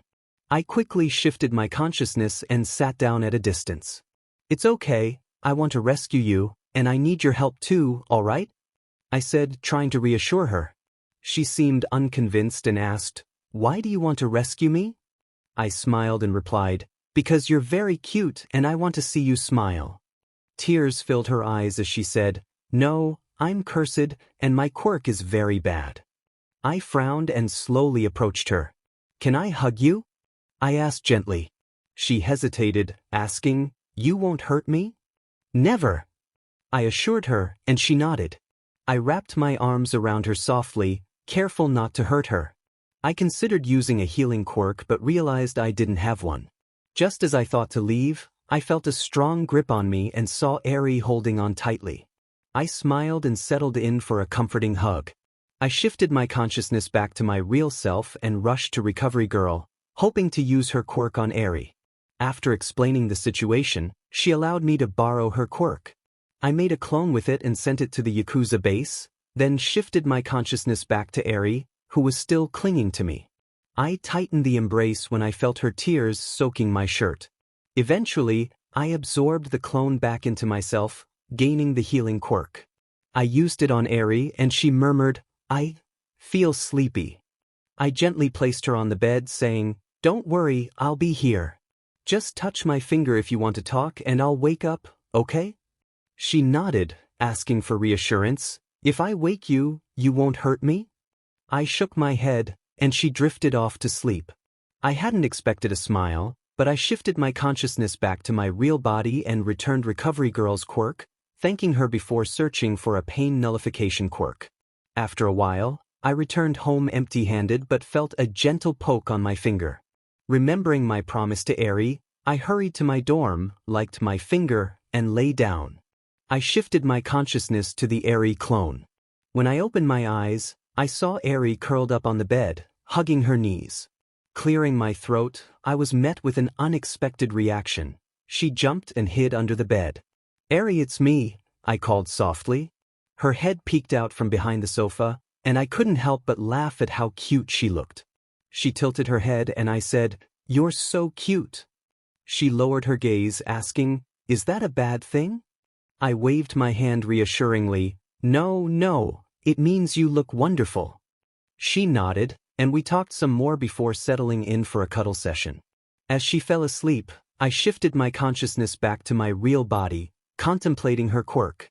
It was a good quirk, but she didn't appreciate it. Maybe I could help her see its value? I considered taking it away, but I wanted her to realize its potential. Perhaps I could give her a healing quirk instead, one that would allow her to feel warmth and comfort. I decided that was the best course of action. I'll change the clones to search for those specific quirks on lifelong prisoners.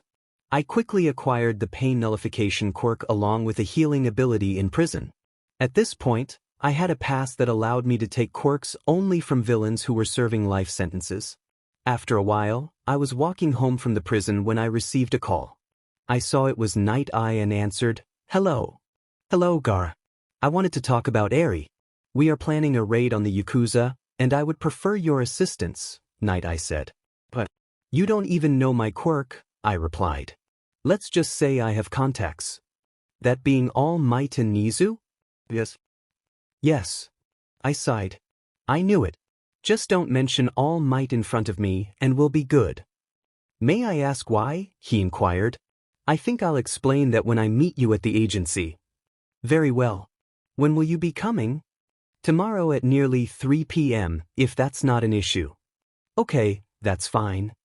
I hung up and headed to my dorm, hoping everything was fine with the lecture. I didn't need to attend hero classes since I had maxed out my potential and had an investigation to conduct. When I arrived at my dorm, I saw Aya. I waved at her and she ran over, pouting.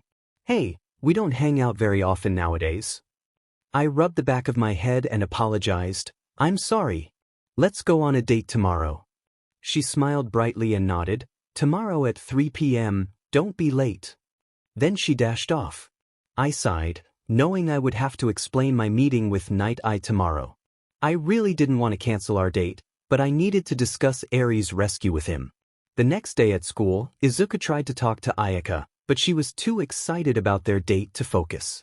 In the end, he could only text her about the cancellation, but she didn't see it until it was too late. After school, Izuku walked to the agency for his meeting with Night Eye. However, this time, the focus shifted to his companion, Ayaka Fukusaki. She was ready and humming, curious about where Izuku was. Perhaps he had a surprise for her? Whatever it was, she hoped he would show up for their date. She had something important to tell him since their last meeting a month ago. She wore a dark blue dress with yellow and black flower designs at the bottom and had styled her hair straight. After finishing her makeup, she stood near the gate, waiting for her boyfriend. After nearly 15 minutes, she frowned and opened her phone. A news notification caught her eye. Prisoner escapes from a local station, but she dismissed it and saw a message from Izuku. "Hey Aya, I couldn't get a hold of you today, so I just wanted to say that I can't go on our date." I have something important to do. Ayaka slapped her forehead, realizing she had been avoiding him. She sighed and decided to take a walk around the city to pass the time since she had permission to go out. As she strolled near her favorite cafe, known for its delicious pizza, she walked past an alley when someone suddenly covered her mouth and pulled her inside. Using her versatile quirk, she managed to push the attacker away. The attacker smirked, his voice unsettlingly familiar. You're strong after all. I'm going to have fun with you. She looked up and widened her eyes, rubbing them to ensure she wasn't imagining things. Sandy blonde spiky hair, ruby red eyes, and a prideful smirk. Bakugo Katsuki was here. Izuku returned from his meeting with Night Eye, who was furious with All Might and Magnetti. By the way, Magnetti had retired and now only worked for UA, though she still held her license, which had caused her rank to drop significantly. Back at the dorms, Izuku entered his and Aya's room, but she was presumably outside. Did she see my message? What if she didn't? He took out his phone and messaged her, but after half an hour, there was still no reply. Frustrated, he texted the group chat for Class 1A. What's that nickname, Todoroki? Someone joked. What's the problem? Another asked. I can't find Ayaka. Izuku exclaimed. What a convenient way to add yourself to the chat, someone replied. You're missing the point, dumps, another chimed in. And oh, cussing, came a shout. Ayaka's missing, and you're talking about this? Izuku typed in frustration. And oh, cussing, came the reply. Shut up. Anyone with Fuki? Someone asked. Nope, came the responses. Can't help you, Gar. Sorry, another said. Izuku was fed up and logged off. He paced around his room, thinking of all the places she might be.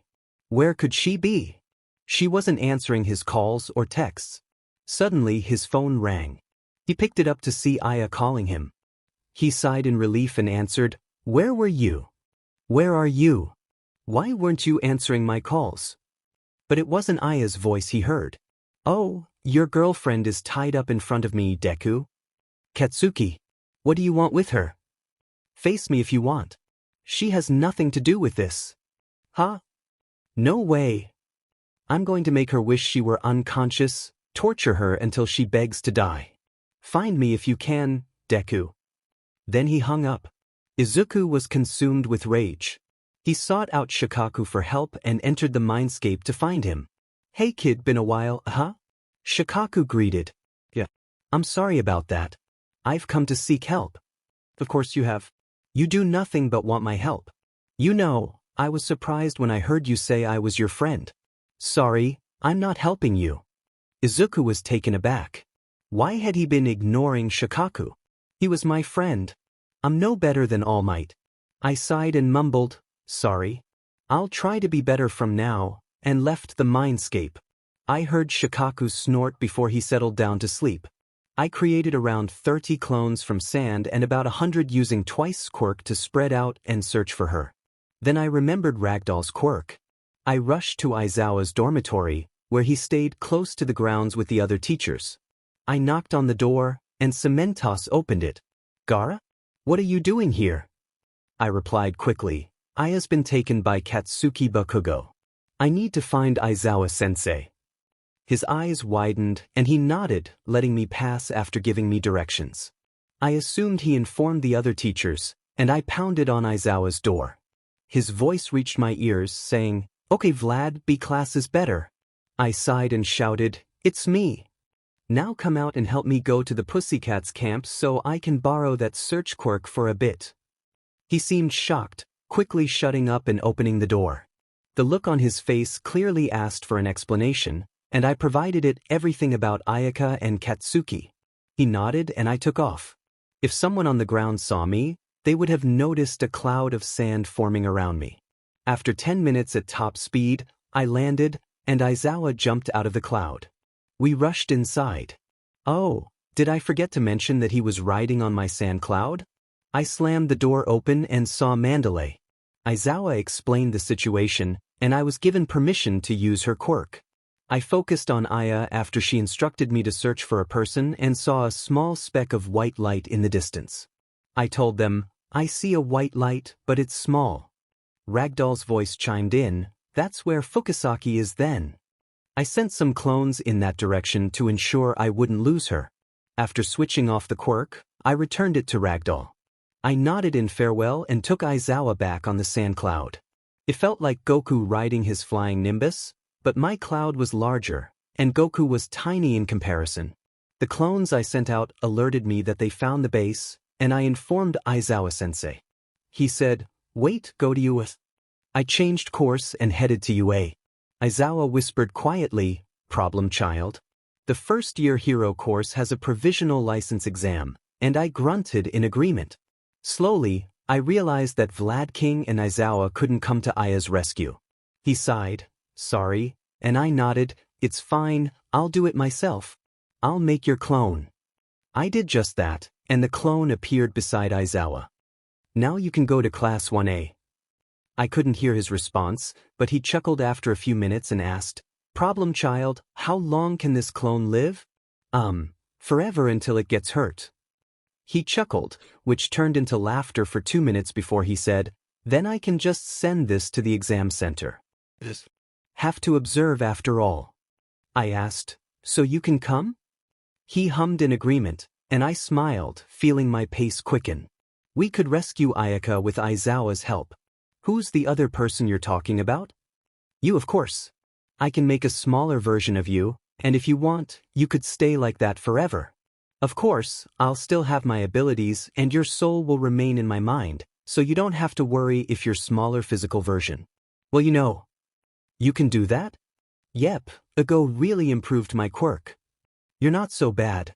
Here I thought you would forget about me the moment you left the mindscape." "Nah, no way. We're friends. It was my mistake to leave and ignore you."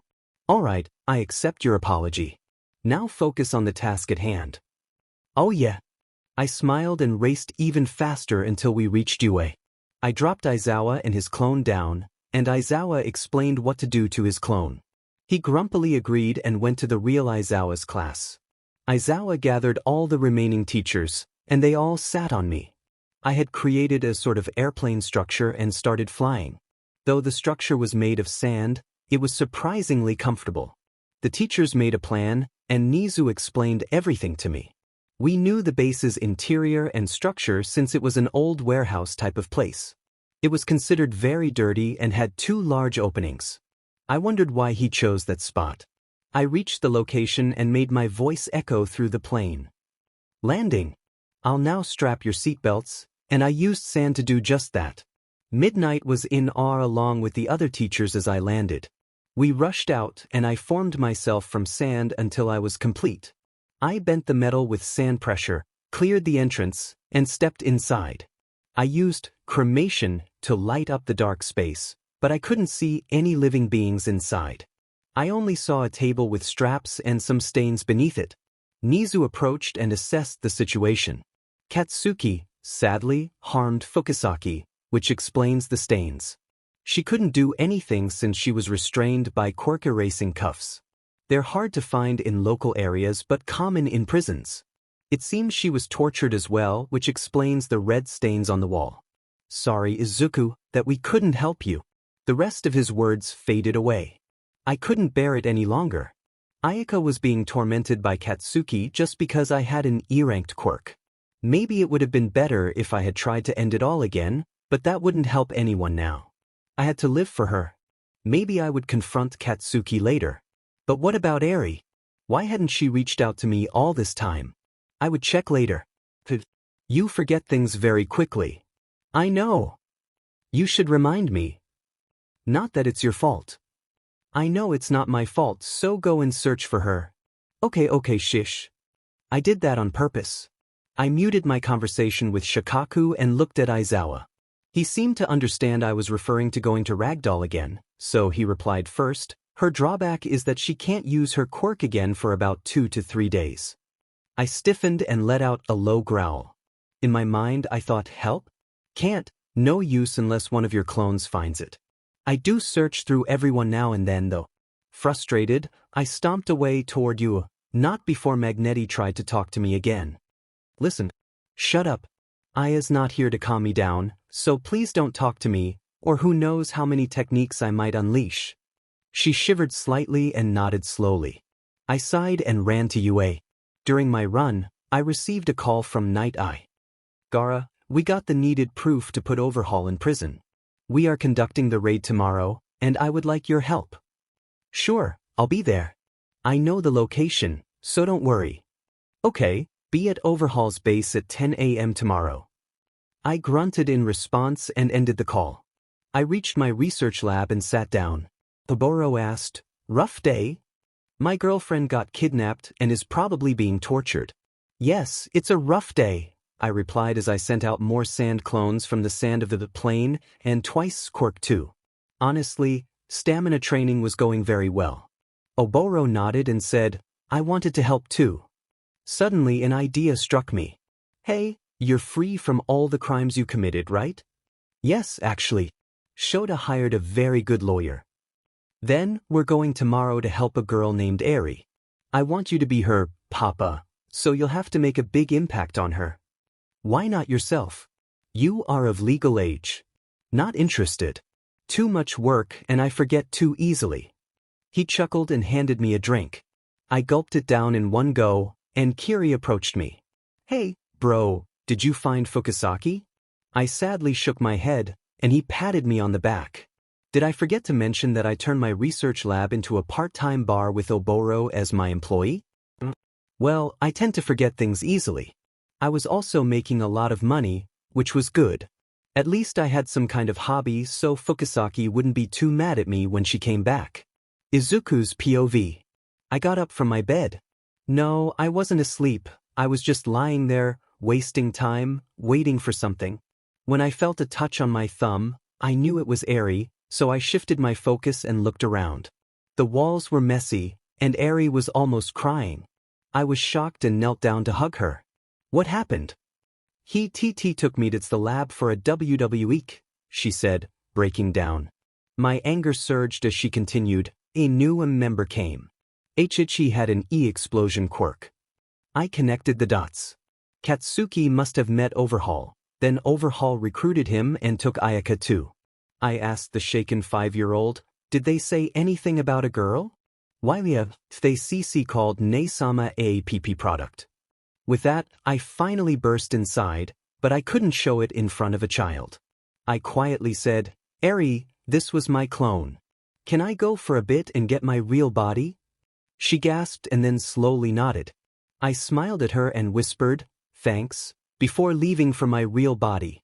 I stood up, and anger coursed through me. I screamed at the top of my lungs and made my way down. Everyone from Class 1A was there, and they were very still. Over time, I had been training them in bloodlust awareness, and I was radiating an immense amount of it. I wanted Overhaul, Katsuki, and all of the Yakuza. It wasn't time for the raid, but I didn't care. I made my way to the base and sent a wave of sand to clear my path. The Yakuza members were shocked, and one shouted, Hey, wasn't the raid supposed to happen at 10? It's only 9. They seemed to know about it and everyone rushed out to see me. They laughed until I smiled dangerously. I stretched my right arm and used air shot. The path cleared for me quickly. I went in and sensed for my clone. Once I was directly above it, I punched the ground and fell down, ordering my clone to shield Eri. The ground broke, and I landed right on top of the solid sand dome. I cleared the area and reshaped the dome, all the knowledge of the clone rushing into me. Eri looked at me and I smiled. She smiled back. She smiled. She ran to me for a hug and commented, You're warmer than the clone. I chuckled and said, Come on, we have to rescue one more girl before we escape. She nodded, and I made my way, knowing I shouldn't ask her questions, but they were necessary to find Aya. I roamed around and heard a scream, followed by a man's I grew furious and kicked the door open. I had made sure to clone Eri's eyes and mouth before that happened because I saw a man with arrows in his hair with a frightened Ayaka. She looked at me and screamed, I can't take another one. Confused, I snapped out of it just as an arrow nearly grazed me. The guy looked at me and clicked his tongue. I smiled menacingly and threw sand at him. He dodged, but I was beside him in an instant. Boo! He jumped back, seemingly forgetting the spikes I had created behind him, and stabbed himself. I gave him hyper-regeneration, and his skin tore every time it healed due to the sand rubbing against it. He screamed, and it was music to my ears. I burned the tape and smiled at Ayaka. "I finally found you," I said, conjuring some clothes and gesturing. "Here, wear these." I held them in front of her, but she jumped back, looking confused. Who are you? I stiffened, shocked, and replied, "It's me. Izuku. Your boyfriend." She made a confused face, and I was dumbstruck when I heard a chuckle. I turned back to see Katsuki Bakugo. He simply replied, "I had Overhaul modify her memory. She only remembers that she was here for around 3 years, that she never met you, and that she was kidnapped." Something snapped inside me, and sand began to swirl around me on its own. Shikaku said, "You finally achieved that form." Everything grew dark as I faced my 2 arms toward him. All the sand rushed to him and he yelled, "Howitzer impact." But it did nothing. I whispered, "Sand coffin," and all the sand froze him in place. I slammed my hands together, and the sand blasted outward, splattering his blood across my face. I tasted it and found it oddly satisfying. I couldn't torture him, but I had an idea. I touched Eri and absorbed her quirk, a horn growing on my forehead as I reversed his state back to life. He looked around in confusion. "You're welcome," I said before capturing him again. This time I first punctured his eyes. He screamed. Then I plucked a nail. He screamed again. I cut off his toes, and his screams grew louder. I slowly sliced him, and his cries reached a peak. I made 5 clones and they all attacked him. His screams were almost musical to my ears, and I felt myself losing control, but I stopped when I saw Eri and Ayaka hugging each other. I swiftly ended it by slicing his head off and turned to them. Sorry, I got carried away. By the way, Eri-chan, I took away your quirk, okay? So you're not a curse anymore. I'll give you another one, don't worry." She nodded, still frightened. Ayaka whispered in her ear, "Is he actually nice like you said?" He was Tortu, but before she could finish, I silenced her with sand. No bad words in front of the child. She nodded, and I quickly removed the sand, not wanting to scare her further. I reached out to Ayaka to hold her hand and lift her up, but I could feel her breathing quicken as I got closer. In the end, I didn't pick her up. Instead, I signaled for them to follow me, and they did. As we walked through the hallways, Ayaka whispered, I heard about my memory being gone. Was I good before? The best. I loved you until death, and I was devastated when I found out you were kidnapped." She smiled and said, "I'm glad." It saddened me to see her this way. I asked, "Do you know about UA?" She nodded like a child who hadn't experienced trauma. "It's the best hero school. I always wanted to go there." "You're in class 1A with me," I said, and she gasped. "That's so cool. I wish I could remember." I sighed, recalling Eri's quirk still within me and how I could reverse her memories. "Hey Ayaka, I can reverse your mind and body so that you can remember everything. Do you want to?" "Yes." "Okay, stay still," I ordered, and she complied. I placed my hand on her forehead and used Eri's quirk, which made her anxious since she always thought of her ability as a curse. After the process, I removed my hand, and she opened her eyes, a shocked expression crossing her face as she quietly said, "I remember my treatment here." My eyes widened, but I regained my composure. "Can't do anything about it now. Let's go." Outside, I appeared calm, but inside, I was panicking. Shikaku, what the hell? Wasn't Eri's quirk supposed to reverse things? Calm down. How did it happen? Focus on him for now. I was walking around when I suddenly heard sirens. Well, more like one of my clones did. I had placed a clone made of sand near Ayaka and Eri as a precaution, and that clone had cremation, so they were safe. I closed his eyes and looked through the clone's perspective. I saw the raid starting and stiffened as I received a call. Hesitantly, I picked it up. "Gaara, where are you?" A familiar voice, Night Eye, asked. "Well, let's just say you'll find out if you come to the base." "What do you?" "I got it, I'm coming." "Okay, I'll search for Overhaul until then, I replied, and suddenly the walls began to shift. I realized it was Mimic from the 8 Precepts of Death. He shouted, Ryoiki Tenkai, user's will. I smirked and shouted back, Ryoiki Tenkai, Sand Demon's Castle. The sand stored within me exploded outward. It raced with the walls and eventually found Mimic. I dragged him into my domain, and he looked around, stuttering, it can't be.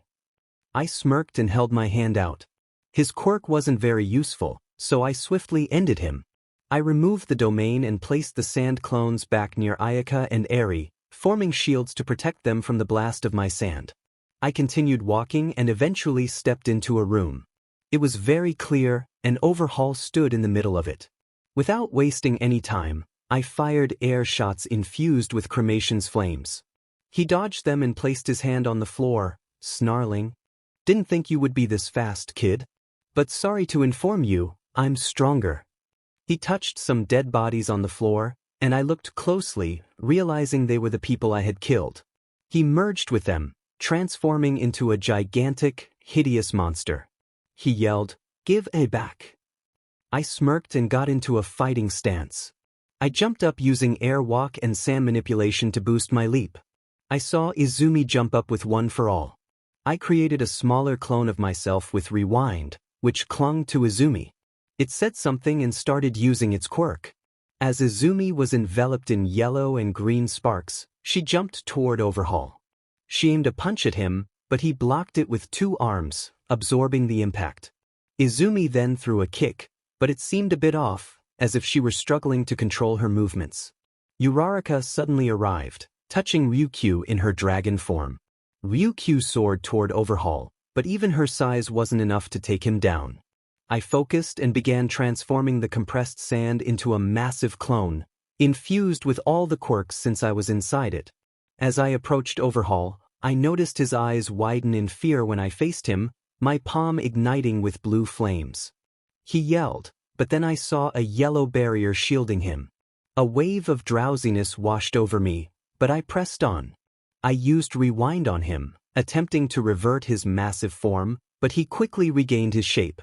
The drowsiness faded, and I aimed a punch at him, which he blocked. He retaliated with a powerful blast using his many arms. I managed to block it, though my sand took some damage. No worries, I quickly recovered and kicked Overhaul into the air. Leaping up, I reached out to absorb his quirks with my bare hand, not the sand clone, and hurried deep into the clone. The clone, which I will refer to as myself, unleashed a wave of cremation fire and touched Overhaul again while he was dazed, attempting to turn him into a marble, courtesy of Mr. Compress. Just before that, I felt a rock hit my head. It was a lot, but I brushed it off and ignored it. I jumped down, reverting to my normal size and collapsing onto the ground, a bit exhausted from creating the massive clone in that moment. I hadn't realized how much stamina it would take, and I felt dizzy, so I closed my eyes for a while. I felt happy about Eri and concerned for Ayaka, who still bore the memories of her past experiences, including everything that had happened to her. Despite that, she seemed normal. Or so I thought. Suddenly, a headache struck, pounding relentlessly, but I couldn't do anything about it. 2 days after the Overhaul incident, Izuku had yet to wake up. He had been sleeping for the past 2 days, and the members of Class 1A were growing increasingly worried about their class representative. Ayaka had regained her memories, everything from when she met Izuku to her time in the Yakuza base and her rescue. She now trusted no one except Eri and Izuku. Even the slightest touch from anyone else would send her into panic, and she had developed claustrophobia. Ultimately, Ayaka stayed with Eri in her dorm room, while Aizawa sent notes for everything. She gradually began to trust Aizawa, but it took a month after the Yakuza incident for Izuku to remain unresponsive to the outside world. In the mindscape of a boy with a demon, Izuku found himself in the same mental space from his battle with Overhaul.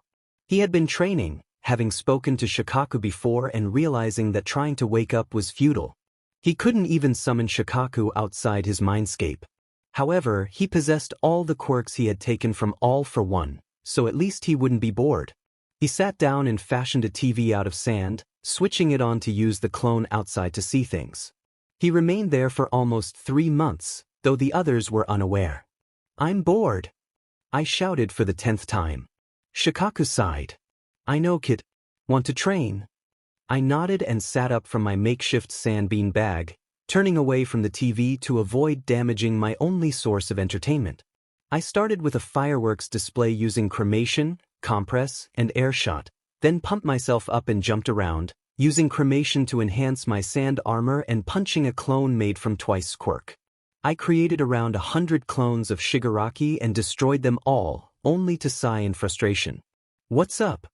Shikaku asked. Fight me, please. Shikaku sighed again but nodded. I released him from his confinement, and we took our stances. I gave Shikaku some sand and I shouted, 3, 2, 1, go. We rushed at each other, and he attempted to sweep me with his tail. I used muscle fibers to jump and avoid it, but he smirked as he caught me in his mouth. I quickly created clones with cremation, and it soon became too much for Shikaku to handle. He coughed and I escaped. I commented on his saliva. He snorted and soon blue fire rained down on him. The clones with cremation were held by my sand on the ceiling. Shikaku, in a clever move, absorbed that sand, and I pouted.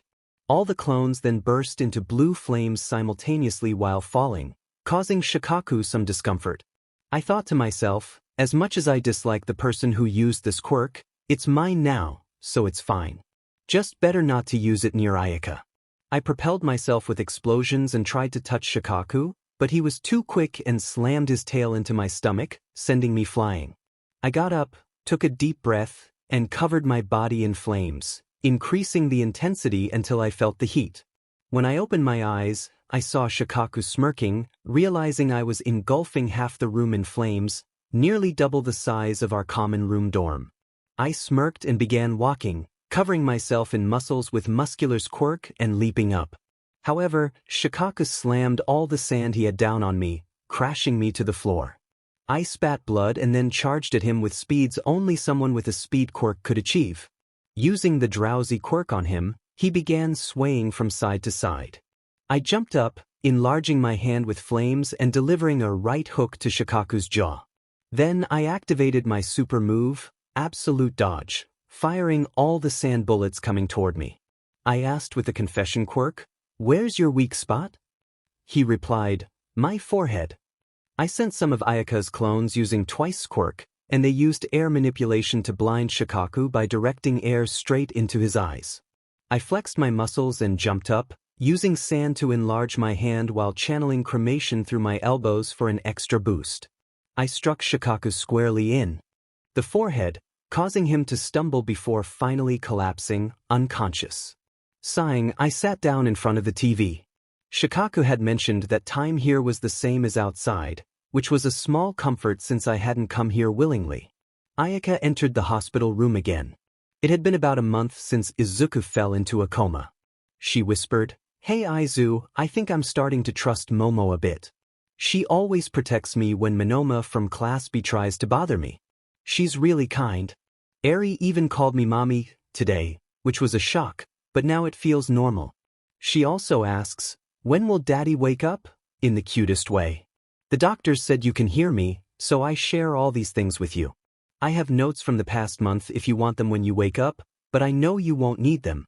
You're not the best chef, but you're really smart, so I'm sure you'll be fine. Just wake up, Eyes. I really miss you."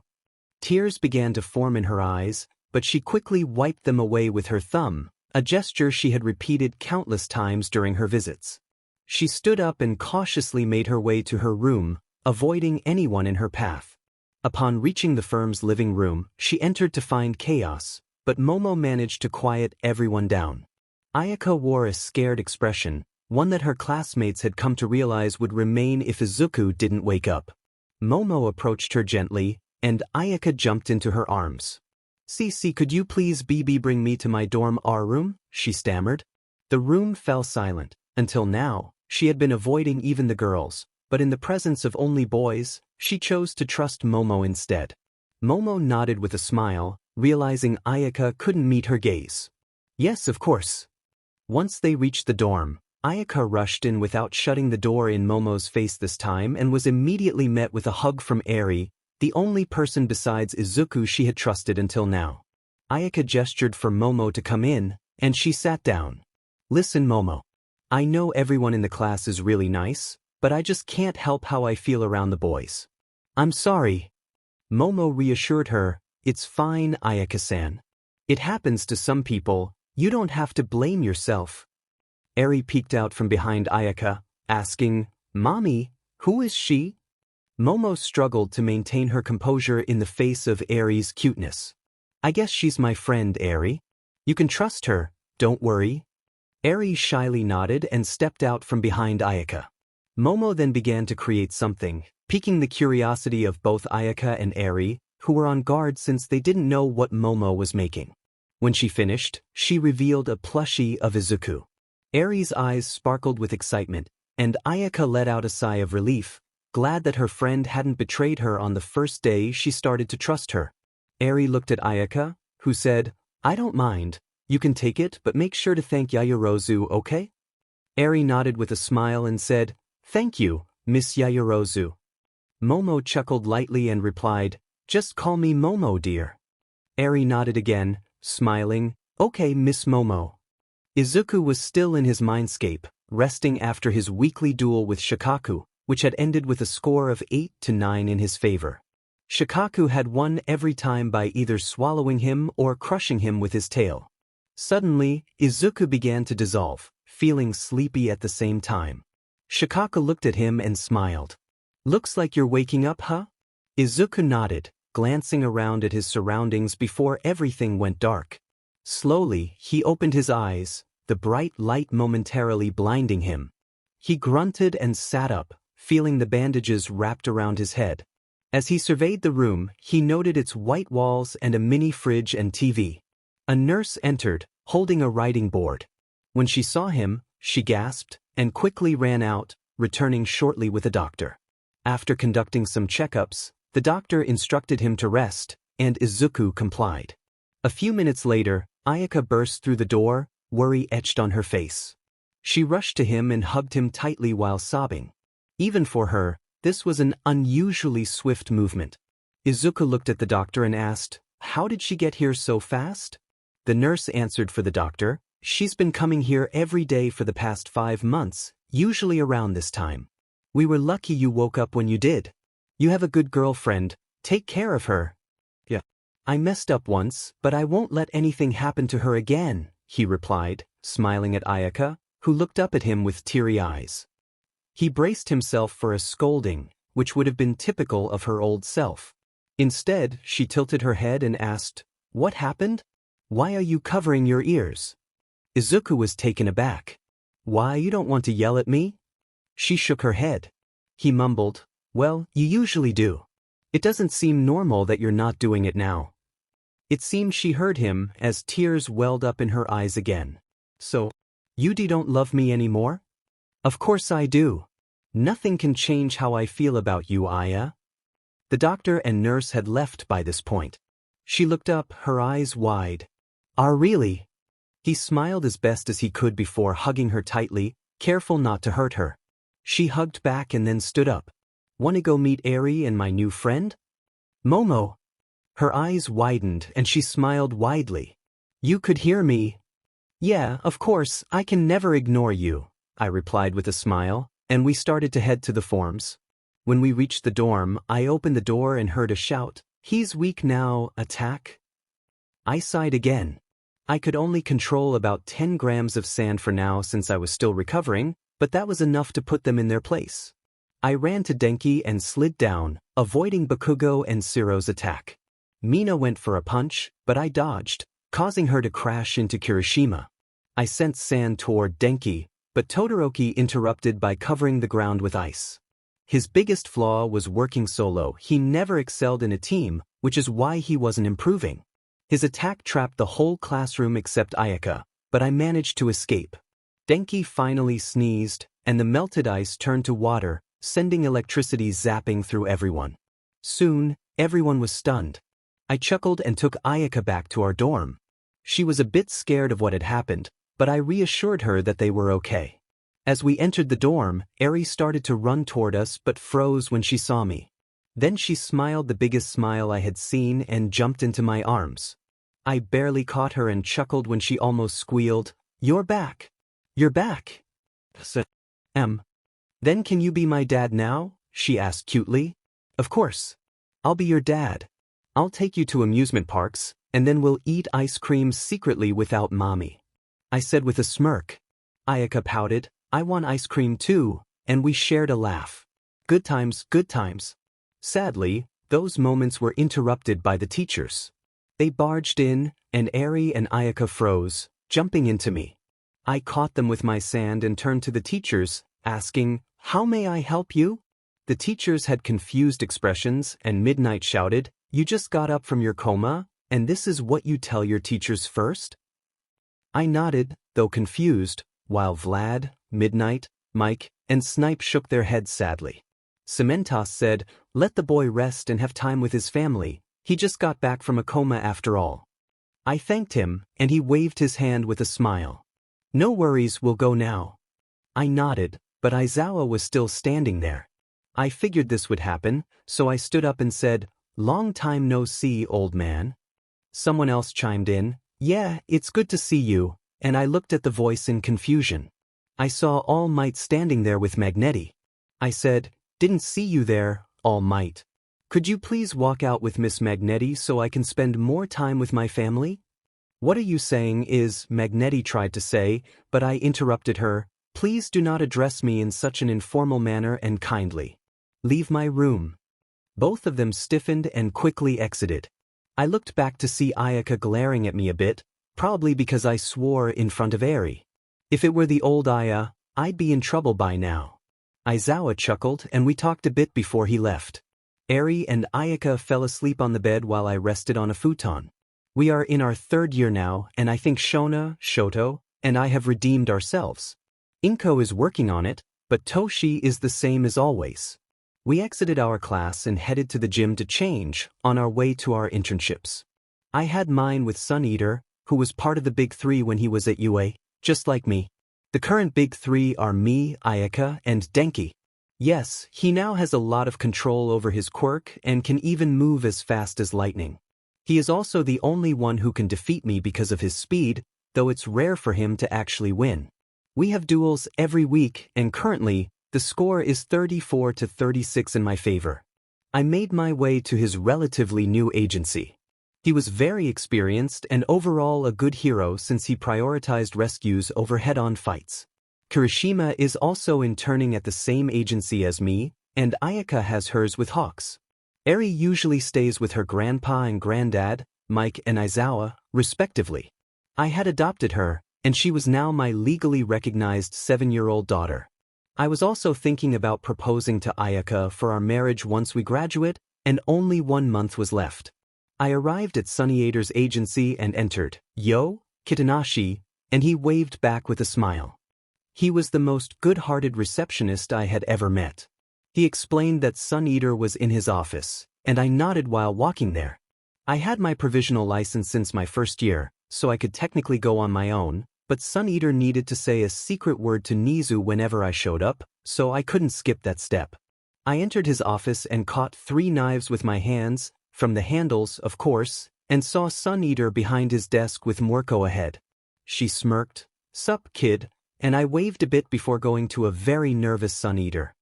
"Hey, Sun Eater, let's go on a patrol." He weakly replied, "W can't. We are supposed to have a joint patrol together. You see can go off on your own today." I nodded happily, but I didn't show it. I jumped out the window, but not before I heard him gasp and look out the window. Of course, I made a perfect landing with a quirk called God's Feet. I basically had slow falling from Minecraft whenever I wanted. I was on patrol when I heard a store being robbed. I rushed over and peered inside, spotting 5 armed men with hostages. One of the hostages had a bomb strapped to them. Quickly assessing the situation, I noted that 3 men were hiding behind the counter, ready for a confrontation, while one was keeping an eye on the hostages, and the last was grabbing whatever he could find in the jewelry shop. The owner was present, nervously showing the robbers the drawers as he held the keys. I stealthily used some sand to slip inside and took out one of the guards without anyone noticing, then another, and then the third. All three were now unconscious. The man watching the hostages shouted, "Hey Armin, see anything suspicious?" When he received no answer, he turned around to find the three guards down. He clicked his tongue in frustration and pointed at one of the hostages. I quickly made the sand plug the barrel of his gun, and when he pulled the trigger, his finger was injured instead. He screamed in pain, and the last robber turned around. I recognized him as Crystal, a new villain associated with the 8 Precepts of Death, an organization led by Overhaul. Crystal transformed his hand into crystal and grabbed the owner, who trembled in fear. Just then, a purple-haired boy appeared and asked, "Excuse me, who are you, to you?" Crystal made a disgusted face and foolishly replied, "I'm," before being brainwashed by Hitoshi Shinso, who had transferred to our class in his second year. I sighed and stepped out from my hiding place, thanking Hiroshi for his help. He waved it off, and we approached the owner. In gratitude, he offered us anything from the store, regardless of the price. Hitoshi chose a necklace for his mom worth around $600, and since I was considering proposing, I bought a ring for a similar amount. After finishing my patrol, I received a call from Sun Eater. I headed to the agency, signed out, changed into casual clothes, and walked home. Once in my dorm, I lay down, waiting for something to happen. Fortunately, Eri returned early from her studies with Nizu, so I could spend some time with her. Ayaka came by and I asked, "Hey Aya, would you like to go on a date?" She smiled brightly and nodded. She had grown to trust everyone at UA and the pro heroes she had met, though she still wasn't entirely comfortable being out in public alone. She then asked, "What about Eri?" I sighed and replied, "I'll leave her with Shoka and Izumi." Did I mention those two were dating? Well, now you know. Ayaka agreed with a smile.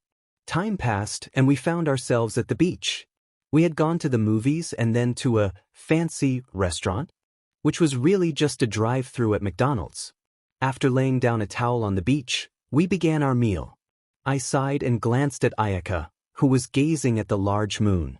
I started, "Hey Aya," and she turned to me asking, "What's up?" I got down on one knee and continued, "Ayaka Fukusaki, we have been dating for over 6 years now, and these have been the best 6 years, except for the times you weren't with me. I'm not great at romantic speeches, so I'll get straight to the point. Will you marry me? I mean, we are of legal age."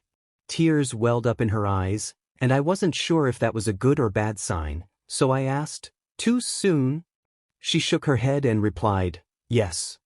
Of course, she would say yes. This is a fanfiction after all. We shared a kiss and everything felt perfect. The end. Izuku and Ayaka were on a date during their second year, and Ayaka was undergoing therapy due to her trauma from the overhaul incident. Izuku had adopted Eri, who regularly visited her grandfather. All Might and Magneto had attempted to take her into custody but were warned to stay away from Ayaka and the Gaara family due to their records. Back to the date. Izuku took Ayaka to a restaurant where they decided to enjoy their meal. He sat down after graciously offering her a chair. A waitress approached, blushing at Izuku's presence. She smirked and playfully asked, "Hello, do you want me on your menu?" "No, thank you. I already have a snack if I want it. Instead, could you bring me a lemon juice, some olive salad, and butter chicken?" Izuku replied politely. He turned to Ayaka, who was blushing, and asked, "What do you want?" "Same as you," she said. The waitress, pouting, leaned closer and asked, "And? Do you want a side of privacy with me?" Izuku shook his head and said, "That's all. Now please bring our food." The waitress gasped, "Don't call me that. I can report you." "Why can't I when you're acting like one? I could report you too, you know. I might get kicked out of this restaurant, but you'll lose your job. By the way, try hitting on someone who appreciates looks more than I do," he replied firmly. The waitress opened her mouth to respond but fell silent when she saw Izuku pull out his recorder. She hurried back to the kitchen, buttoning her shirt. Ayaka looked at Izuku and hugged him, feeling a bit uncomfortable but doing it instinctively. "Thank you," she said. "For what? Calling her out?" "I would have done it anyway, so don't worry about it," Izuku said, making Ayaka giggle. He whispered something into her ear, and she nodded, though she was puzzled by the unusual request. When the waitress returned with their drinks, Ayaka asked, "Izu, why do you like lemon juice so much?" Just as he had hoped, the waitress leaned in, curious to learn more about Izuku. With a playful flourish, he replied, "I like them because of a little thing I like to call excitement." The waitress was taken aback, her eyes wide in surprise, and she stumbled back in shock. Izuku stifled a laugh, while Ayaka laughed heartily, her sides aching from the amusement. They continued their date, the atmosphere light and enjoyable. "I'm sorry, I was very angry with you for the past 2 months," she said, her voice trembling as she occasionally broke into sobs. I forgave her instantly, and she continued, "It was just so hard seeing you put yourself in danger. It was overwhelming." Her tears flowed again, and this continued for about an hour until she finally fell asleep. I stepped outside and let my shoulders slump in relief. Thank goodness it was just that and nothing more. I also found comfort in sleeping while cuddling Aya. It was the best feeling. I'm considering ending this series after they rescue Eri, of course. There's still the introduction of the big 3, the internships, the raid, and some other surprises that I won't reveal just yet. After all that, I'll wrap up the story. Izuku felt a surge of happiness knowing that his custody would be transferred to Aizawa, who would legally become his guardian. Aya, ever the insightful one, asked, "Hey Izuku, aren't you 19? Why would you need Aizawa-sensei's custody?" Those words struck Izuku like a ton of bricks, making him question his own common sense. They decided to cancel everything they had worked on for the past year, a moment of realization that left him feeling both relieved and surprised. What shocked him even more was that even the detective hadn't caught on to what Aya had pointed out. The rest of the day went on as usual, except for the unexpected arrival of All Might and Magneti, who somehow discovered where Izuku lived and proceeded to annoy him to the point where he learned to teleport others using his sand. During class, I noticed something odd. Bakugo was nowhere to be found. Aizawa entered after a rather grumpy discussion about my age and the case for my adoption by my uncle. "I'm sure you all are wondering where Katsuki Bakugo is, right?" he said, and we all nodded. "He is hereby expelled from UA.